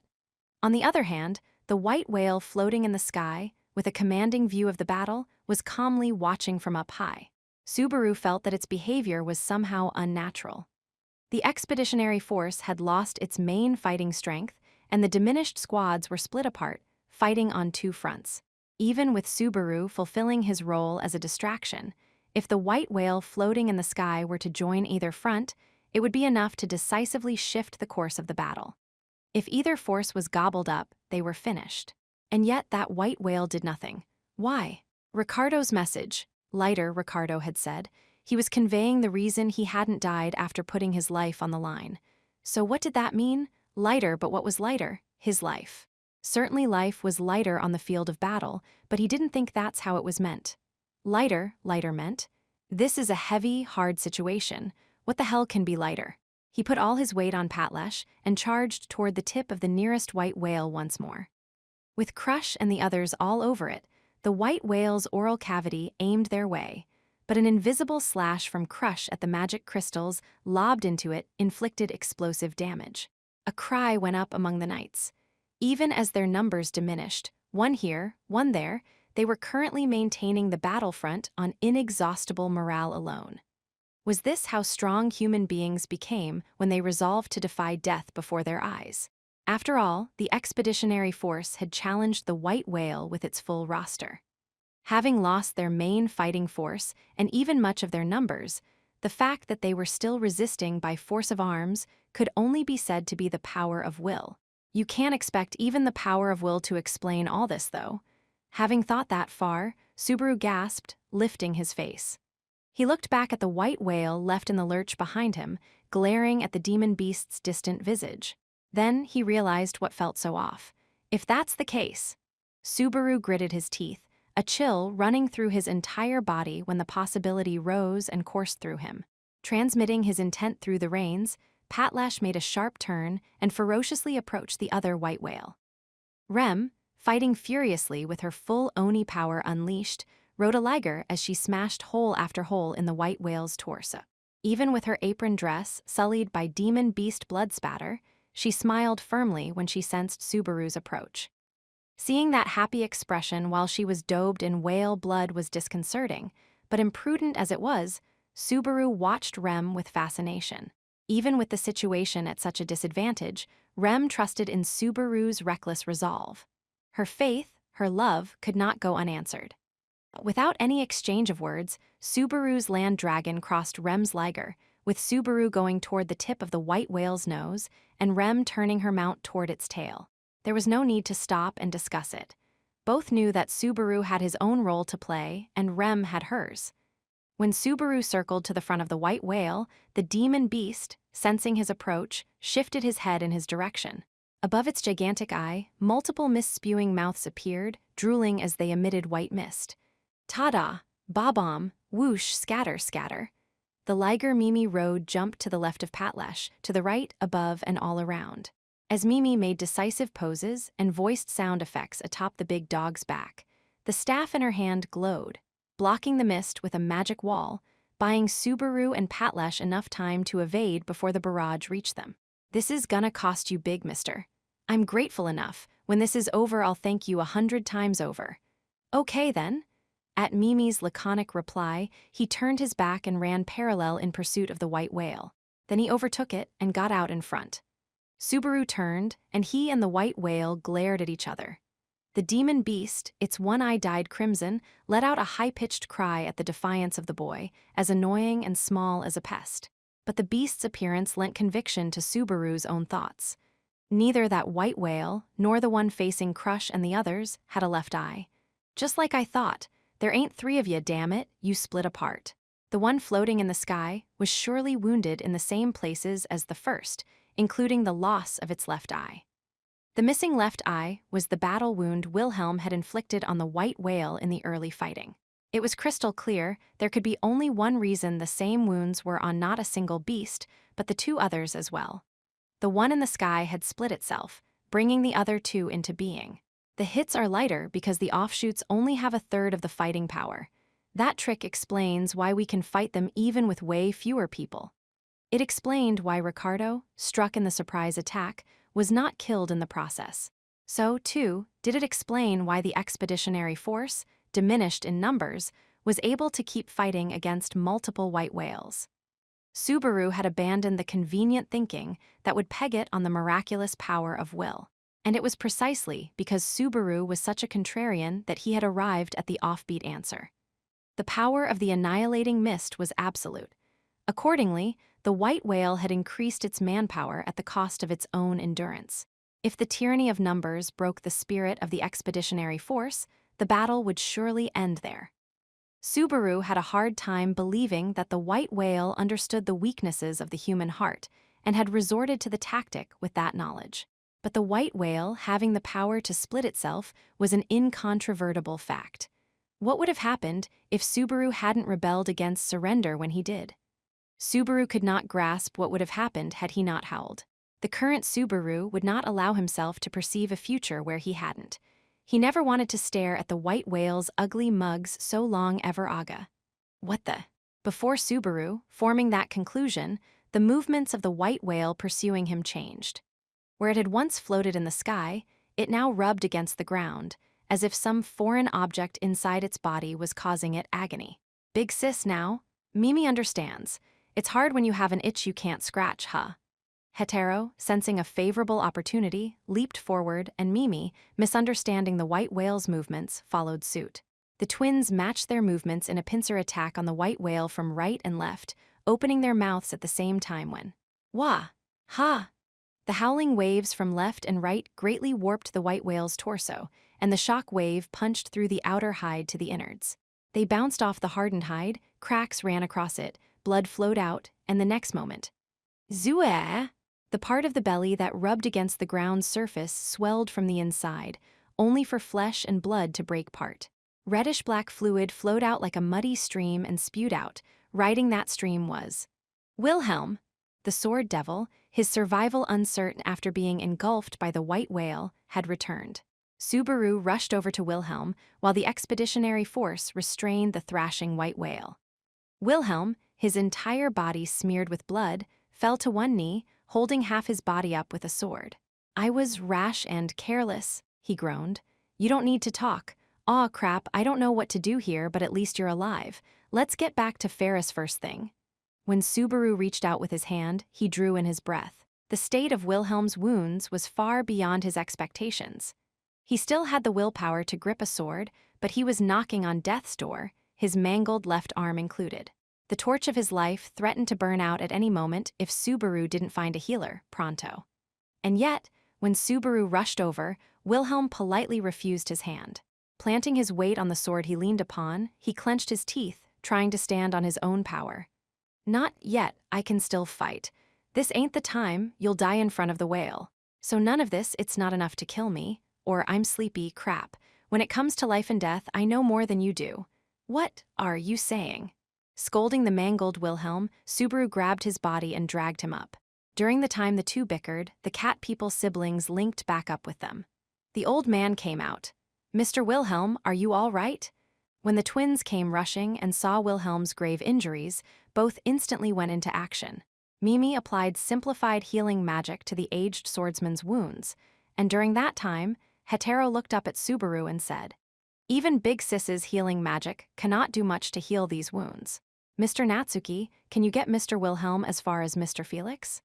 "Yeah, I can see for myself Wilhelm's in bad shape. If he isn't treated, it'll be too late. I really want to bring him myself, but..." Subaru glared at the white whale as it began to rouse itself once more. The belly wound ran deep, and the bleeding from the opening hadn't ceased, but the demon beast continued to spew mist from the mouths all over its body, showing no more sign of giving up the fight than Wilhelm had. There was no mistake. At present, Subaru's distraction was no small part of their fighting strength against it. If Subaru carried Wilhelm off, the fighting would only take a turn for the worse. Even besides that, I might end up leading the white whale straight to the wounded. Can I leave Wilhelm to the two of you? We can do that with our Ligers, but do you have something in mind? Hetero accepted Wilhelm from Subaru, groaning a bit at the disparity in body weight as he put the man onto his Liger. After that, he looked up at Subaru, taking the hand of his blissfully laughing sister as he said, "If there is a chance to win, I will listen. If not, I must take my sister by the hand and flee." Why? We haven't beaten them yet." "Big sis, be quiet." Her little brother's statement made Mimi pout her lips in visible dismay. Watching the exchange between the twins, Subaru said, "I suppose so," and accepted with a nod. "You're mercs. You're just working for money, not like me, Crush, and the knights with a grudge against the whale, no obligation to risk your lives. Do not misunderstand. We are not obligated to throw away our lives." His face and demeanor were meek, but Hetero gave Subaru his opinion with fortitude. Gazing down at the little beast people, not even reaching his own hips, Subaru exhaled deeply. "Sorry, but there's no time," he said. "I think there's a chance to win. For now, just get Wilhelm to the rear. I've gotta talk to Rem and Crush." With Patlesh beside him, Subaru practically jumped onto its back, straddling it as he ran his gaze overhead. He looked up at the sky above, glaring at the abominable, fish-shaped figure leisurely swimming therein. 4. The white whale split itself then. Yeah, I don't think there's any doubt. The locations of the wounds and the combat strength bear that out. Put bluntly, you and the other people fighting it directly must have felt it, right? For my part, I was in a daze, but you may well be correct. Subaru had regrouped with Rem and Crush, and both made accepting faces and nodded as Subaru explained. Having entrusted Wilhelm's retreat to Hetero's Liger, he joined the twins, now riding on the same Liger, and had just finished explaining the trick to the battlefield's main fighting force. With the main force out of action, the cavalry unit and the Iron Fangs were keeping two of the white whales busy. Their high morale and excellent teamwork oddly glossed it over, but there were mere minutes of time available for a strategy meeting. They had to come up with a plan to defeat the white whale during that time. I accept your hypothesis that they are weaker than the original, single one. But what does comprehending this avail? Even if they are wounded and weakened, the menace to us is greater than before. Even with Ferris's healing, we cannot hope for those who have withdrawn to return to the battle lines. It hurts not to have Wilhelm and Ricardo, but I'm not asking the impossible. We've got to win this without them. So we must kill 3 white whales. It is easy to say, but a high wall. We don't need to kill 3, killing 1 should be enough. With a twitch, Crush raised an eyebrow at Subaru's words. Subaru returned her look of deep interest with a nod and pointed at the demon beast in the sky above. What do you think that bastard's doing, making its 2 offshoots fight every which way while it watches from high up there? Perhaps it is refraining while it heals its wounds. Subaru shook his head at Rem's unconfident reply. From what Subaru could see, demon beasts were not so different from other creatures. At the very least, the white whale didn't seem to possess any kind of off-the-charts self-regeneration ability. If that was so, the role of the white whale high in the sky was, that is the main body then. That's how I'm seeing it. Subaru nodded, concurring with Crush, arriving at the same conclusion as he. Put plainly, it was all no more than a guess. But it was pretty certain that the white whale high in the sky was the original out of the 3. And when considering how to defeat the additional white whales, the fact that it was playing a waiting game was beyond all dispute. I think the fact that it doesn't come down and help either of its buddies can only mean one thing, that it can't let itself get taken down. The reasoning matches up. However, put differently, it might mean that killing the bottom 2 might not even hurt the main body. Even if they defeated one at great pains, there was no guarantee the corpse would not simply be replaced by a new version. If that was so, the battle would plunge into an infinite loop with no end in sight. As a result, in contrast to the white whale, playing with infinite continuations, he could see them crying uncle soon enough. Hetero, quietly observing, posed a very realistic question. So the reason it does not descend is linked to how to defeat it. But what should we do, then? We don't have any way to fly that high and attack it. The little cat's question made Crush shift her sharp. Amber gazed to the white whale overhead as she said, "Even using my blessing, my blade cannot attack at that range with appreciable force. I might be able to strike it, but the white whale shall not fall from that." The white whale had fled to the upper sky, reaching an altitude roughly equal to the clouds. It was as if the white whale was displaying its nastiness by occupying a position higher than when it had first appeared. At that range, even the accuracy of magic crystal cannons would surely take a heavy hit. Rem, could you say, float a mountain of ice right up close to the bastard? I am sorry. Mana is more difficult to control the farther away it is. I think it would be possible for Master Roswell, but my skill is. Rem appeared chagrined, feeling the limits of her own power with a plan to break the deadlock before their eyes. Subaru gave her reply a wave of the hand to say, "It can't be helped," and looked up to the sky. He'd thought up a plan. Given Crush's reply, Hetero and Mimi's reply, and Rem's reply, the best plan was out, leaving the next best, one he hadn't wanted to use. I have a plan, but it depends a lot on rolling the dice. Wanna give it a shot. Closing one eye, Subaru checked how far the girls were willing to go before revealing that next best plan, but one might even call it a rude thing to ask. The very fact that they stood in that place meant they would not shirk from any gamble. For they were a pack of great fools, a fact of which Subaru was well aware. 5. From far in the sky above, the white whale quietly watched the conflict below. The battlefield was neatly divided into 2 halves, right and left, by the tree at the center that seemed to pierce the sky. On both sides, little humans were clinging to the demon beast's enormous frames, stabbing with the steel they gripped in their hands, brandishing stones that created light, defying the beasts in a superficial manner. As flames rose up and the demon beast's anguished cries reached it from below, the white whale swam through the sky, spewing mist. The mist it poured onto the plains was the ally of the offshoots beneath its gaze, steadily but surely whittling down the diminutive foe. The figures scurried around, but as time passed, their numbers dwindled. One here, one there, swallowed by the mist, their existence erased from that world. Everything would be swallowed up, and the end of that fruitless battle would not be long in coming. It was only a matter of time before the opposing fighting force began to develop fatal cracks and collapse. If the white whale possessed human intellect, It would surely have thought this, certain of its own victory. But in fact, the white whale possessed no such thing. The white whale was simply following instinct, acting to destroy the opponent so as to preserve itself. There was no use asking a beast's instincts why it delivered such a judgment. In accordance with its instincts, the white whale calmly, purposefully set about toying with and killing its prey. It spewed mist, progressively dyeing the surface white. Though pests had interrupted it, the white whale's mission was to cover the world in mist. This, too, was the command of its instinct, and doing so was the purpose of the white whale's existence. Thus, the white whale's mind pulled away from the spectacle below when suddenly, its enormous eye shifted about, its mind reorienting toward the earth once more. Having detected mana gathering with enormous force, it looked at the flow with its naked eye. Al-Huma, a blue-haired girl, was standing in the center of the vast vortex of mana.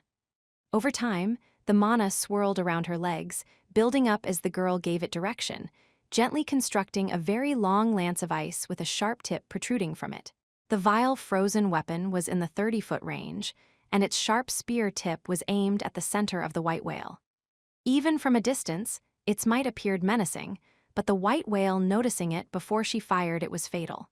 "Please," the girl shouted a prayer as the icy spear launched from the ground toward the sky. Of course, its target was dead center in the torso of the swimming white whale. The icy bloodlust accelerated rapidly with force sufficient to break through the sky. But the time it took to achieve that acceleration, and being seen at the moment of its launch, meant the plan had failed, its objective unfulfilled. The white whale waved its tail, swimming through the sky by slicing the wind. That alone threw off the icy spear's aim. The pathetic spear of ice sailed wide of the mark, passing by the white whale's flank on its way to the distant sky.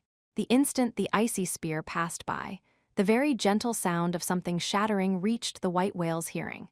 Taking into account the vast disparity in mass between the two, that was little short of a miracle. That devil-wrought heavenly miracle told the white whale that it was the sound of an irreparable mistake. "Hey, I've gotta say, it feels real icky seein' you up close like this." An exceedingly light sensation mounted the white whale's nose. At the same time, it realized that a being had landed atop its brow. The icy spear, supposedly flying past, vanished without a trace, and the white whale caught a scent of the wave of scattering mana. And next, he discovered the source of the unbearably foul odor was right on top of it.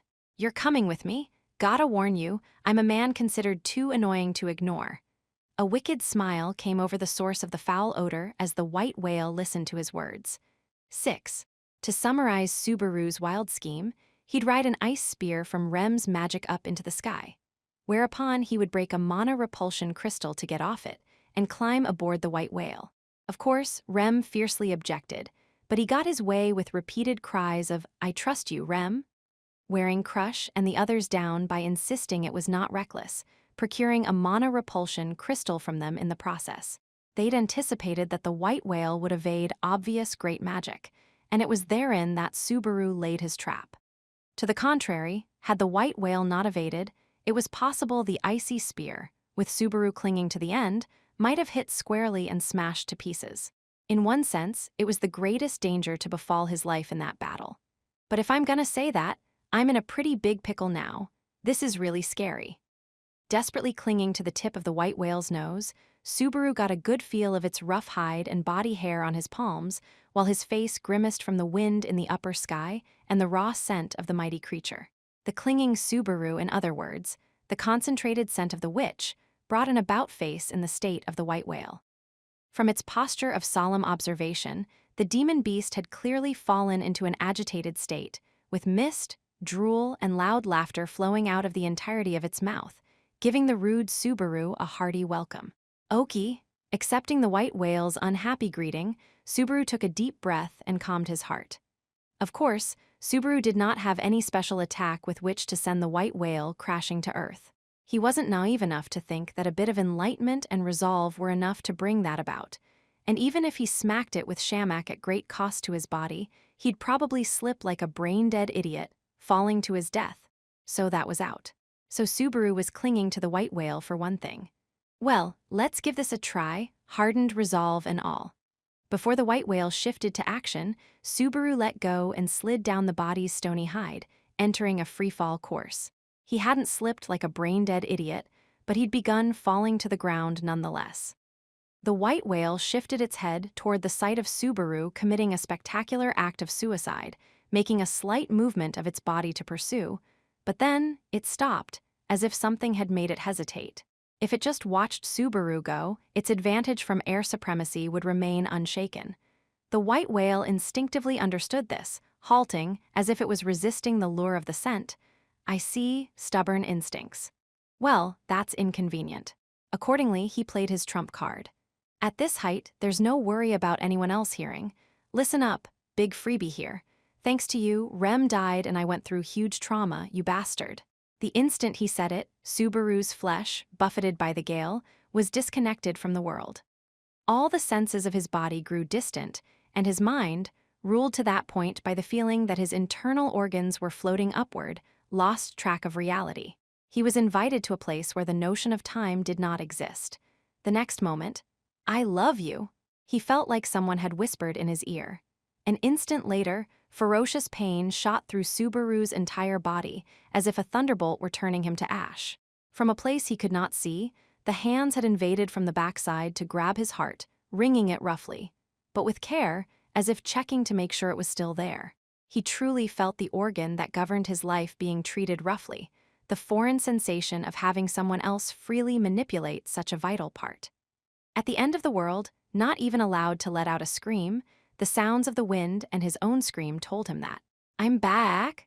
Before Subaru's eyes, the white whale's huge mouth was open as it ferociously plunged after him. His confession of the taboo had increased the scent of the witch, and the increased hatred had overridden the demon beast's instincts. It let out a roar, its eye losing all sanity, seemingly forgetting about the conflict below as the white whale came rushing, seeking to erase Subaru's existence alone. Shrouded by a whirlwind, the white whale rapidly closed the distance between them, making Subaru afraid. In that situation, unable to do anything but free fall, Subaru had no way to evade the charge. At that rate, before ever reaching the ground, the white whale would catch him, and he'd hurtle toward Bad End 11, whale food. At that rate anyway. Rem? Yes, Subaru. Subaru's shouting voice seemed to die on the wind, but she replied loud and clear. Simultaneously, with the white whale focused exclusively on Subaru, a flying spear of ice flew in right from the side and collided, intruding upon its open mouth, breaking a number of its yellow teeth and dulling its movements. Seizing the opportunity, Rem, on Patlash's back, wrapped her morning star around Subaru's free-falling body. The chain wrapped around his hips, forcibly twisting him off his crash course and sending his innards to one side. Gwa! Was the cry Subaru raised as he remembered tasting the same impact once before. It was the second time Rem had saved his falling body in that fashion. The first time was when Subaru's feet had slipped from the dragon carriage on their way to the royal capital. I guess you can get used to anything. After all, this time he had managed to avoid fainting. Manipulated by the chain, Subaru's body fell somewhat roughly onto Patlash's back. With Rem spreading her arms wide to receive him, Subaru ended up flying into her bosom. With a soft impact, Subaru's head was buried in a warm sensation as he exhaled. I'm saved. You are getting a treat. What are you saying? Subaru's cheeks reddened, and he hurriedly lifted his face from the embrace of Rem's breasts. Right beside them, the face of the white whale moved past.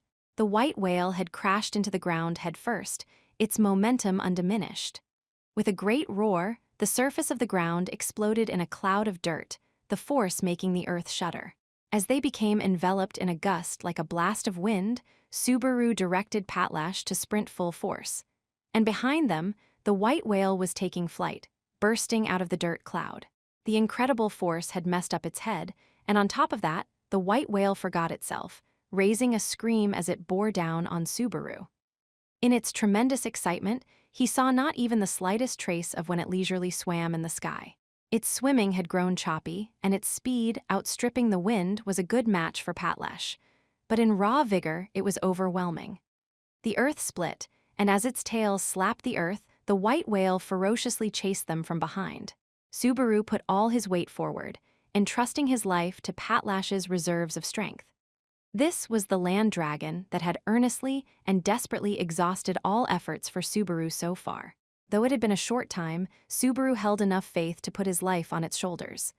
"I'm counting on you, Patlash. You're a dragon, right? Show me how cool you are." Patlash neighed, and it felt like the speed went up a notch. The roar of the white whale resounded, and from the violent shaking of his eardrums and the world going blurry, he knew, straight ahead, straight ahead. We just need to run and go right past it. The white whale swam, ferociously chasing down Subaru to devour him whole. And then, "Take this, damn it!" A second roar reverberated, and right after, there was a series of sounds like something was being ripped apart. The intervals between the flagrant sounds narrowed, drew closer, and finally, a mighty shadow was born, making a very heavy sound as it, the great flugel tree, fell straight toward the white whale. Magic crystal cannons, invisible blades, roaring attacks. Destructive forces piled one on top of another had gouged out the roots of the great tree, which had grown over the course of 4 centuries and had been planted by a sage. As it came down, it crushed the enormous body of the demon beast flat. The great weight of the tree jutting to the heavens crashed straight into the white whale, pressing into it from above. Against an attack that was in a different dimension compared to everything that came before it, even the defense from white whale's tough outer hide was rendered meaningless. A scream and an incredible shock wave ran across the Liffas plains, with the blast blowing the mist away. Crushed under the great tree, the immobilized white whale shrieked in anguish, curling its tail. And yet, its vital energy was such that its body had sustained a blow so great, but its life had not been extinguished. The white whale writhed, trying to escape from the super-heavy mass when at the tip of its nose. "I dedicate this to my wife, Derja Vanistria."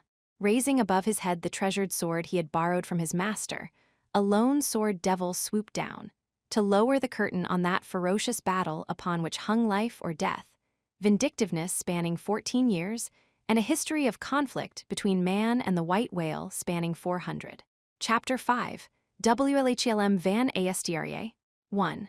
Let us speak of the man named Wilhelm Trias. Wilhelm was born the 3rd son of the Trias family, a family of local nobles in the kingdom of Lugunica.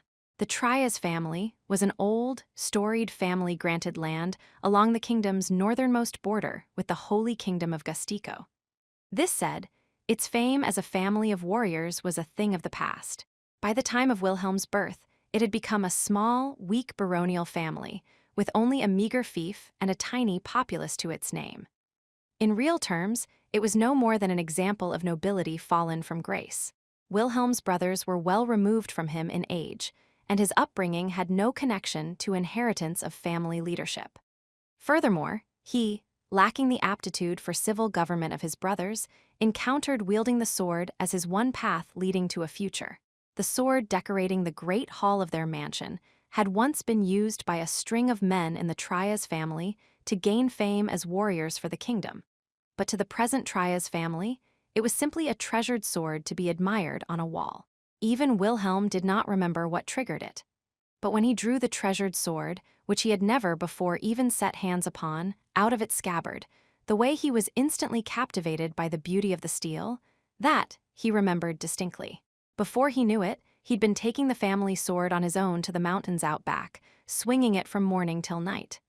The first time he touched the sword, he was 8. He became accustomed to the length and weight of the blade, and when his limbs grew so that they were no longer mismatched, Wilhelm was 14 and the finest sword wielder of the domain. "I'll go to the capital and enter the royal army. Then I'll become a knight."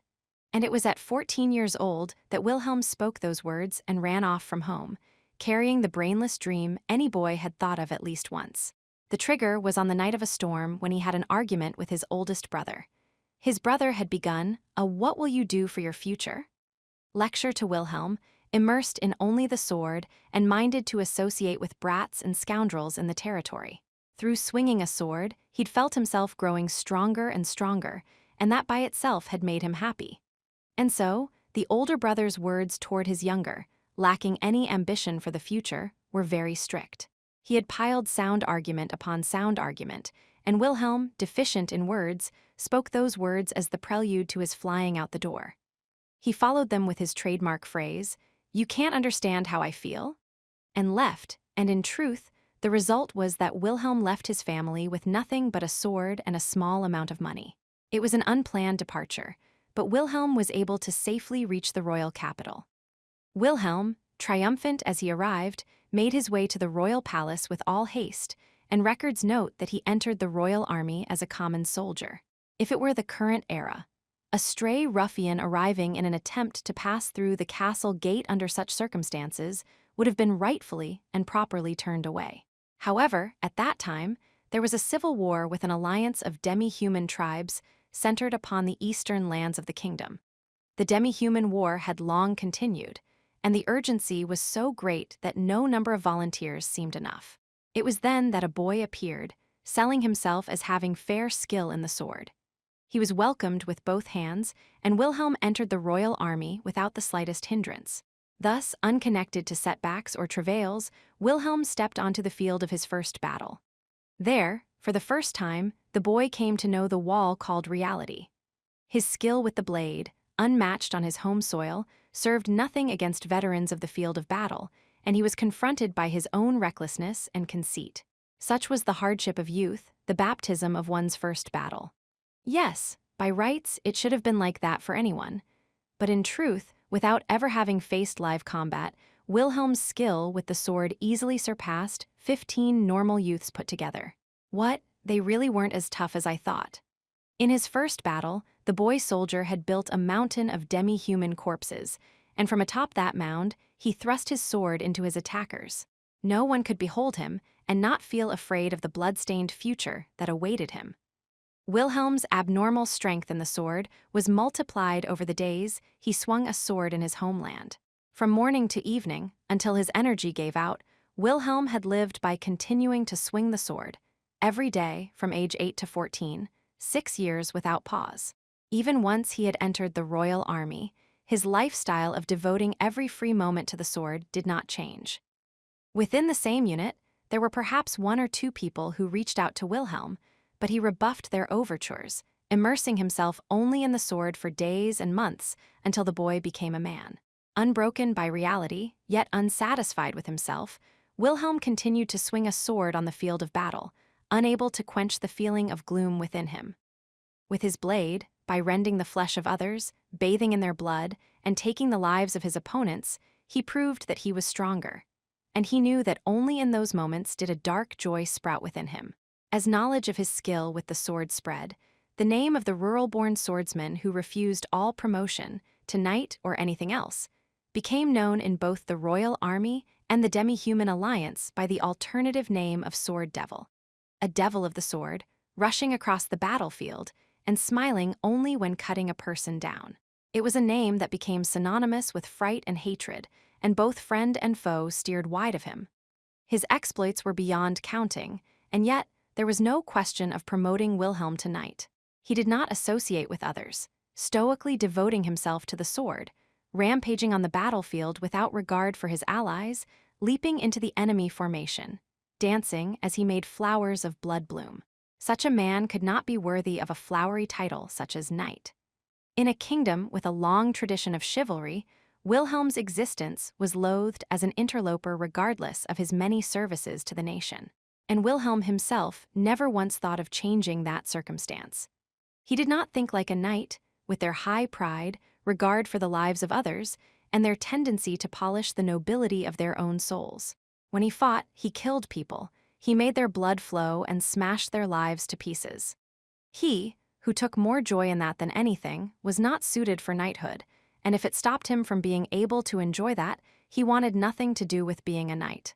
His longing for battle was warped, but over a great deal of time, the heart of the young man named Wilhelm rotted. And it was when he was 18, when he had been in the royal army for 3 years, and when none in the army knew not the name, Sword Devil, that a gap in that heart was born. 2. She had beautiful, long red hair, and from the side, her face was so pretty it made him shiver. With the enlargement of the battle lines, Wilhelm was temporarily sent back to the royal capital from the front lines, forced to take leave that he suggested was unnecessary. Separated from the battlefield, and the rampant smell of blood, gunpowder, and death, Wilhelm, with too much time on his hands, slipped out of the castle gates with his beloved sword in hand, heading for the lower parts of the capital. Since running out on his own family, the treasured sword he had taken with him in lieu of a parting gift of coin had become greatly worn. But over the course of 10 years, he was used to that beloved blade like none other. It was not that he could not use other swords, but when he was bent on taking the lives of others, that sword was indeed best. Walking all alone, Wilhelm headed down a street in the lower quarter with no sign of life. His destination was the very edge of the royal capital, a rundown district that had been abandoned midway through its construction. The capital went from the nobles' district through Market Street, continuing through the commons, and the abandoned district had apparently been conceived a ways back. But construction had been aborted quite some time prior, with no sign of resuming any time soon. The word was it would likely stay that way until the Civil War was resolved. In the morning, the unfinished district had no signs of human life, and if any did exist, it would be scum gathering there for no good purpose. They were cowards that would scatter like baby spiders if a little antagonism hit them. Of late, not even those outlaws had come close to the sword devil, wholly devoted to the blade, unafraid and unawares when he entered the unfinished district on his days off. Just as well, I suppose.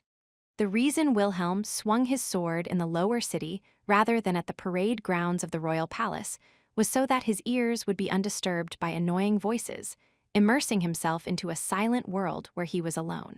Wilhelm no longer sought to measure his skill by crossing swords with others.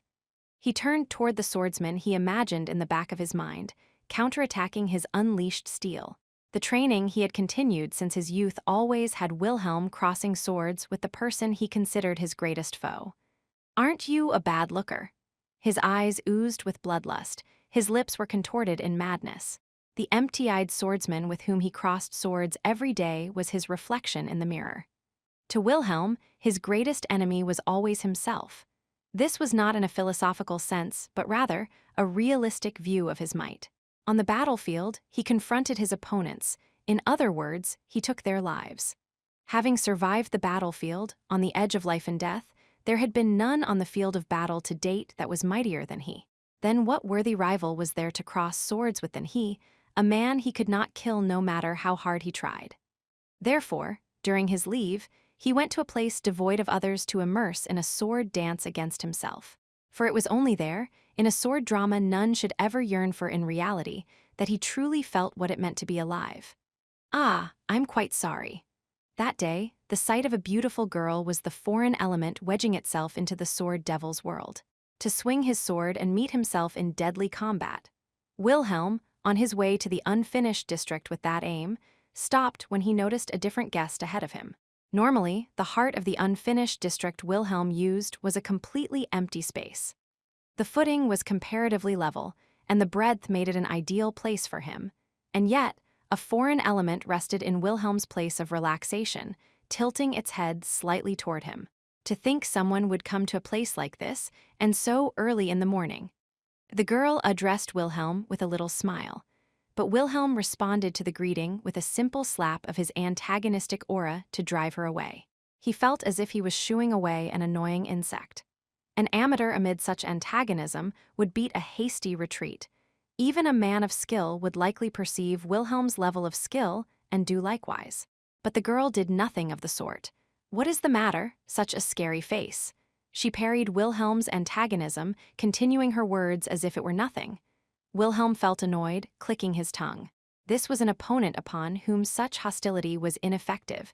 In other words, someone completely unrelated to the martial arts. At the very least, someone upon whom violence was effective would have shown some reaction to Wilhelm's antagonism. But to someone unconnected to such things, it was simple coercion. Depending on the opponent, someone might even receive it with a simple narrowing of the eyes. In the case of the individual before him, she was a shining example of the latter. "Woman, what are you doing here on a morning like this?" He hurled abuse at her, but she had yet to release Wilhelm from her gaze. The girl made a little hum at Wilhelm's words, then said, "I would like to ask you the very same thing, but that would be a bit too mean, yes. Your face says you have no sense of humor. There are many dangerous men in this area. I cannot approve of a woman for walking around it alone." "Ah, Are you worried about me? It is possible that I am one of those dangerous men.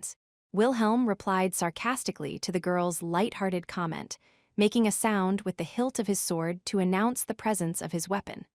But the girl did not turn an eye to Wilhelm's action, pointing behind her as she said, "Over here."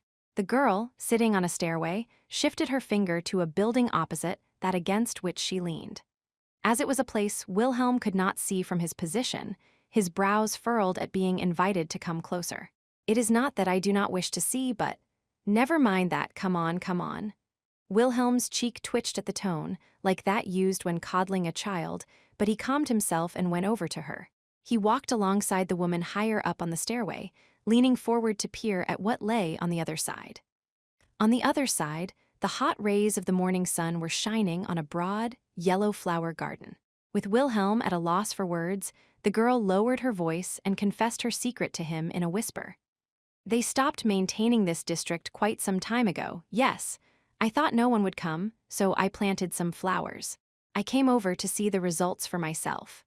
Wilhelm had walked that way many times, but not once had he noticed the presence of the flower garden, even though all it would have taken to see them was for him to stretch his back a little higher and broaden his vision. With Wilhelm's mouth remaining closed, the girl looked at the side of his face and asked, "Do you like flowers?" He turned to her, seeing the small, gentle smile her face made as he stared. "No, I hate them," he replied in a low voice, curling his lips. 3. From then on, Wilhelm and the girl continued to encounter each other from time to time. On his days off, Wilhelm would walk to the unfinished district in the morning, only to find her having arrived ahead of him, bathed in a quiet wind as she gazed at the flowers. Then, when she noticed that Wilhelm had arrived, she would ask him, "Do you like flowers now?" He would deny it with a shake of his head, immersing himself in swinging the sword, acting like he had forgotten her very existence. When his sweat flowed and he raised his head, finishing his deadly struggle with himself, he would see the girl still there. "You really have a lot of time on your hands," he'd always say in a sarcastic voice. He thought that, bit by bit, the amount of time they spent speaking gradually increased. They always spoke after he'd swung his sword, but he began to exchange a few words before swinging his sword as well, and the conversations after he swung his sword also became a little longer. Gradually, he went to that place at an even earlier hour, sometimes arriving to the flower garden before the girl. "Ah, you are so early today," the girl would say, a regretful smile coming over her. It must have been 3 months since meeting her like that before they'd exchanged names. The girl called herself Therja, adding, "For now," sticking out her tongue a little. When Wilhelm replied with his introduction, she pouted when he said, "I've been calling you Flower Girl until now." He thought that exchanging names meant intruding onto each other's circumstances to some small degree. To date, their exchanges had been harmless and inoffensive, but their quality steadily began to change. One day, Therja asked him, "Why do you swing the sword?" Without a moment's concern, Wilhelm replied, "Because it is all I have." As was typical, Wilhelm's return to military duty was greeted with days filled with the scent of fresh blood. In due course, the civil war with the demi-humans had intensified. Over and over, he casually carried out his missions, slipping past an enemy's magic into his flank, slicing him from toe to chin. He rushed overland, broke through the wind, flew into the enemy camp, and sent the general's head flying. He returned to his own camp with the head impaled on the tip of his sword, and bathed in gazes of acclamation and fright, he exhaled. Suddenly, he realized that on the battlefield below his feet, even as blood flowed, there were flowers blooming, swaying in the wind. And now, without being conscious of it, he took care not to tread upon them.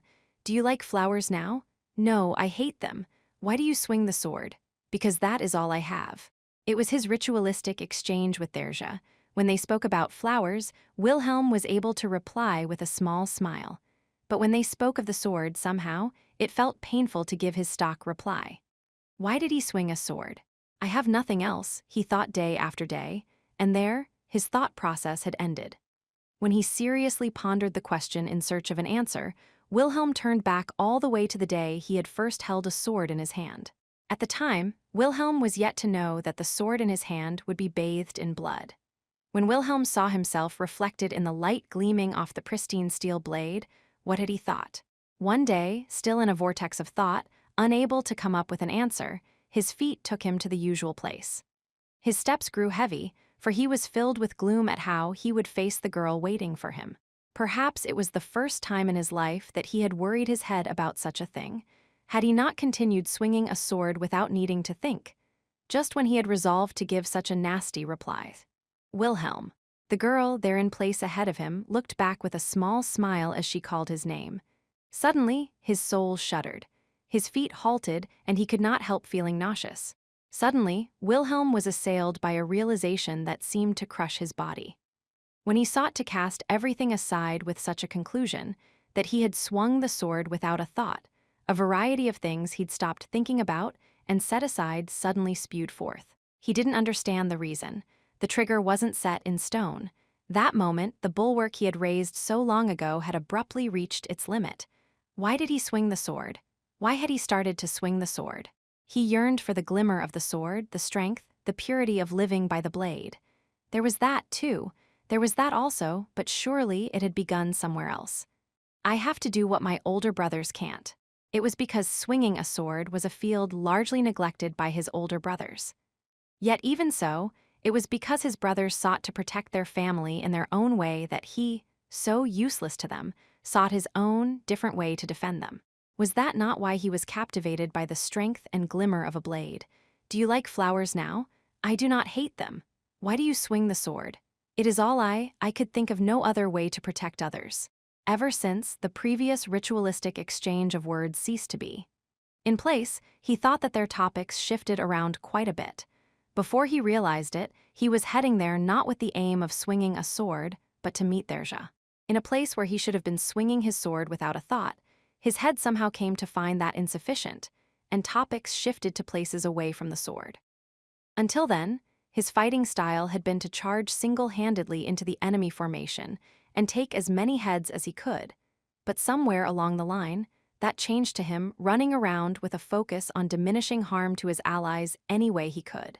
The sight of him prioritizing his companion's safety over slaying the enemy naturally resulted in a change in how others saw him.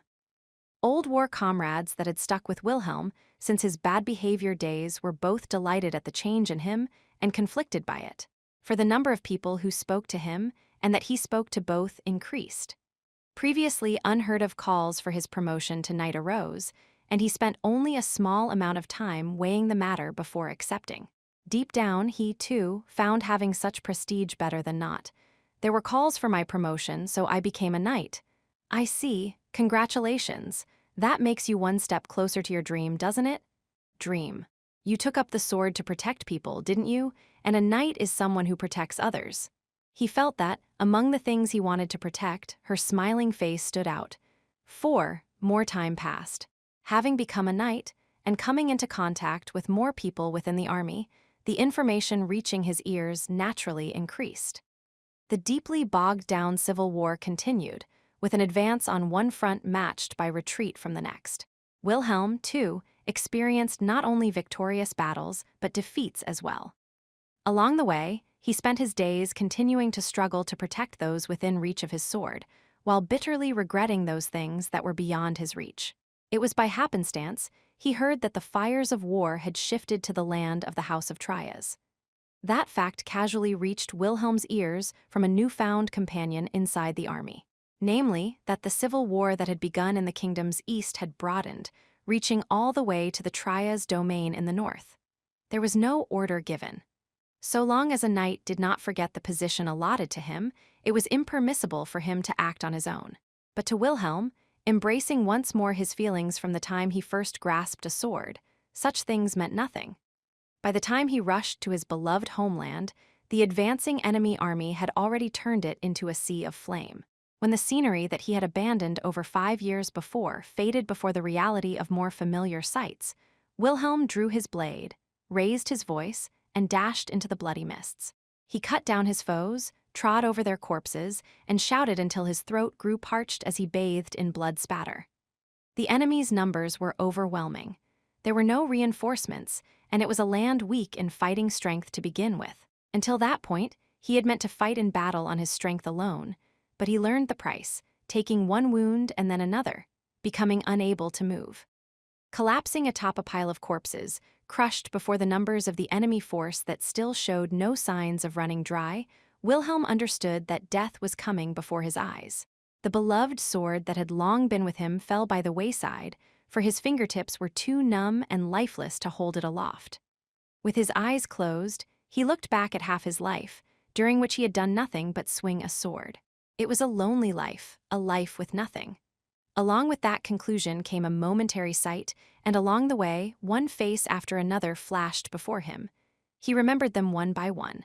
His parents, his two older brothers, the bad friends he had hung out with in the domain, his comrades and superiors from the royal army, and finally that of Derja, with flowers behind her.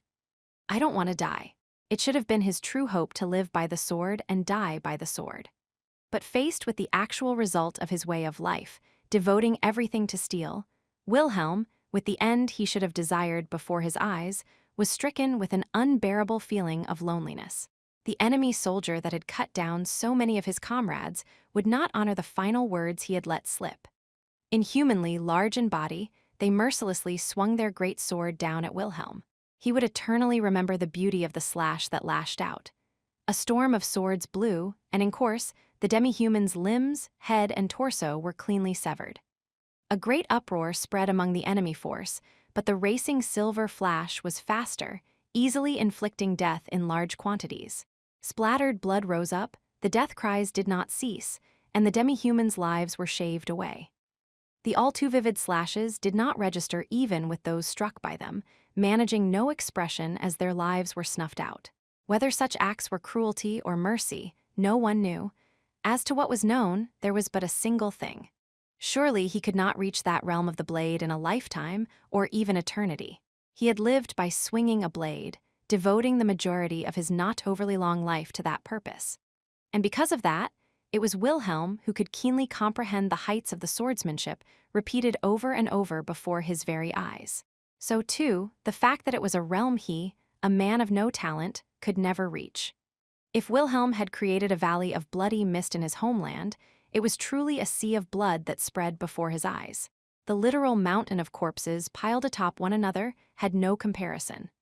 The silver flash did not cease its dance until every demi-human invading the Tria's lands had ceased breathing. Having witnessed the overwhelming slaughter to the end, he was carried out by late-arriving comrades from the royal army. They shouted various things and tended to his wounds, but Wilhelm never took his eyes off the sight. Finally, the slender, long sword wavered, and the sword fighter finally walked off. Wilhelm shuddered when he realized that the sword fighter had not been bathed in a single drop of spattered blood. He reached out with his hand, but could not reach the back moving away. Most likely, the distance between them was not a physical one alone. It was when he returned to the royal capital that he heard the true name of the one bearing the alias of Sword Saint. It was around the same time that the name of the Sword Saint began to reverberate in every land in the stead of Wilhelm, the Sword Devil.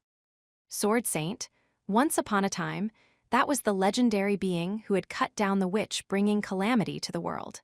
To that day, the men beloved by the sword god were of the blood of that single family. And it was through that direct bloodline that one generation's Superman was born after another. The name of the sword saint of that generation had never been public even once, so, too, until that time. 5. It was several days later that his battle wounds had healed, and he made his way to the usual place. Gripping the hilt of his beloved sword, Wilhelm quietly trod the soil as he headed for the flower garden. He was certain she would be there. And in accordance with his firm belief, Derja was sitting in that place, no different from before. Before she could look back, Wilhelm drew his sword and leaped at her. Just before the semicircular cut would have split the girl's head, she caught the tip of his sword with 2 fingertips, bringing it to a halt. A sound of wonder caught in Wilhelm's throat as a malevolent smile came over his lips. Humiliating. Is that so? Were you laughing at me? Go ahead and laugh, Derja. No, Sword Saint, Derja Vanistria. With all his might, he raised his sword high and sliced at her again, but she evaded by a single hair in an undisturbed motion. A moment after the dance of her red hair stole his eyes, his feet were swept from under him, unable to break the fall as he was cruelly sent crashing down. Even without a sword in her hand, the sword devil's blade could not reach the Sword Saint. An impregnable wall, a preposterous difference was now evident between them. "I will not be coming here anymore." Several times more, Wilhelm went slicing after her, and each time he was struck by a counterattack and beaten to the ground. At some point, his beloved blade was snatched from him, and as it rested in her hand, he was beaten by the hilt until he was unable to move. So far, so very weak, he could not reach, it was not enough. Don't hold a sword with that face. I do, for I am the sword saint. I did not understand the reason why I was, but I understand now.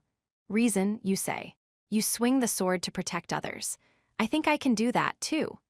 It was Wilhelm who had given Nerja, the girl who loved flowers, who could find no meaning in gripping a sword, that reason, all the more because she was stronger than anyone, the furthest beyond the reach of anyone's sword. W8 Nerja? I'll take your sword from you, as if I care about your blessing or your role. Don't underestimate swinging the sword or the beauty of the blade, sword saint. The woman did not stop. Her back grew distant. All that was left behind was a lone, foolish devil speaking of the sword to her, who was loved by the sword. Afterward, the two would never meet there again. 6. The sword devil vanished from the royal army. In his place, the name of the sword saint spread within it. A knight worth 1,000 men, with hard fighting by Nerja, the embodiment of those words, the civil war tilted in their favor. Though a single person, her martial feats were beyond the realm of any individual. And the alias of sword saint resounded. Even the demi-humans versed in the old legends despaired. It took 2 years after the sword saint emerged on the battlefield for the civil war to end. The demi-human alliance lost those who carried it upon their shoulders, and when peace talks were carried out somewhere between the current leaders on both sides, it announced that at minimum, the fight between those bearing swords had come to an end. Blessed by the end of the long-running civil war, the royal capital gently opened up and began to flower. A ceremony had been planned where a powerful, beautiful sword saint would be granted several medals. People throughout the kingdom traveled to the capital to glimpse the sight of Nerja, the red-haired sword saint, the hero whose passion had single-handedly brought the long suffering from wild war to an end. It was then that the sword devil unexpectedly descended, as if to slice that passion asunder. The soldiers on guard became agitated from the incredible antagonism rising from a man with a naked blade in his hand. But it was none other than the sword saint, the flower of the ceremony, who checked them and advanced to the fore. Each turned their sword toward the other, almost as if walking onto a prearranged stage. When her long, red hair fluttered in the wind, none failed to hold their breath at the sight of her facing the intruder. It was difficult to find words for an appearance with such refined beauty, yet so at one with the blade. The malevolent antagonism of the individual facing, the sword saint, was the polar opposite. Both the brown mantle over him and the skin underneath were filthy all over from rainwater and caked mud. Even the sword in his hand was meager compared to the ceremonial, holy blade the sword saint held in hers. The blade of the well-made sword was crooked, with reddish-brown rust all over it. Though the king was seated on the same stage they were on, he halted the knights attempting to go to the sword saint's aid. When the sword saint stepped forward and her swordplay glimmered, all pulled their chins back, and none raised a voice, watching in silence. At the beginning, no doubt many found the two figures having vanished from their sight. Blade recoiled from blade again and again, high-pitched sounds shot past the spectators. There was a chain of glimmers and sounds of steel as the two figures danced upon the stage at a dizzying speed. Soon, those witnessing the spectacle had lost their voices, their hearts going to and fro, overwhelmed with a vast sense of admiration. They battled with incredible force, switching where they stood, from the ground to the walls to the very air as the swordplay of the two sword fighters blurred. Some even realized that the sight had brought them to tears. But as they listened to the orchestra of echoing steel, they instinctively shuddered, intoxicated by the sublime sight. They thought, is this really a realm that people can reach? Can the beauty of the sword truly instill such deep feelings in others? Their swordplay intermingled, with locked swords, flashing tips, and repeated recoils. And finally, the discolored blade snapped in half, its tip sent flying, spinning round and round in the air. Then, the hand in which rested the sword saint's ceremonial sword. Victory? Victory is mine. the holy sword audibly dropped to the ground, and the broken sword's warped tip came to rest just short of the sword saint's throat. The spectacle made time stop, and all knew the sword saint had lost. You're weaker than me, so you have no reason to wield a sword. If not me, then who? I'll carry on your reason for swinging a sword. You just need to become my reason to swing one. He lifted up the hood of his outer garment. The sullen face of Wilhelm glared at Therja from under the dark, filthy cloth. Therja shook her head a little at Wilhelm's behavior. You are a terrible person. You've made a person's determination, resolve, everything all go to waste. I'll carry on everything that's gone to waste. You can forget about gripping a sword and just take it. Yes, that's it. You can raise flowers and live in peace and quiet behind me. Protected by your sword? That's right. You'll protect me? That's right. Therja placed her hand against the flat of the sword thrust toward her, taking a step forward. The two faced each other, close enough to feel each other's breath. Tears welled in Therja's damp eyes, but they only conveyed her little smile as they fell. Do you like flowers? I stopped hating them. Why do you swing the sword? To protect you.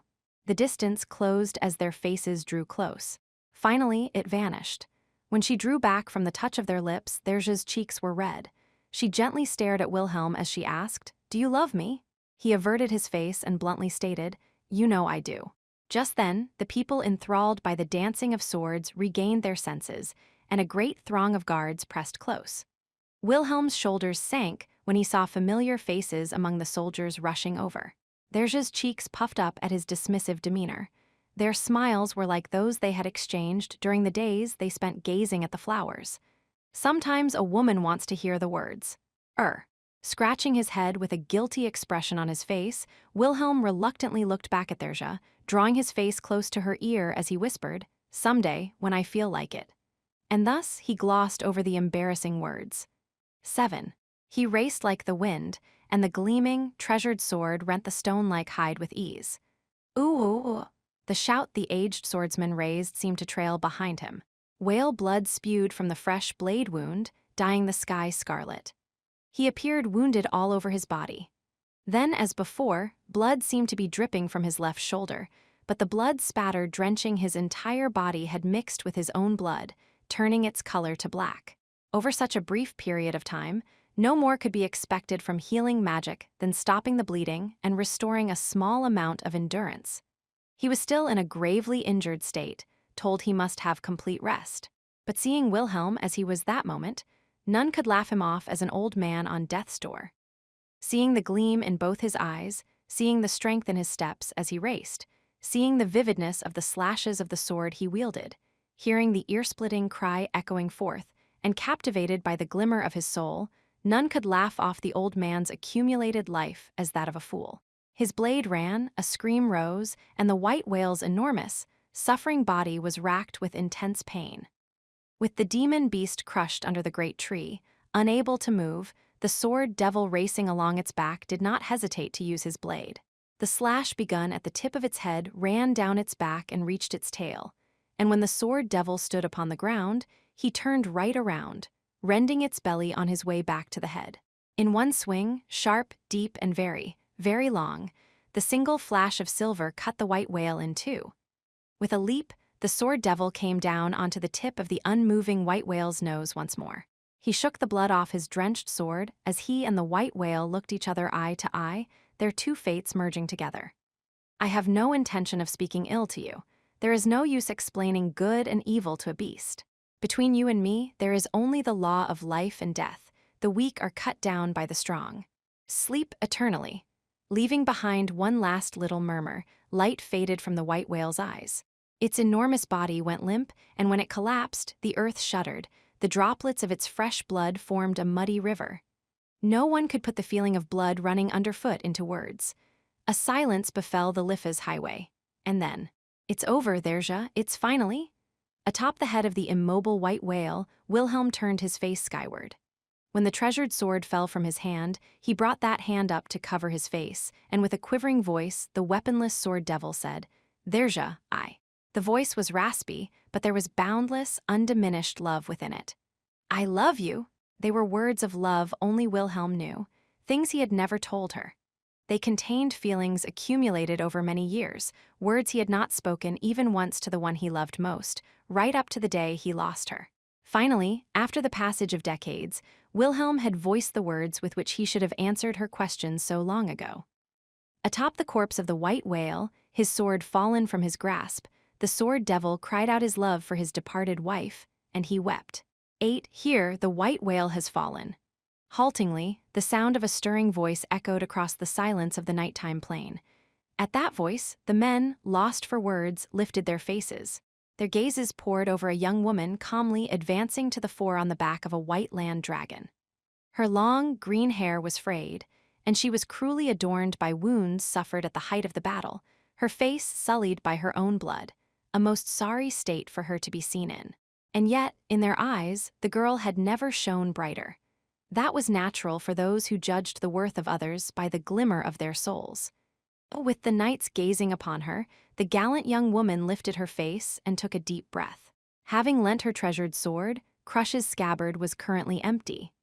Accordingly, she thrust her fist toward the heavens, as if to show her closed hand to all present as she announced, "The demon beast of mist that menaced the world across 4 centuries of life has been slain by Wilhelm van Astrea. Aye, in this battle we are victorious." With their lord loudly proclaiming victory, the surviving knights raised shouts of joy. With mist clearing over the plains, signs of night returned once more, a proper night, with moonlight illuminating the people on the ground far and wide. And there, after 400 years, the Battle of the White Whale came to an end. Chapter 6. The Road to the Mathers Domain. 1. An elated clamor spread across the moonlight-filled plains. The light of the moon reflected off the swords the knights raised high, with the glow of that light making the scene beautiful indeed. The white whale's enormous body rested on its side beneath the great flugel tree as a zealous throng rushed to surround it. Everyone exulted in victory, with tears of gratitude flowing that their long-cherished wish had been fulfilled. As if to pour water over their joy, 2 powerful roars made the air over the Liffe's highway shake, as if to paint over everyone's pleasure. Separate from the white whale that had been slain, there were 2 white whale offshoots that had lost the main body. Acknowledging the death of the main body, the offshoots above the ground writhed around, and their vastness and solidity began to diminish. With their supply of mana from the main body severed, they were increasingly unable to maintain their flesh. They looked pathetic. Left to their own devices, they would surely dissipate within minutes. Crude. With that one disparaging word cutting them off, an arm swung, unleashing an invisible blade. Accompanied by a gale, the slicing wind entered one whale through its head, slicing the agonized white whale's outer hide in half with ease, and with its giant body neatly divided into left and right, the being literally dissipated. With a single blow of an expeditionary force magic crystal cannon, the remaining whale broke into the mist from whence it came, its mana blown away, melting into the wind, whereupon its enormous body vanished completely. That told them, in a true sense, the battle to subjugate the white whale was at an end. However, we cannot simply exult in this. Touching a hand to her breast, Crush was aware of the jubilation inside herself, but she shook her head, refusing to let the deep emotions show on her face. With everyone's cooperation, they defeated the evil demon beast, and everyone lived happily ever after the end. In reality, the tale would not end so neatly. Such an ending was only permitted in fairy tales. Reality continued after the end of the tale, with a never-ending supply of things that had to be done. They had to provide relief for the wounded survivors and courteous burials for the dead, leaving no corpses behind. And when Crush thought of such follow-up, she realized, at a place a little removed from the white whale, a man who had served with distinction was desperately raising his voice. 2. Rem, open your eyes. Subaru lifted the girl in his arms, his face pale as he desperately called out to her. The land dragon came right up to them, nuzzling them with its black nose in an act of concern. But at that moment, Subaru harbored a sense of nervousness so great that he did not respond to even that land dragon's consideration. Subaru's plan to make the white whale chase his scent and crush it under the great tree was a splendid success. Some had raised their voices in objection, reluctant to cut down a historical tree. But the Beastman mercenaries were rationalists with no such compunctions, and when even Crush deemed it necessary, opinion easily shifted to his favor. Accordingly, Subaru, drafter of the plan, saw the operation through, shouldering no small risk in the process, resulting in achievement in battle that one might call second to none. But if this was the price he had to pay, it was the smallest of small comforts. "This is no good, please, Rem, if you're not here." Before his eyes, Rem calmly rested with her eyes closed, completely unresponsive to Subaru's voice. There was no sign that conscious will was conveyed to her limp limbs, and the tearful voice calling her name seemed to pass right through her ears, a cry into empty space. Under ferocious pursuit by the white whale, they'd raced as the falling trunk of the great tree loomed near. The heavy weight of the great tree struck the demon beast squarely, with a loud crash to earth and a shock wave that flew indiscriminately throughout the area. And amid it was the sight of Subaru and Rem running right alongside. They were engulfed by the shock wave, losing track of which way was up, and Subaru recalled that he was protected by a warm sensation during that. The instant he grasped that feeling, there was a roaring sound from an incredible impact as he and the sensation were slammed onto the ground. Slipping through the gaps of Subaru's vague consciousness was the realization that he was lying on the ground. And lifting his head, he realized who had embraced him, and that it was her body that had embraced his to the very end. Subaru. Rem, with a twitch, her eyelids shuttered, and Subaru was reflected in the dim gleam beneath them. Reflected in her eyes, he looked so very weak, almost as if he was subconsciously recognizing the reality of what was unfolding before his eyes when he said, "I'm so yeah, it's me. You know, Subaru, Rem, your body. Subaru, I'm so glad you are safe." His throat choked up. For Rem, seeing Subaru unable to even get out the tearful words of concern for her the way he wanted, was smiling at him in visible relief, as if taking no heed of her own injuries, happy so long as Subaru was safe. What happened to the demon beast? It went down, we nailed it. It worked out. Everything worked out. I'm not hurt, either, it's all thanks to you. Is that so? Then Master Roswell and Lady Amelia shall surely be all right. It'll work out. Leave it to me. So, Rem, you don't have to say anything right now, just rest. No, don't. Close your eyes. Aw, crap, what should I do? She didn't need to force herself to speak. But if Rem spoke no words, he couldn't wipe away his own unease. Subaru was nervous, almost as if the relentless coercive power of fate might yet snatch her life from his hand. He didn't know what he ought to do. He didn't know what was best to do. Not knowing what to do, Subaru couldn't help holding her hand and embracing her with his other arm as strongly as he could. "That hurts, Subaru." "Sorry, my bad. But if I don't do this, you'll go off some." "I shall not go anywhere. I shall be at your side, Subaru." Rem gave Subaru a little smile, like that of a mother consoling an unreasonable child in tears, when strength suddenly left her body. Subaru's throat froze in fear as he felt her body go soft in his arms. Inside his ears, he heard the sound of blood draining, of anything and everything leaving him behind. Rem, please, Rem, open your eyes. Somehow, I'm very sleepy, I'm sorry. Let me sleep just a little, and when I wake, soon, for your sake, I shall be... Never mind all that, you don't need to do anything. It's fine if you're just together with me, please, Rem. Even though she was right within his arms, Subaru wrung out his voice, desperately trying to hold fast to her as she began gradually slipping away. And yet, though Rem was right before his eyes, his voice did not reach. "May I say something selfish?" "Say it, say anything. I'll listen to anything, I'll do anything, so." In a broken voice, in a frail tone, Rem looked up at Subaru and made a little murmur. "I want you to say that you love me." Tears welling up forced Subaru's eyes open as he shook his head side to side. Then, he drew his face close to hers and told her, "I love you. I really love you. Of course I do, I can't manage without you." They were words from his heart of hearts. Subaru poured all his unembellished true feelings into the words he spoke that instant. He couldn't have made it that far without her. He couldn't live without her.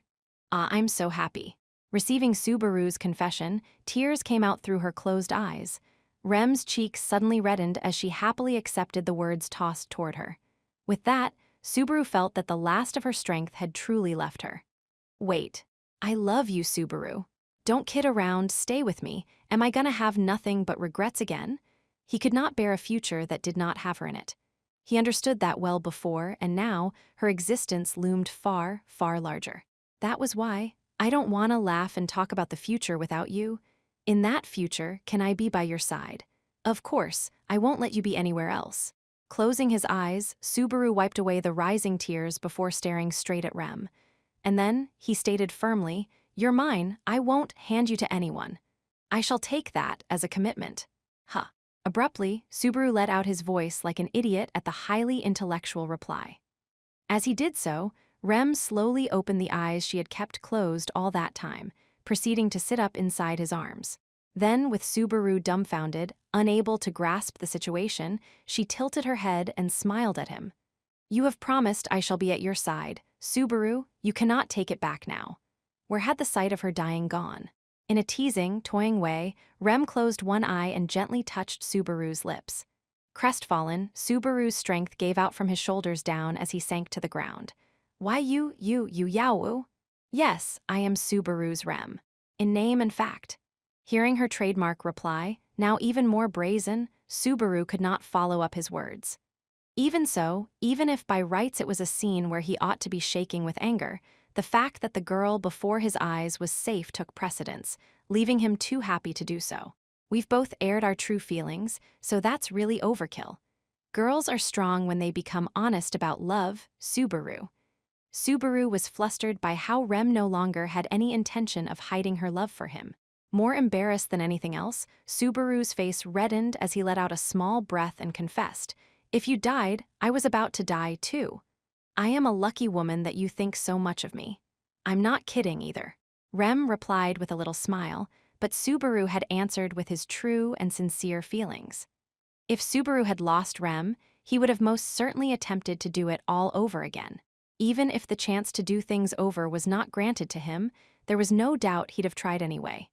That was how large a place Rem's existence now occupied in Subaru's heart.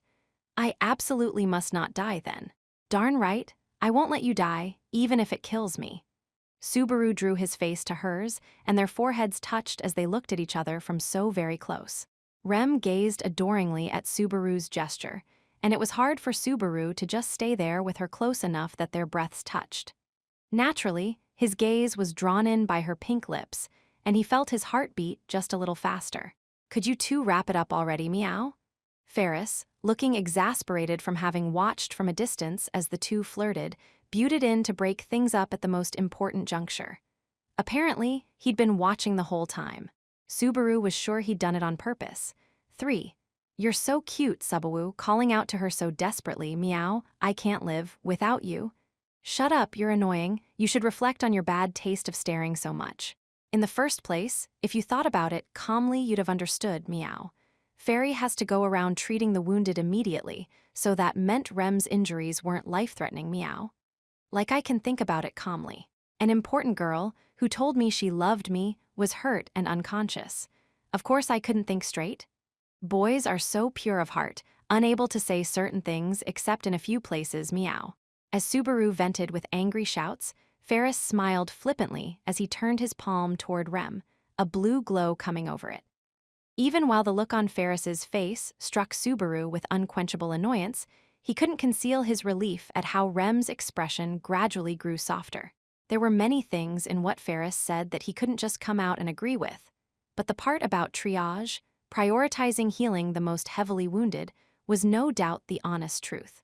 Giving shabby treatment to Rem, part of another camp's fighting strength, and to Subaru, both key players in bringing down the white whale, was not something his master would ever permit. As Subaru's thoughts reached that conclusion, that very same master, Crush, appeared, calmly stepping over grass. "You are all right, Subaru Natsuki." Even sullied by blood and mud, the sight of Crush walking straight with her back tall was beautiful. Naturally, the elegance she had in no way lost wafted around her, and so, too, the vestiges of the battle. The beautiful woman seemed like the living embodiment of the word Valkyrie. "Somehow or other, yeah. Glad you look all right yourself." "I am, but the expeditionary force is depleted to no small extent, nor will those slain by the white whale return." When Subaru responded, waving up to her, Crush drew her chin in, shifting her head pensively. Her gaze shifted toward the corpse of the white whale, still crushed under the great tree. Over there, the survivors of the expeditionary force with comparatively light injuries had gathered together. Apparently, their first order of business was to get the great tree off the white whale. What are they doing over there? We must transport the white whale's corpse. With even the great flugel tree sacrificed for the operation, some sort of evidence is required. It is what comes after the battle that concerns me. Transport that huge corpse? Subaru wanted to make sure he hadn't misheard, but Crush's demeanor was unchanged. Subaru hurriedly returned his gaze to the white whale, observing the giant body over maybe 150 feet in length as he remarked, "Doesn't seem doable, does it?" Failure is not an option. The creature was a menace that swam through the skies for 400 years. At worst, we may have to return with the head alone. Crush's words seemed like an exaggeration, but Subaru thought it over and realized her judgment was correct. To begin with, from Crush's point of view, the subjugation of the white whale was a success she wanted all to see to advance herself in the royal selection. Naturally, Crush was not someone of such low character as to prioritize achievements over all else, which the battle had amply demonstrated. But the achievement was simply that grand. She was already the most influential of the royal candidates, with high support among the populace, and if this earned her favor with the merchant faction, which had been the final holdout, Crush's position would be even more rock solid. Wait, did I wind up pushing us into a bad spot? The degree of aid he had provided an opponent finally dawned on Subaru. There was no going back either. He'd done everything so that he could return to Amelia's camp, but he wondered if he'd overdone it even so. Fearing as much, Subaru held far too late regrets. Your face has become rather dark. It does not look like the face of the hero who brought down the white whale. I'll get raked over the coals as Emiliatan's biggest traitor? What did you say just now? The hero who brought down the white whale. I do not wish to be so shameless as to claim your exploits as my own house's feats. Returning her gaze from the corpse of the white whale, Crush's expression seemed to impale Subaru like a sword. Subaru blinked at the sincere glint in her eyes, turning to face her squarely. As he did so, Crush gently put a hand to her own breast and stated, "I cannot thank you enough for your cooperation. Were it not for you, we would have failed to subjugate the white whale, and I would have surely fallen halfway along my path." Speaking those words, she adopted a stance of deep thanks towards Subaru. Subaru unwittingly froze at the heat of the noble Crush's sincere gesture of thanks. He had no memory of any human being in her kind of position speaking such words to him ever. Ahno, cut that out. I didn't do anything big like that. You discerned the time and place the white whale would appear. By your efforts, the expeditionary force, insufficient in strength, was bolstered. When the knight's morale was broken, you roused them. You proposed a plan to rescue the hopeless situation at great danger to yourself, and on top of that, you executed it splendidly, guiding us to victory. When Subaru replied with halting words, Crush enumerated Subaru's actions during the battle and their results. Told of his own actions in such an orderly manner, and examining the result, Subaru could only conclude, "Sounds like nothing but the work of a crazy man, if I do say so myself." Perhaps it would not be accurate to compare your actions to that of a ferocious, raging lion. However, there is no mistaking that you were the driving force behind this battle. If others should belittle your actions, I swear upon my honor that I shall correct them. Crush extolled Subaru honestly and with a serious look, without any calculation or hesitation.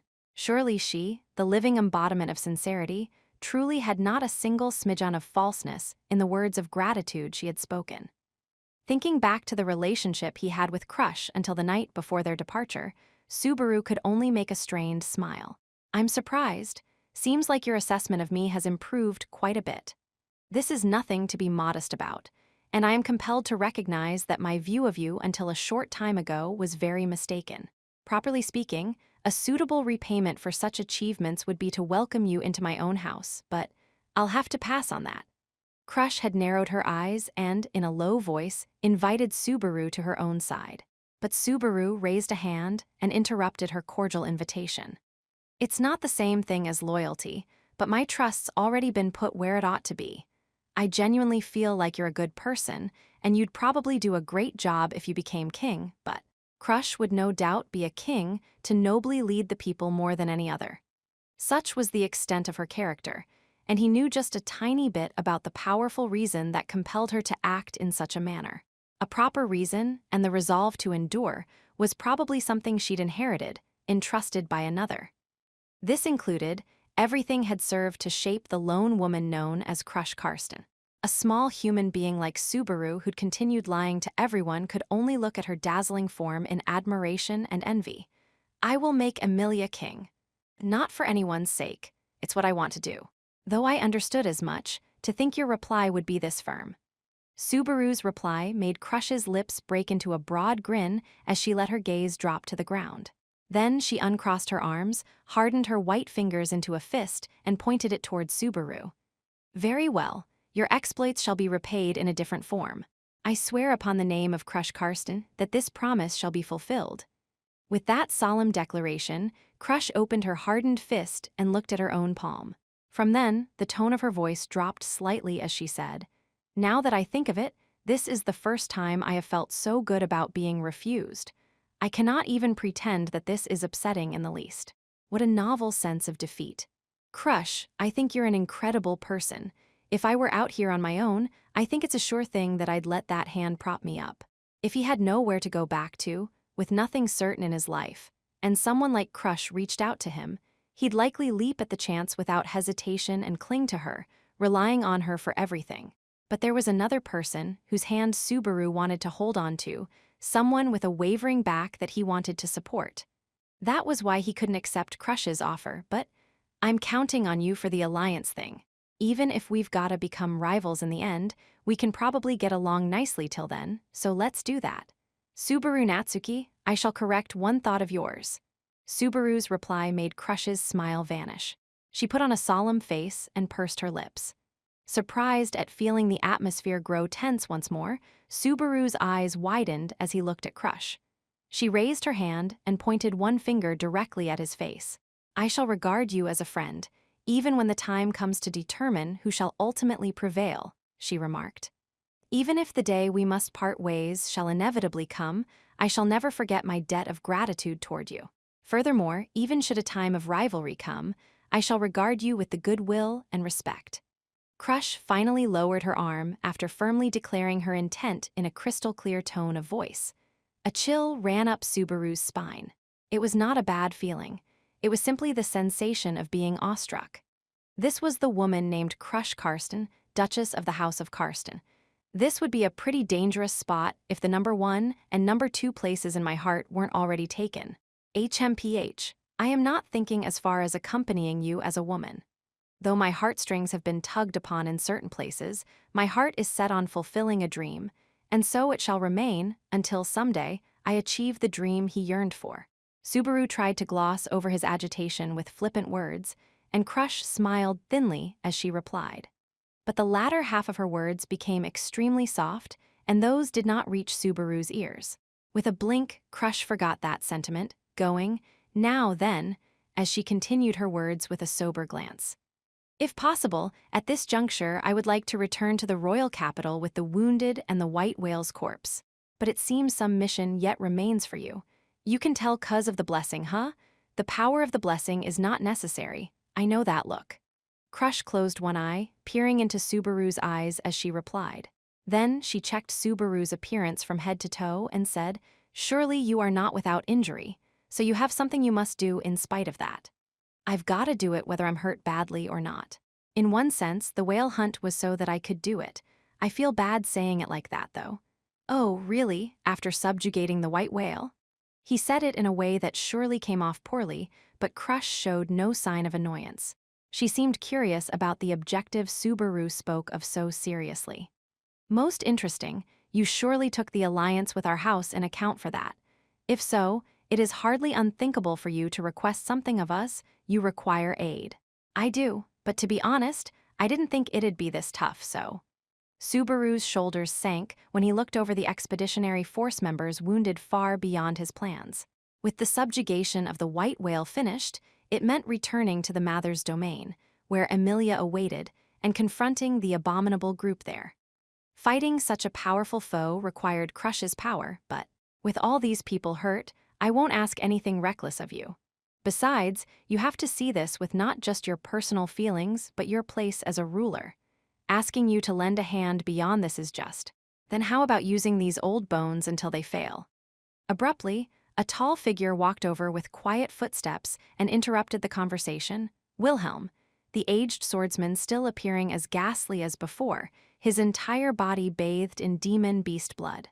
The sword devil approached, walking with a gait that showed nothing of the wounds to his flesh, and offered the treasured sword in his right hand to Crush. Lady Crush, I return that which you lent to me. In addition, let me offer my thanks concerning this matter from the bottom of my heart. It is because of your cooperation that my long-cherished wish has been granted, Lady Crush. Thank you very much.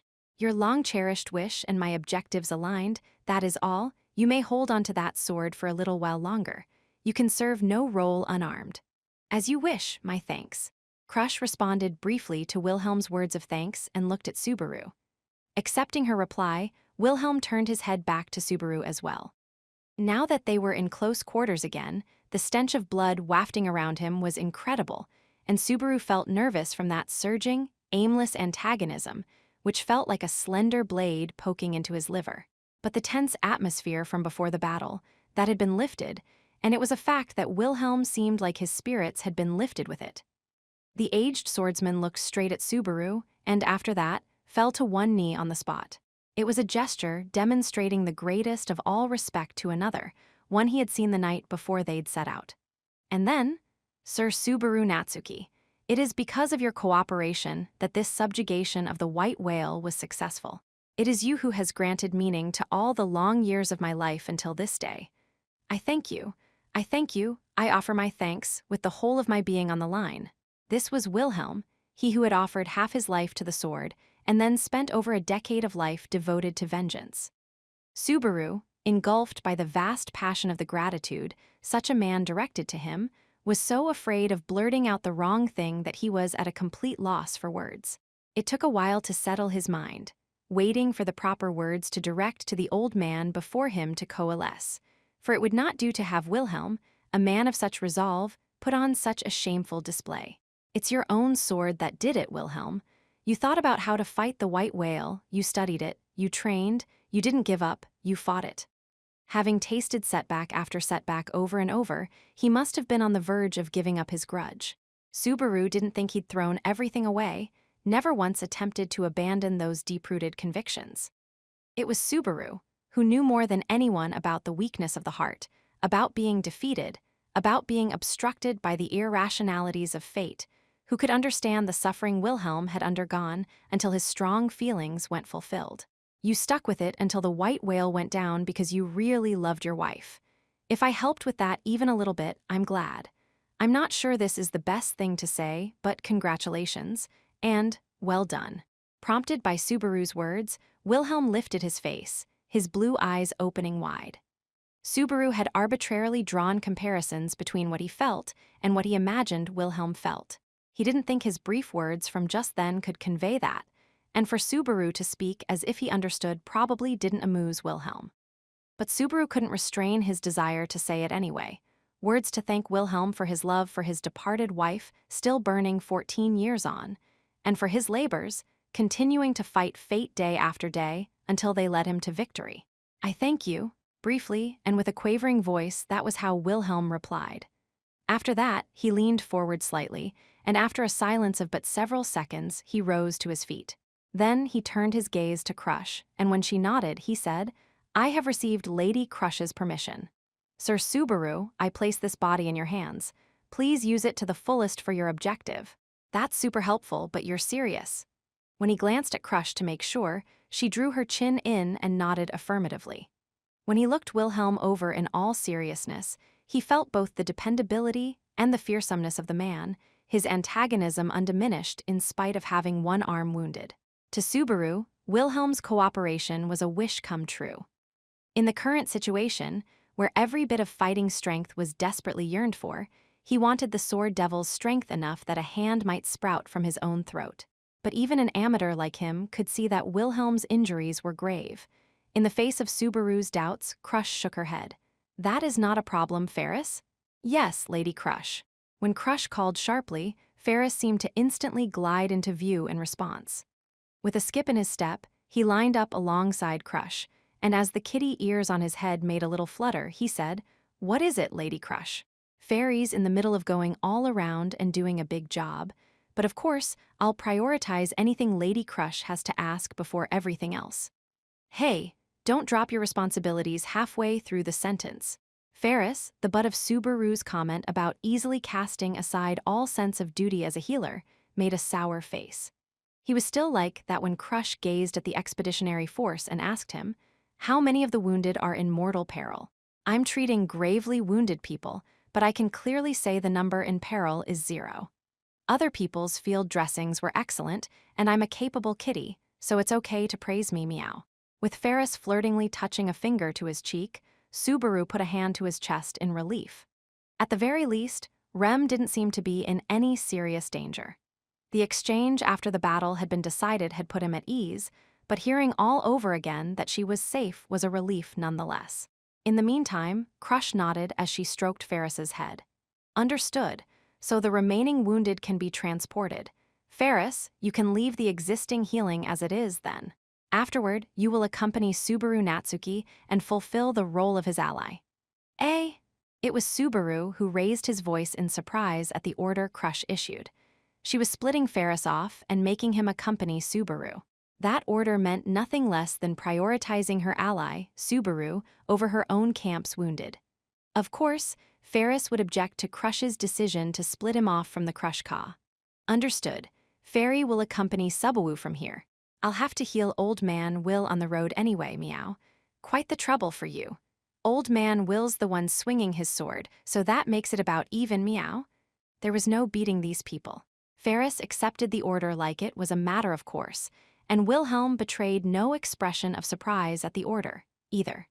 Subaru couldn't conceal his bewilderment at the interplay between the two servants and their master.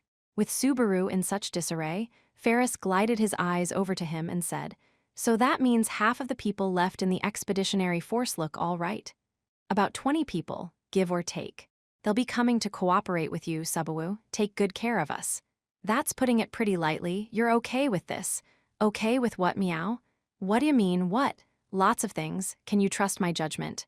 As far as he could remember, back in the royal capital, there had been none he'd come into contact with that had acted to gouge more wounds in him than Ferris. No matter how friendly a smile came over his face, no matter how adorable the attitude he dressed it up in, Subaru somehow understood that he harbored a deep disdain for Subaru's weakness.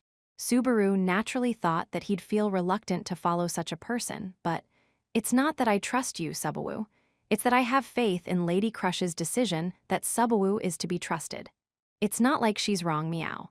Oh, thanks." Ferris laughed loudly, as if rubbing Subaru's thoughts into his face. That behavior made Subaru feel guilty, and while his words caught in his throat, he somehow expressed his thanks. Ferris's smile deepened when he added in a little voice, "It's a bit like, you're disgusted by the one most like yourself." "Did you say something just now?" "Not Riawi."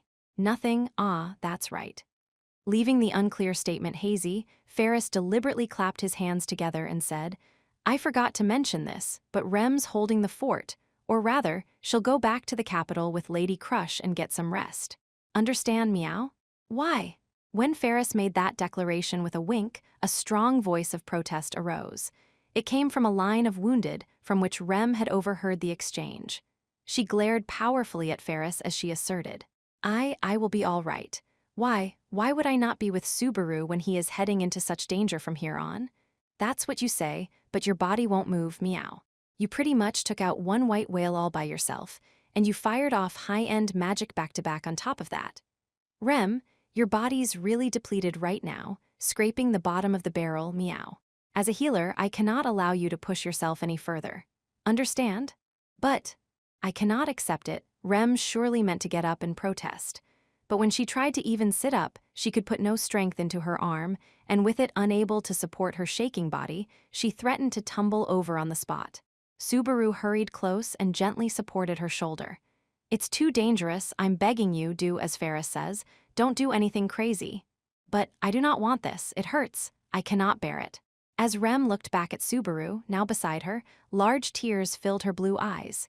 It was not being left behind that she feared. No, what she feared more than anything was, when you are in distress, Subaru, I want to be the one offering my hand faster than anyone. When you hesitate along your path, I want to be the one pushing on your back. When you challenge something, I want to be at your side, stopping you from shaking. That is all I wish for. So please, you don't need to worry about any of that stuff. Naturally, Rem's tearful-sounding voice weaving those lovely words brought a bashful expression to Subaru's face. Supporting her shoulder, he gently stroked her head as he said, "You've been holding my hand non-stop, and you've pushed my back lots of times. When I'm shaking, just thinking of you lets me manage somehow. You've been saving me all this time." "Ah, it's all right, Rem. I'll manage somehow, all of it. I'm your hero. I decided this was the first step toward that. So you don't need to worry." When her quivering eyes looked up at Subaru, her cheeks grew red and hot. With her like that, Subaru turned a smiling face toward her, baring his teeth as he smiled ferociously. "The whale hunt's done already. Your hero's super bedeviled, I guess." Subaru.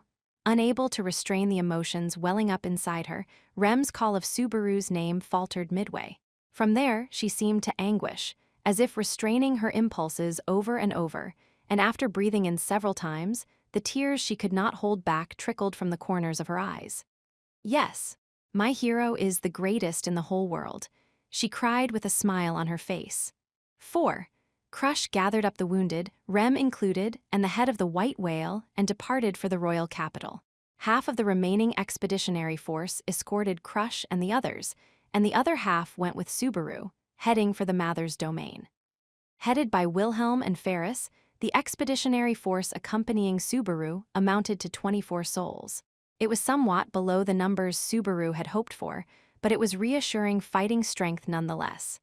Besides, it was not just people from the expeditionary force accompanying him, but also Captain Mimi. Mimi worked hard, too, worked incredibly super hard. 2 beast people were riding ligers as they quarreled loudly. One was Ricardo, recovered after withdrawing from the battle lines after being wounded shielding Subaru. The other was Mimi, who had not lost any of her childish extravagance, even amid a battle with her life on the line. It was not only the 2 of them joining the battle, but also the 10-odd surviving members of the Beastman mercenary band, the Iron Fangs. Apparently, the other Lieutenant Hetero had taken command of the wounded, returning to the capital with Crush. "Come to think of it, how'd your little bro get that wiped out when you're that full of energy?" "Hetero's a little weakling." "Goodness, so pathetic." Mimi cackled, laughing loudly as she made sport of her little brother's weakness. But Subaru judged that it was probably just the older sister's stupid amount of endurance.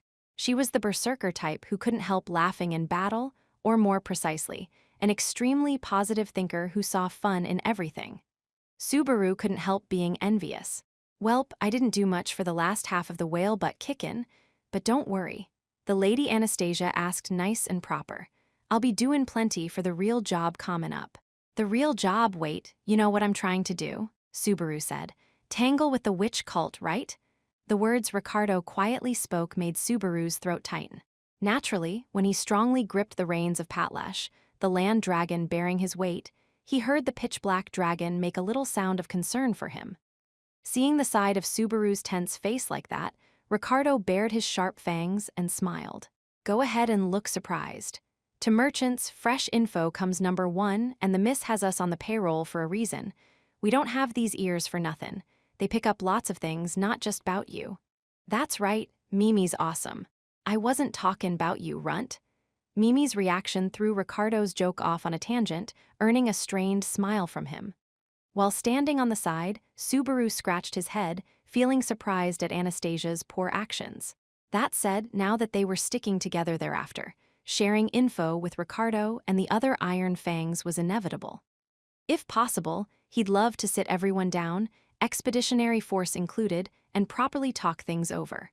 And along with them, the insurance Subaru had arranged before departure, though he didn't know if it would work or, "Oh, looks like we can link up." "Ah!" Besides Subaru, sunk in thought, Ricardo's eyes faced forward when he suddenly spoke those words. Subaru's gaze quickly followed suit, but he could see nothing through the darkness of the plains at night. Unable to see what Ricardo did, all he could do was tilt his head. "You don't have to strain like that." I can tell they're waitin' for us, relax. So says the guy who can tell, sheesh, showing off and all. Hey, if you've got it, flaunt it. They're a bit far, but common from that away is the other half of our band of mercs. Half. Subaru knotted his brows at Ricardo's words. The other half of the iron fangs ought to have meant the wounded withdrawing to the royal capital, but by half, I mean exactly that. We put only half the members the iron fangs on Bringen down the White Whale. The other half had the other half to do. Doing what? Had to make sure no other humans on the highway got involved in the fight, right? So they were shut in, off the highway from the other side.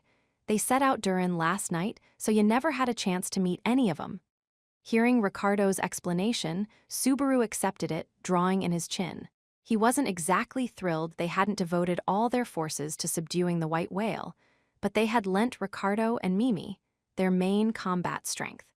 Considering that the subjugation failing might have meant complete annihilation, Anastasia wasn't wrong to hedge against that risk. He just didn't have to like it.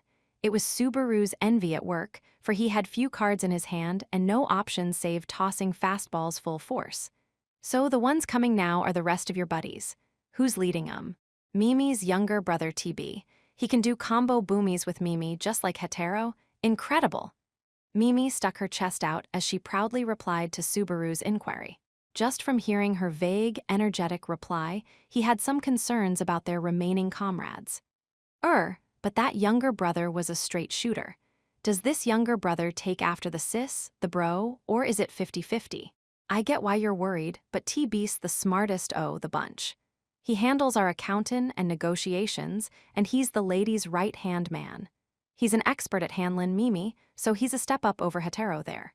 Don't say that, I'm gonna feel bad for Hetero. The various rankings the older sister and the captain had issued made Hetero something of a tragic figure. Either way, setting pity for him aside, Iron Fang's reinforcements was good news. It was surely best to link up with them, then talk to everyone and think about what was to come. A strategy session aimed at the awaiting witch cult. Wilhelm and the others from the Crush camp had likely surmised the circumstances. The problem was how Subaru would explain it. Just like with the White Whale, he had to explain things without touching upon return by death. But that's not an easy thing to do.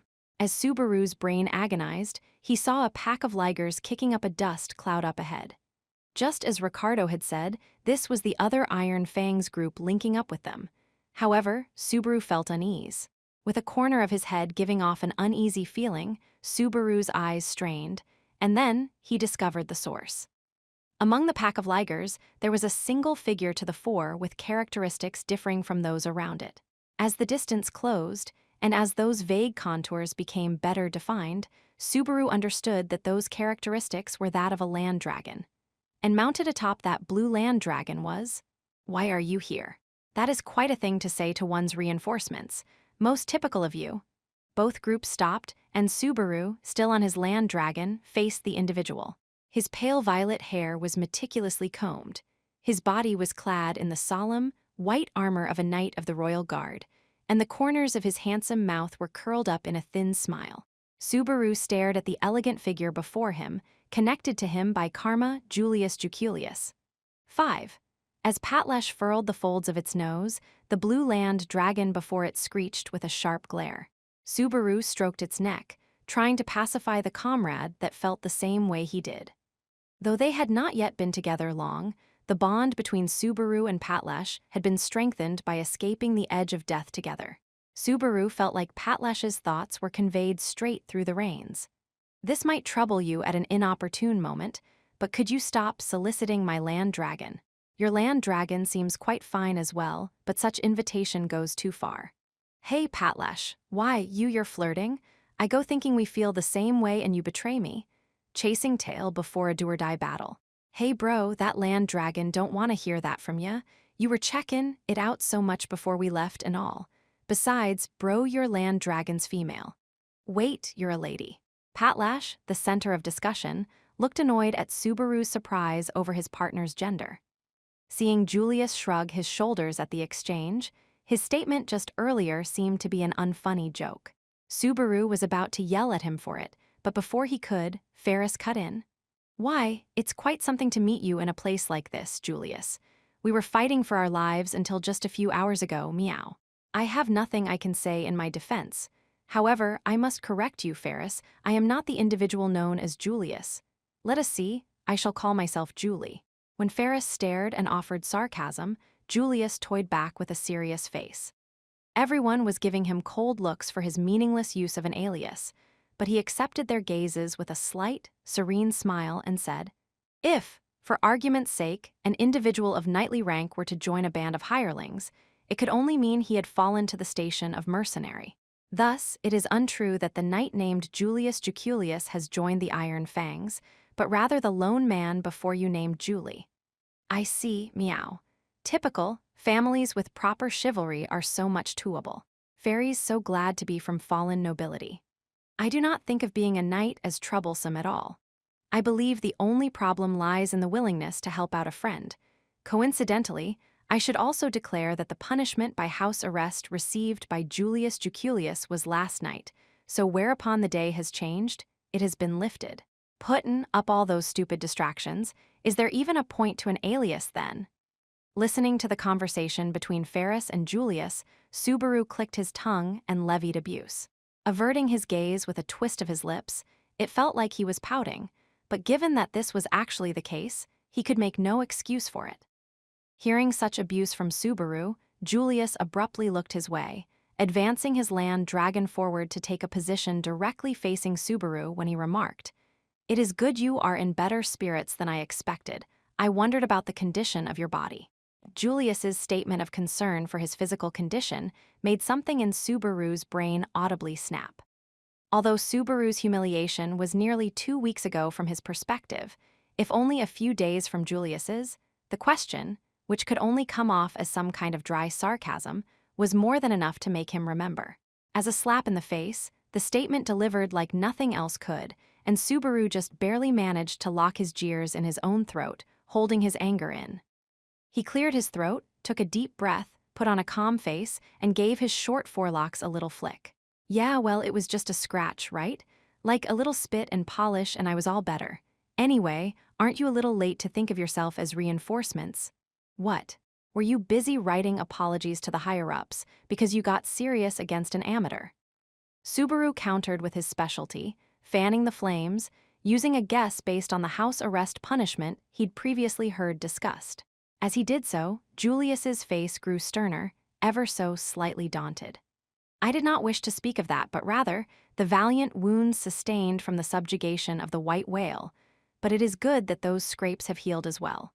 In the first place, the wounds should not have been as severe as they appeared, though you rolled around in exaggerated pain, specializing in earning sympathy as you are. Ha ha ha ha ha. Hoo hoo hoo hoo hoo." As the two exchanged dry laughter between them, the atmosphere began to feel like a powder keg. When Subaru thought of how those around him were taking this, he saw that Ferris and Ricardo were watching with the look of amused bystanders, while Mimi mingled with the other group in search of her younger brother. Naturally, the duty of calming things down fell to. It is good to warm over old friendships, but perhaps this is not an appropriate time. Advancing to the fore, riding a land dragon and making that argument was an aged swordsman, Wilhelm. Reproaching the two as they glared at each other, his calm, blue eyes reflected Julius within them as he said, "I cannot thank you enough for coming in aid. Our fighting strength is rather depleted from the battle with the white whale. As a man coming along for his own self-satisfaction, I was concerned." "Wilhelm, that's not." When Wilhelm lowered the tone of his voice and stated that, Subaru interjected. To Subaru, subjugating the white whale was the first must-clear hurdle on his list. Subaru had intervened firmly out of his own self-interest, so he could not possibly think of Wilhelm as a burden. It pained him that he could not explain everything, but he at least wanted to wipe away that sense of being indebted. But before Subaru could raise his voice, "It is a fine face that you have become able to make, Master Wilhelm." In a quiet voice, it was Julius who addressed Wilhelm.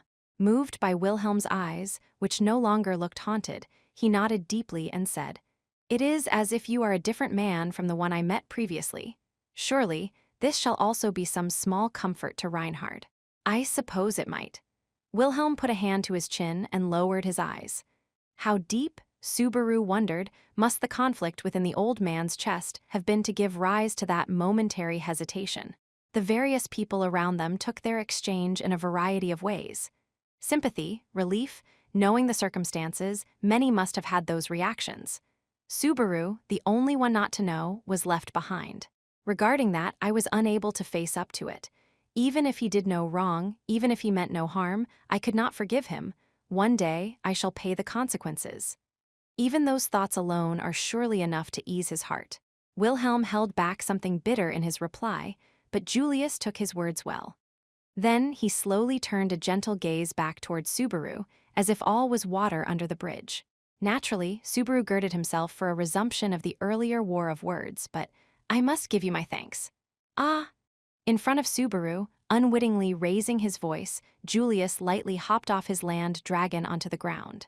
Then he looked up at Subaru, still riding Patlash, and went down on one knee. Properly speaking, this subjugation of the white whale was the long-standing desire of the Knights of the Royal Guard, for bringing a final end to the disaster neglected by every nation for many years. I thank thee.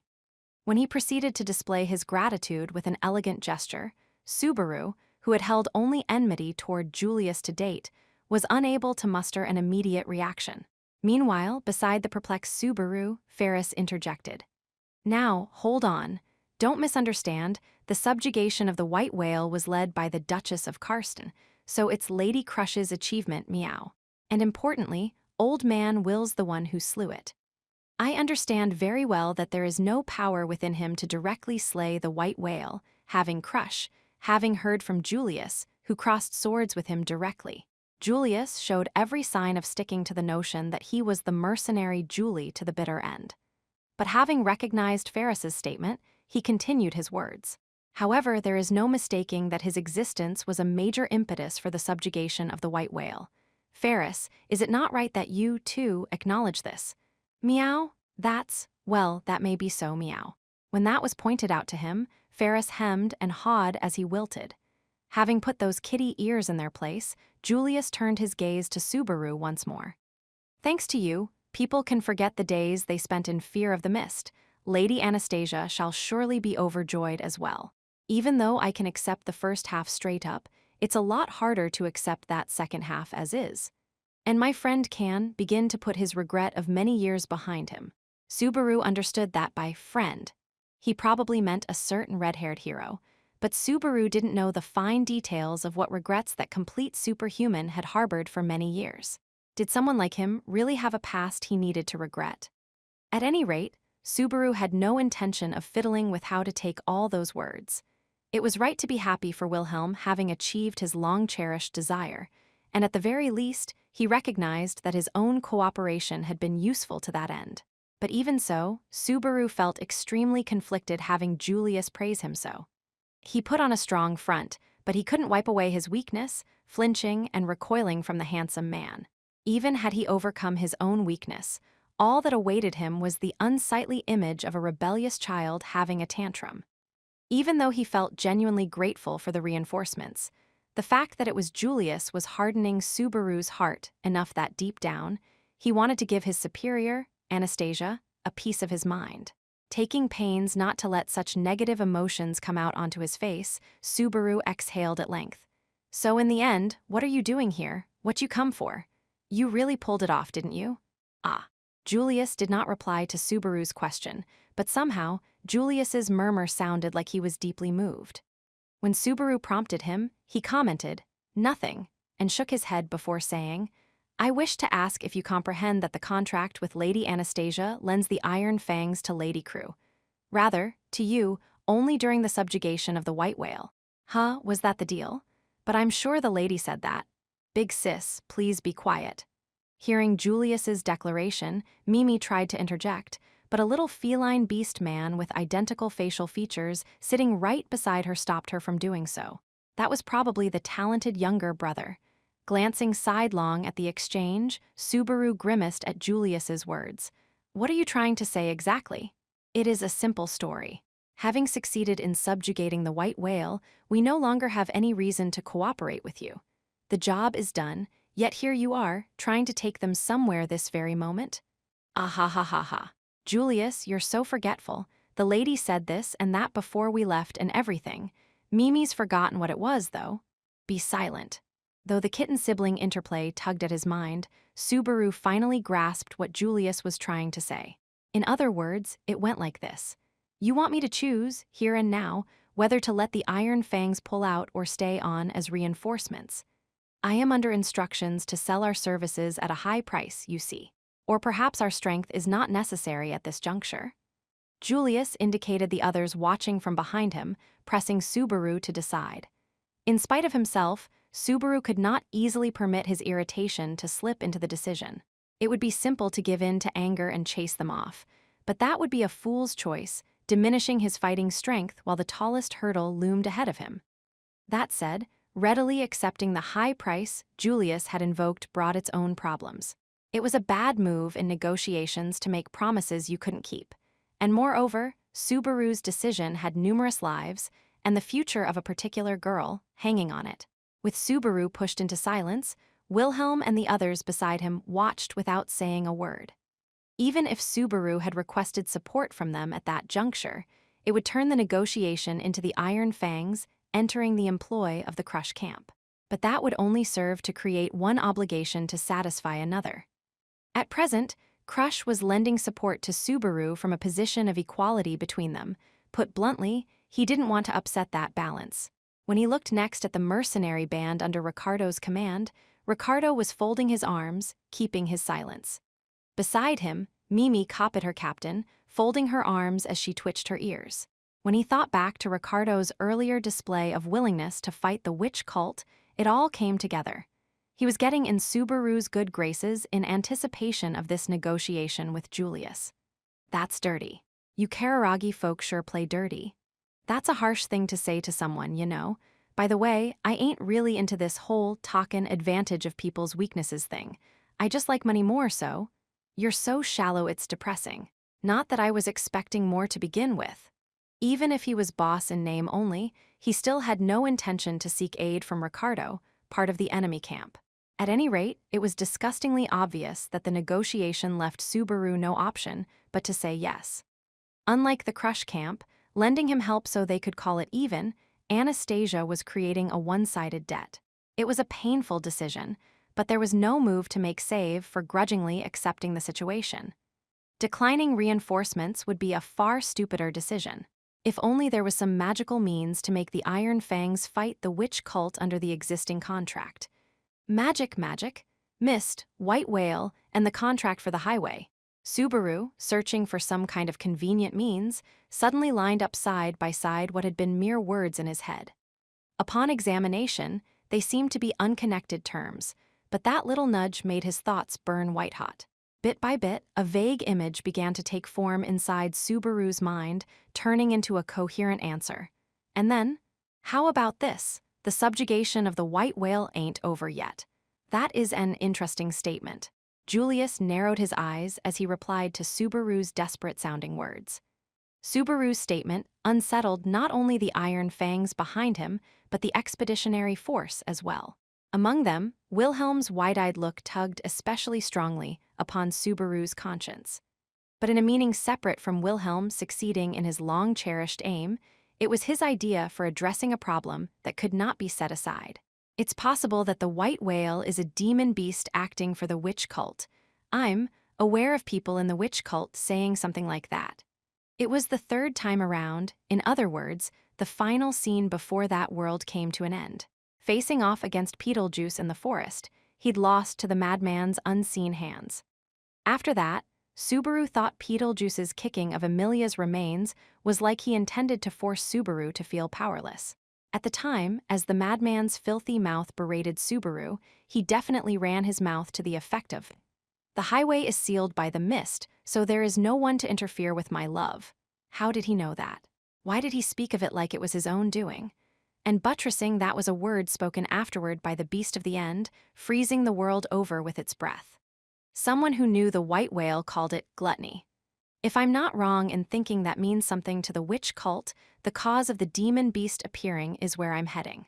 If Beetlejuice had called the white whale to the highway, obstructing entry to and exit from the Mather's domain, His objective could have only been to further his own mad ends. In other words, covering the highway in the white whale's mist was preparation for the attack on the mansion and Emilia. The witch cult's got a chip on its shoulder, so we've gotta knock it off. With this added, that'll be 4 centuries of failure set straight. When we've done that, then we can say we've finished taking care of the white whale. Subaru looked Julius's way as he continued with a strong declaration. The job of the employer is to give orders and dish out rewards. Don't cut out on me midway, Merc, or are you gonna pay compensation for cutting and running? The basis of his statement was so thin that, on the inside, even he was amazed. But Subaru was now able to maintain a bold, smiling exterior while saying such a thing. He'd gathered scattered bits of information from each repetition, piling them together to hazard a guess. He'd had that experience several times before, but this time, the guess was on spectacularly thin ground. After all, the crux of the information was gleaned from things he'd overheard while his mind was clouded. Even linking them together in some semblance of coherence, he had no idea if it would sway them. If it could not, at least it could be the thread leading to further negotiations. I think I shall grant you a passing grade. You could make it sound a little better for our ears, but in general, your claim passes muster. Nor shall Lady Anastasia lose face. Wait a minute. Subaru raised his voice in haste at Julius's know-it-all reply. In response, Julius casually looked at the agitated Subaru. What is it? You need not be concerned. The Iron Fangs shall continue their assistance in accordance with the collateral that has already been paid to Lady Anastasia. There is no problem, is there? That easy. I mean, what's with that know-it-all stuff? Why, you? When Subaru began to voice the words that were to follow, he came to realize a very disagreeable part of himself. Julius had considered Subaru's circumstances, cooperating by taking Subaru's guess at face value. Subaru just hadn't wanted to notice his benevolence. Subaru wanted Julius to be a hateful person he could never see eye to eye with. He realized the vulgarity of his own feelings in wishing that it were so. Well, it ain't like we're doing this for free. A dumb robber only takes from you once, but a clever one gets as many chances to take from you as he likes.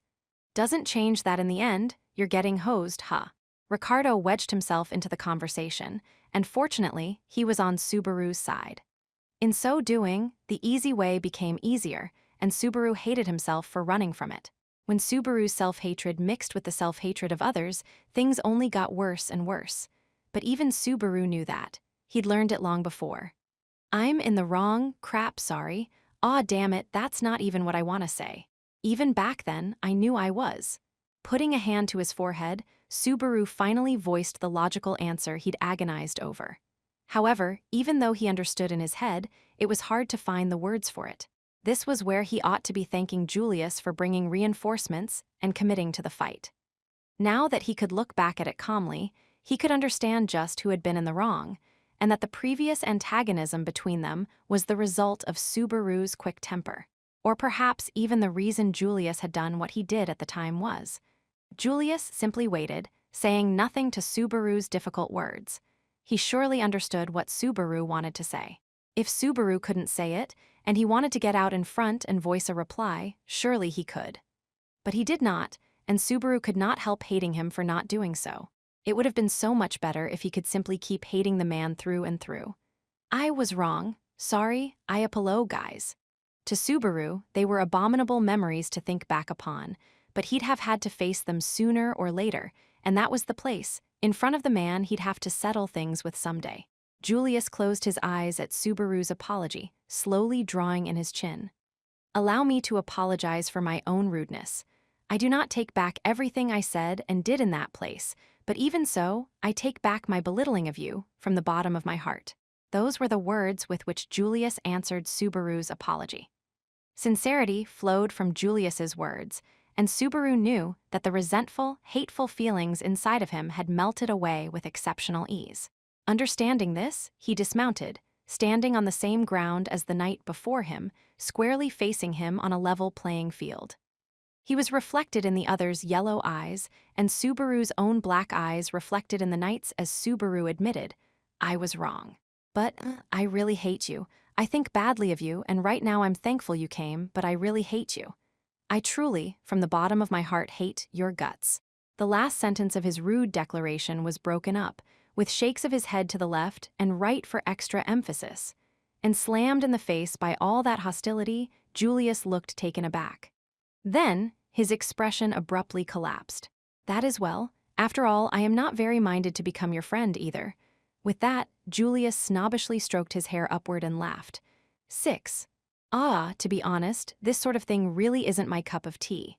It's like having people watch me with those serious looks is gonna make me blush. With the group of 50 sitting in a circle, Subaru stood at the center, embarrassed, as he let those words slip. The place was the Lifas Highway. The time was before daybreak, and the participants were everyone in the expeditionary force.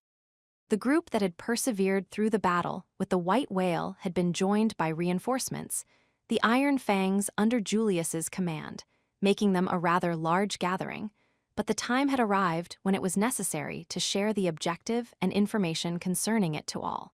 For that purpose, Subaru had proposed to sort out all their information in one sitting, but I didn't think I'd be standing in the middle of all these people for it, though.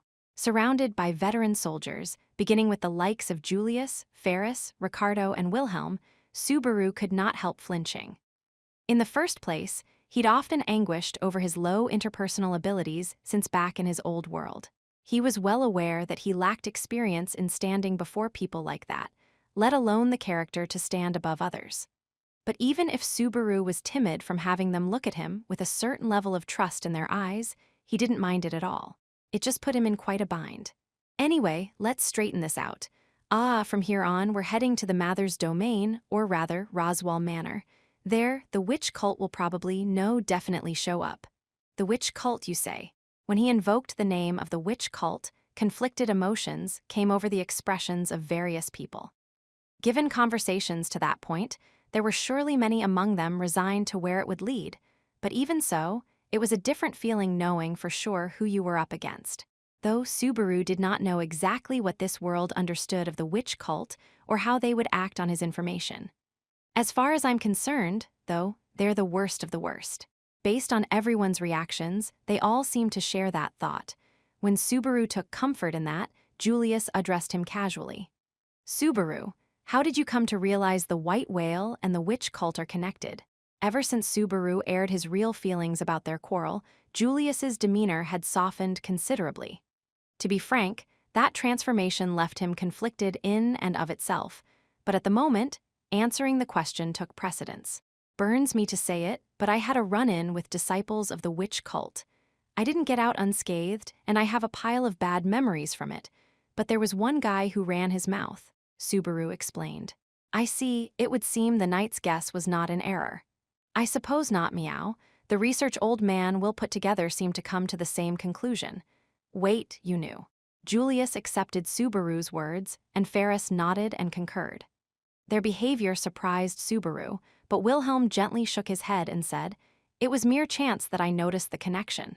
I thought it was unnatural how often the distribution of the white whale's appearances coincided with records of the witch cult's activities. It was nothing firm enough to call concrete evidence, but to Old Man Will, the white whale was the main course, and the witch cult is like dessert, meow." Fairy wasn't sure to believe it or not when hearing about it the first time either. There has been similar talk among the knights. Though to be precise, they were never considered anything but old wives' tales, tales to amuse one another with. As Julius shrugged his shoulders, Wilhelm replied, "That is a small wonder," and exhaled. Listening to their exchange, Subaru roughly scratched at his head and said, "For starters, it's lucky for me that there's a foundation for you to believe what I'm saying. Either way, if we believe what that witch cult guy was saying, that might not be very trustworthy, but I think it's almost certain they're connected to the white whale. The witch created the white whale to begin with, right? So it is said. The existence and origins of demon beasts are mysteries to us. Some propagate in the same manner as ordinary living creatures, but some suddenly appear out of nowhere like the white whale. Though, properly speaking, the only exceptions on par with the white whale are the black serpent and the great hare. Feels like some words I shouldn't just let go are flying around, but they scare me, so is it okay if I move on?" Everyone nodded as if to say no problem. Seeing this, Subaru cleared his throat and advanced the conversation. Now that everyone knew that they'd be facing the witch cult, there were things that had to be known to all. The witch cult's target is Amelia. They intend to burn away the mansion, the nearby village, and everyone inside. That's why we have to drive the bastards off somewhere. Drive off? Subaru, you're saying a really naive thing, meow. Ferris narrowed his eyes in a flirtatious manner. There was a suggestive inflection to his words as he looked at Subaru. It was a sensual gesture that sent a cold shiver up Subaru's spine. However, it still came from a guy. What do you mean, naive? Shouldn't you just cut down every last one of a bunch like that? Given what they've done until now, isn't that the proper and just way to deal with them? Hearing Ferris unflinchingly propose slaughtering the lot of them, Subaru's mouth opened in surprise. It was not the extreme statement that surprised him, but the statement that he himself was naive. He, who had gone over and over in his head that they ought to die and had to be killed, was surprised at the change in his mindset that had made him use such soft words. That was probably because the order of what ultimately mattered most had changed inside of him. Right now, to protect the people in the mansion and village, that's fine. Whether it's driving out the witch cult, blowing them away, crushing them, beating them to death, twisting their heads off, turning them into mincemeat, roasting them, pounding them to little bits. I understand. I see that you're very angry toward them so. Darn it. No, you're wrong. I didn't go picking a fight out of anger and hatred. And it's unjust to say I got close to Emiliatan just on account of that. No one said anything like that, meow. Subaru's anger was gradually rekindled as he spoke, with Julius and Ferris ending up calming him down. However, he also gathered that it was unnecessary to smooth such things over. During the previous go-around, people had tended to distrust Subaru, but apparently, this time people didn't feel even a hint of suspicion about him. That's wrong somehow, thought Subaru, wrapping his head around it, but after bringing down the white whale at so much risk to yourself, no one's saying anything unjust like that, meow. Subaru, you're surprisingly untrusting of people. I'm not being untrusting. In fact, he'd experienced Ferris and Crush doubting him in just those words.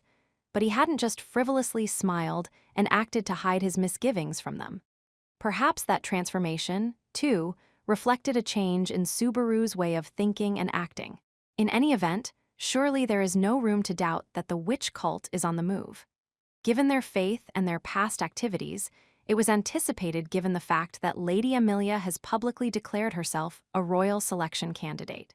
Separate from Subaru's internal thoughts, everyone seemed to be concurring with Julius. Their knowing reaction made Subaru finally voice a question he'd neglected to ask at previous opportunities. I've wanted to ask this for a while. How did you go from Amelia's name, going public, to accepting that the witch cult is on the move? It's a bit weird to me how everyone just accepted that so easily. I thought the witch cult was pretty much a mystery to everyone. You're saying that considering you know which way the witch cult is moving? Subaru had expected to be laughed at for his ignorance, so he paid no mind. Well, there's no time, so let's get on with it. So how'd you get there? Ain't it weird for the one not knowin' to put it like that?